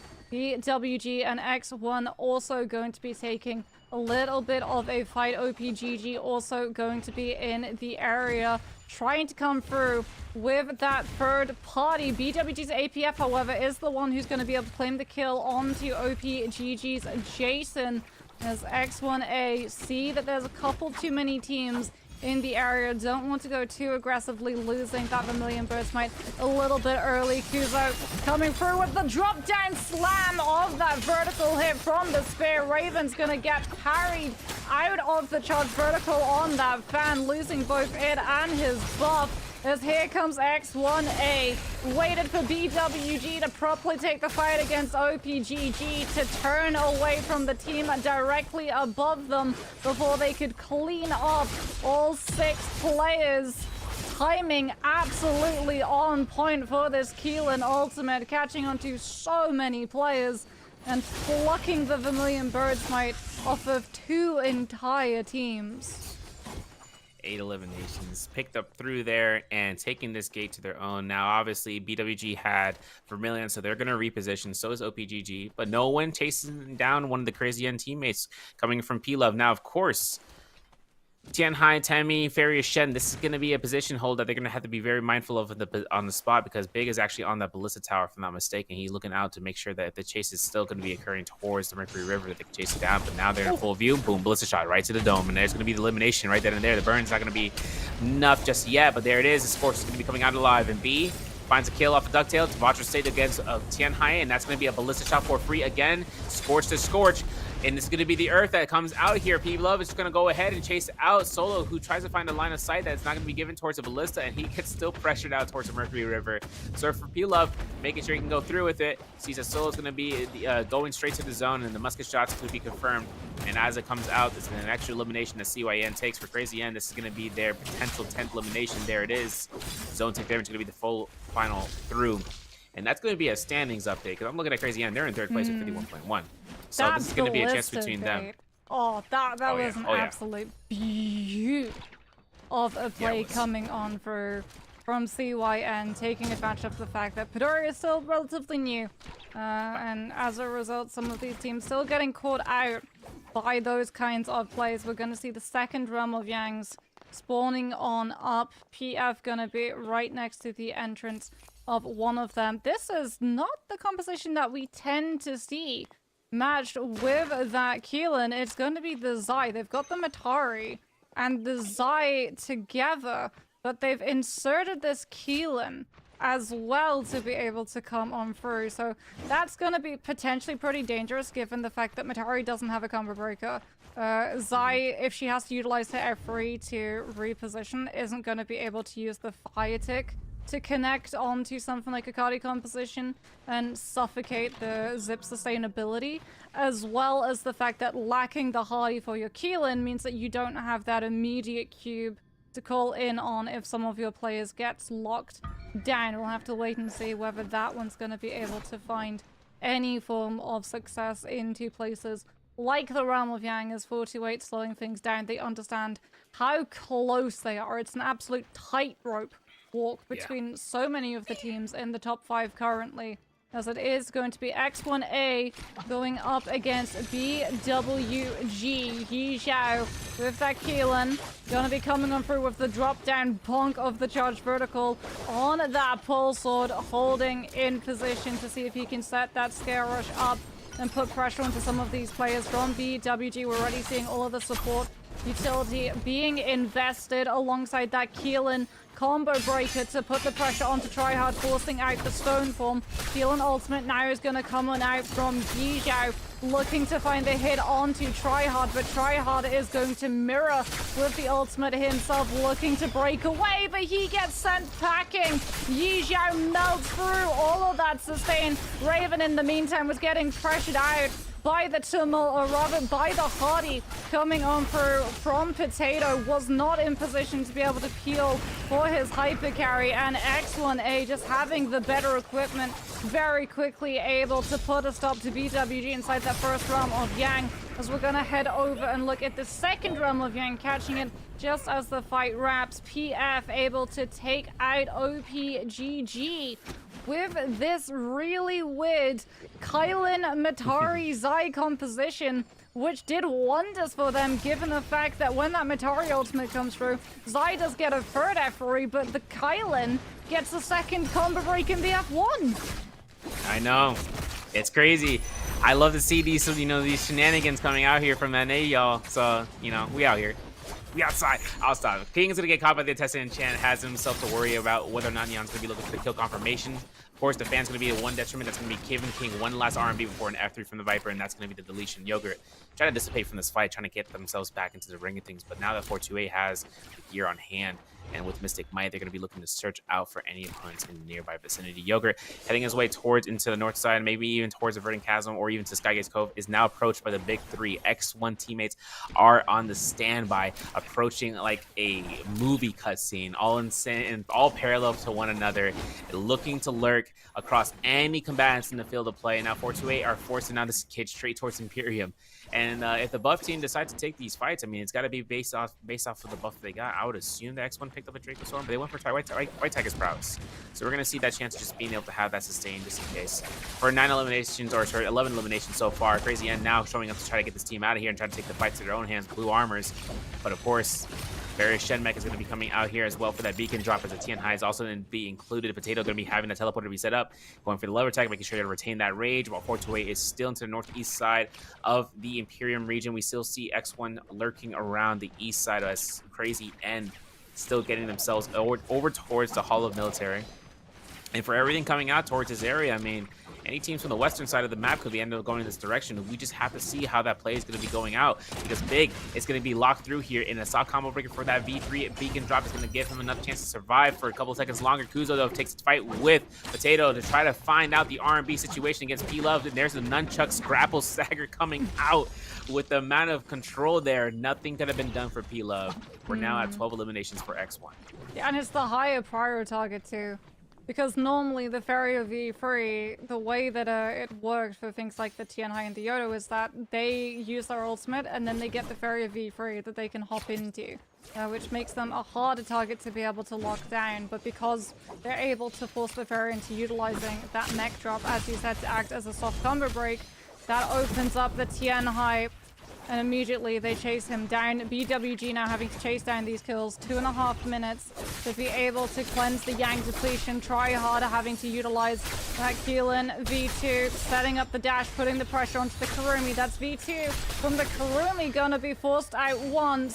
Still waiting for that recast to come on out as Tryhard is trying to do absolutely everything that he can. APF with the Hardy ultimate, looking to be able to chase down some of these players that Tryhard's ultimate was able to catch down low. Had to utilize that cube break immediately to reposition himself out of that fight and get a shield reset. Since the ultimate has worn off, gets hit by the fire tick. Raven getting pressured on the low ground on that Z-ping, doesn't have the ultimate to be able to keep himself sustained, especially with the fire tick proc coming through. They're taking a fight against OPGG, a team with that Karumi Zyphon composition. APF's health bar starting to tank, is about to fall. Raven still not getting that ultimate online, is not going to be able to keep him alive. As we have a look and watch OPGG mushroom with the charged RMBs on those halberds. Tryhard trying to find the turnaround with that legendary pole sword. Unfortunately, he's just going to have to utilize the charged RMB to turn onto that Karumi before putting the pressure of the LMB out onto that Cyber. Go by, steps forward to be able to take the aggression, giving his eye the opportunity to go for a reset. Unfortunately, the fight has gone on for so long that BWG Beyond the Grave might have griefed OPGG, because here comes PF showing up for the third party. Matari's Eye Keelan, we're off to the races yet again. Hendrix getting all of the damage off with that Keelan V2. Unfortunately, not going to be able to find the follow-up. Will just take a little bit of downtime, putting himself onto the cliff face hang to be able to get one of those Vitalias off before coming back through with his players. The Zai ultimate comes into play from Numza to be able to find the chase down, but it's Hendrix with the bow shot swap who's able to take advantage of Jason having to take to this guy to avoid that Zai follow through. Yo, Hendrick, we hit those? I'm asking you when you look back in the VOD. I'll stop. Listen, Hendrick went ahead, got the bow shot. That's around 9 eliminations. Now it's going to be up to the chase because, listen, OPGG, they were right there. They're in second. They were closing into second place. I don't know where 428 is. If there's, I don't even think they have a chance now, because if anything comes out from the bottom 6 to run it through into the top 2, it's going to be a huge too close for comfort. Maybe even closer to comfort than from what happened in EU trios. We'll have to see once the scores in the landings come into the landings, I should say. For this kill, though, that Crazy N has picked up, though, they are now at 11, knocking out Galbai here for OPGG. OPGG still in the game, though, mushroom in the north side. As 428 are at 2 eliminations. They are stacked, though, with the armor, the weapon selection, so they can kind of hold out. I'm saying to this my own sake, they want to make it second place. They got to make sure they have a little bit more and just making sure that they can just hold out for as long as they can. But for anything coming out, we still have Gold Spearwell weapons and buffs, or not buffs, but for Gold Spearwell, as well as for the buff Spearwell to be available. Now going to be a huge connector. Oh my God. I couldn't even make my thought. It looks like the Crazy N just got down for a 2 for 428, picking up an extra 2 eliminations in less than the span of a second. Not even a second. Not even a millisecond. That was 3 players hit by the Viper F3 coming in out from ZZ HB. They were just so stacked on top of each other, helped as well by Naren coming through with that Tessa ultimate. And they're going to be able to pick up a lot of kills. And that was something that 428 are going to have to be very careful of, because like you said, there's still a lot of objectives that are about to come into play, right? The Spirit Wells especially, and given the fact that we're seeing a lot of these compositions that are very good at contesting those Spirit Wells, the Viper Tessa Wu Chen not really having the zoning capability to be able to lock that space down. Going to have to be very careful with how they play this, especially with the loot disparity between themselves and a team like X1A, who's been putting themselves into the realm of Yang and subsequently have 2 lots of legendary armor and a whole heap of legendary weapons. In fact, so much pressure that 428 stick around in the fight for all of 5 seconds, find out exactly what X1A are going to be coming through with, and just immediately Wu Chen teleport before their health bars can start getting low. With all of the nerfs that Wu Chen has had to that teleport ability, they understand if one of these players goes down, it will be permanent. Even if the teleport is up and available, they will not be able to get far enough away unnoticed with that blue beam to be able to pick them back up. So it's much better to just pop it preemptively and get themselves into a position where they can widen out the distance, swap to the ranged weaponry, and start putting pressure onto their pursuers. PF going to be the ones that 428 try to focus down on, having to reveal the hand of the Dreadful Whale on that dagger. But that does mean that X1A are left behind to be able to pick up all of the players that were a little bit too late on those rotations. Merciless Havoc going to be shown in the hands of Kuzo on that Z-Ping. That's one of those soldiers that we're surely going to see put to good use to be able to contest that late game Spirit Well, as the Moonbane is going to hit, things slowing somewhat down, as X1A going to be going for the ranged weaponry to put pressure onto RID, who are a little bit close to that corruption damage. Have to be careful that they don't actively engage in a fight, though, because PF are waiting for that opportunity. If they see a team take a fight, they're going to be able to catch on to X1A, who was stuck right in the middle between RID and PF, not wanting to get turned on to on either side by these teams, as we are going to see the Spirit Well spawn on through. Don't believe that's White Tigers. I'm pretty sure I caught a glimpse of blue through the players' bodies, and that is going to be Mystic Might. As a result, no one's really going to be scrapping it out with the same level of aggression that we've seen for the White Tigers. As X1A throws out the Merciless Havoc, Yi Xiao overholding with that Pulse Sword, looking to put the pressure onto these players, trying to cap out that buff and get these ultimates 2-for-1 online. Yi Xiao's going to throw in that Keelan. V2 starting to set all of the dashes up into motion. Gets interrupted, however, by the Dreadful Whale coming on out, as well as gets clipped by the opposing Keelan V2. That's still popping off, goes into the zone, as it is going to be Kuzo having to invest that zip utility. X1A putting themselves away from the Spirit Well. Yi Xiao backing off to one of those bodies to pick up a Soul Bloom and start regenerating some of that rage, as it's now going to be RID trying to hold their ground and keep the Spirit Well in play. Now for X1, hoping to kind of see what's going to happen on the bottom floor. Ryoga are going to be rushing right here for running down. Parry happens, stance, and there's a Merciless Havoc with a V2 from the Zai. Keeps the fight going. King's going to have that V1 from the Zipping, as Kamoka's going to be going ahead for the healing over time for the team. Yogurt keeps himself to the high ground, trying to see about whether or not the parry is going to come out against that Pulse Sword swing. A very, very close movie there from 3D point of view. Of course, for Yogurt, trying to look to the R&B hold downs here for verticals. It's just spacing himself away here, as the teams are still going to try to contest this Spirit Well. For everything coming out for this worthwhile effort, Yogurt having F2 available, looks to try to keep cutting around this pillar into the Basalt opposition right then and there. You can see ZZHP going to be way to the corner. F2 cost for the kill confirmed. There it is. Soul Bloom pickup, please, immediate for the team. And that's going to be a rage to be earned back here for that ultimate to be coming out for King, most likely. That offensiveness of the Zai ultimate is going to come into clutch. Yi Xiao in this position with no ultimate, but having no armor as well, keeps charging up these R&B Pulse Sword swings like nothing's of the essence. He already burned his F1 monster. He's looking to try to go for that reset onto that, or I should say with PF. And of course with ADOT making sure they can get into that position. You can see Potato is actually going to be going down. Kuzo's still somewhere in the woodworks, seeing about these horizontals from the dagger. Yi Xiao is going to be spacing away from that. The buff is picked up. PF have it. Now they're going to be going on the offensive, or whether or not they're going to be trying to go ahead for the res there into the zone. Look at the kiting back and forth, making sure to get Potato back in the game. You can see that PF finds elimination against Yogurt from RID. Now they're going to be up to around 8 eliminations for this team. For RID, they lose out King as well. This is going to be the full elimination spread that we'd love to see, but Yi Xiao finds that Soul Bloom and is actually able to get the ultimate back up into place, and looking to try to use that as a contending side of the woodworks that PF has been looking towards, and using Hendrix now secondary to use his Phelan ultimate. Goes ahead and gets caught into the swipes as Yi Xiao goes back and forth here for it. Gets himself to burn out the healing guard, looks to try to get this rotation back and forth of the healing, and then the Merciless Havoc is finding out the flop site is not his own F1 investment, has to back away from this, is now going to be contested towards his final circle as they reach the 2-minute mark. This could be an endgame circle, Moxie, that we've finally gotten through for today's games. Is it going to be a heal off, or is it going to end prematurely? PF's Noms are able to come through with that Zai ultimate and catch on to Yi Xiao.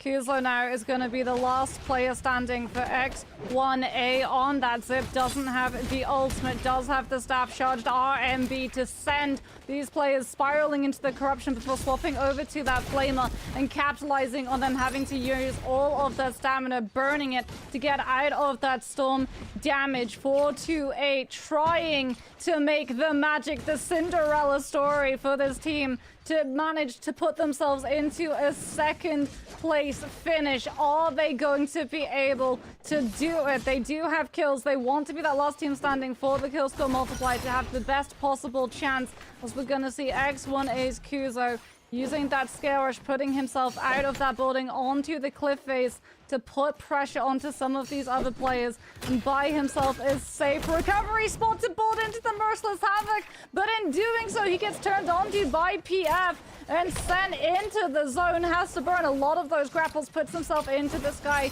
off of that tree to be able to put pressure on the players on the rooftop with that flamer before he goes back onto that cliff face, charges up another Merciless Havoc off of the rage generated from all of that damage done. Will be able to board into the Zip ultimate to try and live through the heal off that is about to go down as the storm begins to close. PF's noms are now getting pressured on out. Nyan comes through with the charged vertical hit of that pole sword. Will be able to do so much damage. Takes Hendrix down in the blink of an eye. The Wuchen teleport called him from back to back, but the prediction catch coming on through from Kuza with the Merciless Havoc. He's going to be sent into the charged RMBs back to back with the fan, but Kuzo gets the pop and is going to be able to outlive everybody. And Severio, we said that X1A had pretty much all but guaranteed that position in the first place standing. The true question is, who is going to join them? With 428 able to do enough or not being able to get that last team standing? Was that the difference between them getting a second place finish or potentially something lower? I can't wait to see these standings, and I know we're going to be looking into the match replays because we want to make sure and seeing how that round go through. I am curious. I mean, Zipping survives again. Yet again, she's back in the game. You know, she's kind of going to survive until the end game circle, like we saw in the first round for Doria. Surprisingly, it happened twice in the same map, different rotation. Regardless, having a chance of seeing Kuzo kind of kite around there as much as it came through and look into the forces of nature that are above and beyond, with the four Heavenly Kings essentially just running around, rampage above him. It's just being able to kind of go kite around and keep himself alive for the majority of the fights. He's like, he was harvesting for the harvest moon. You know, we just recently had that past year to the 17th of September, but now it's going to be the case where he's reaping now what he sowed, and this team ends up going first place. No questions about it. It's really like Moxie just said, who's hitting second? Who's getting that second place spot for the qualifiers? And hopefully kind of gets a good chance of watching that through.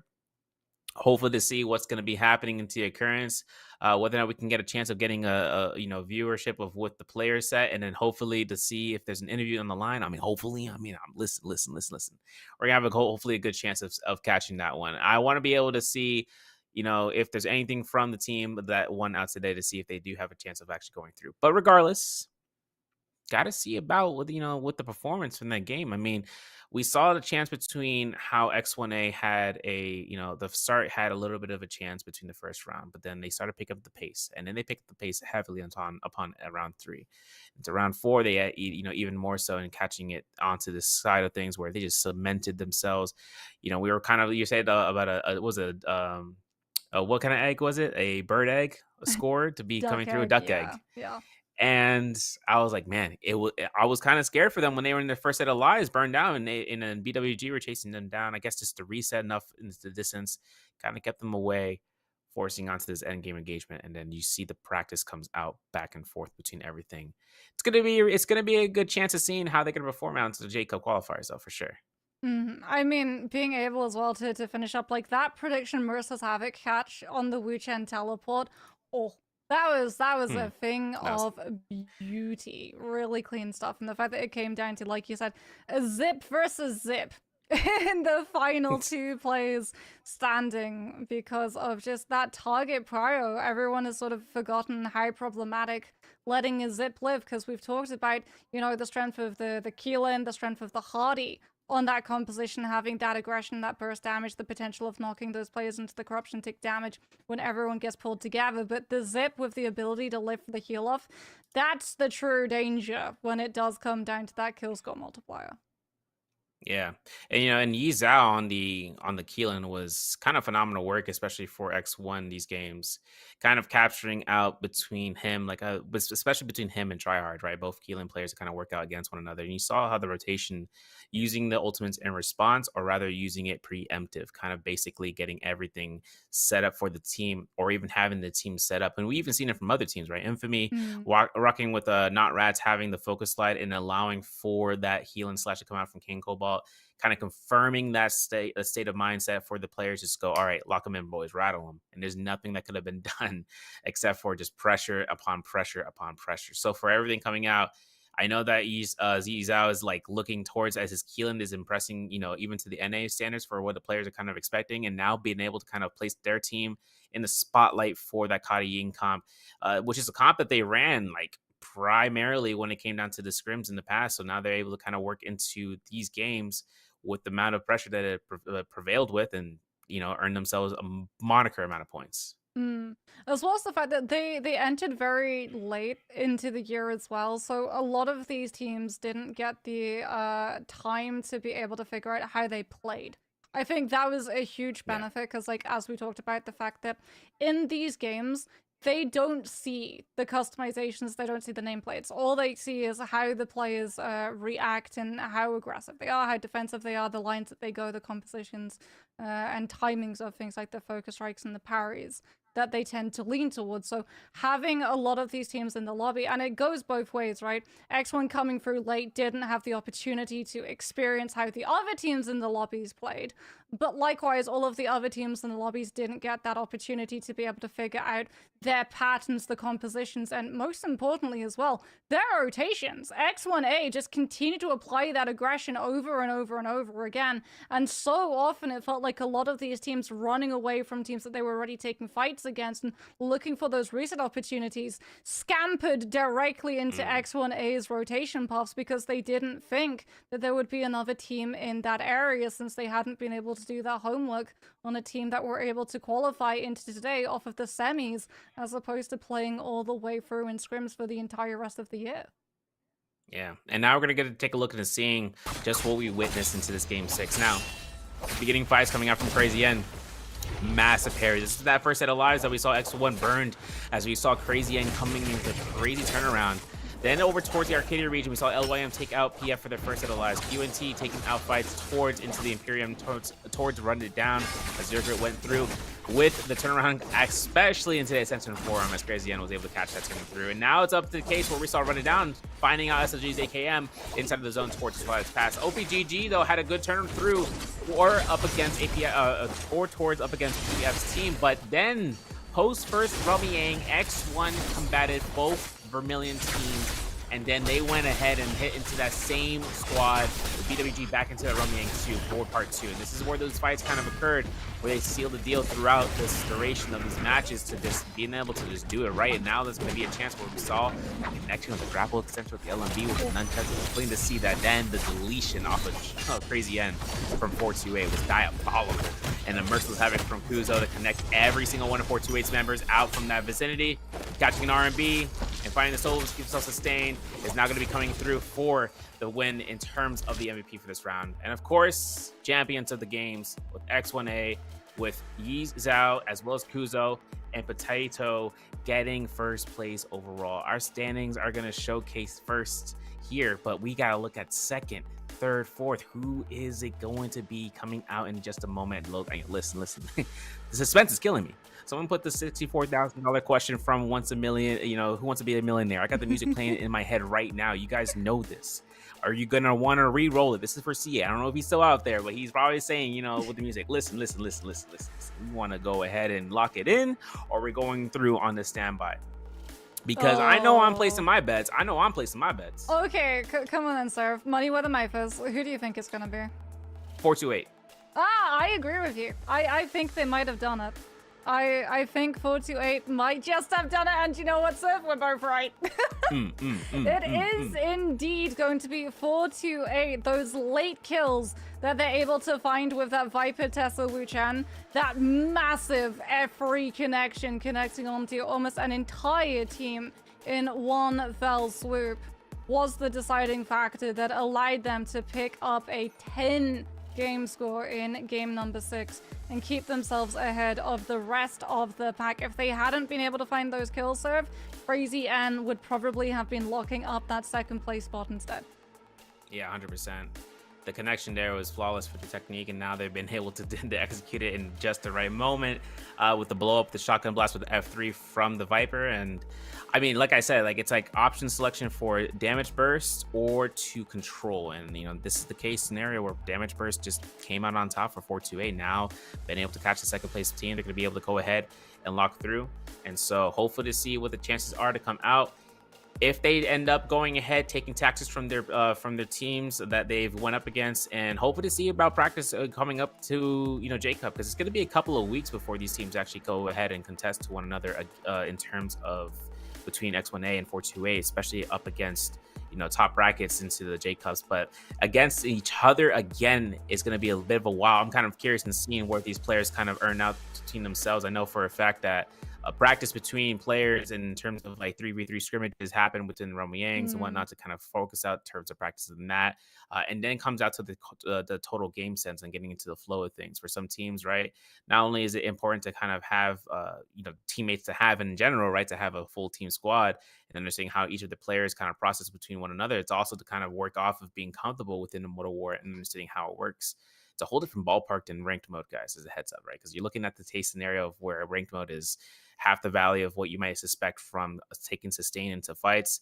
But then when you hit into a Mortal War, the process is a whole different chance between these guys. And they're going to need a lot of it. They're going to need a lot of practice going right before J-Cup. And hopefully the community kind of works out and, helping out each other out, because it's always going to be within NA between EU, C, and AS. And then when we hit out for it against our CM peeps out there, because, MVPL is where the top player, they are on its 25-8.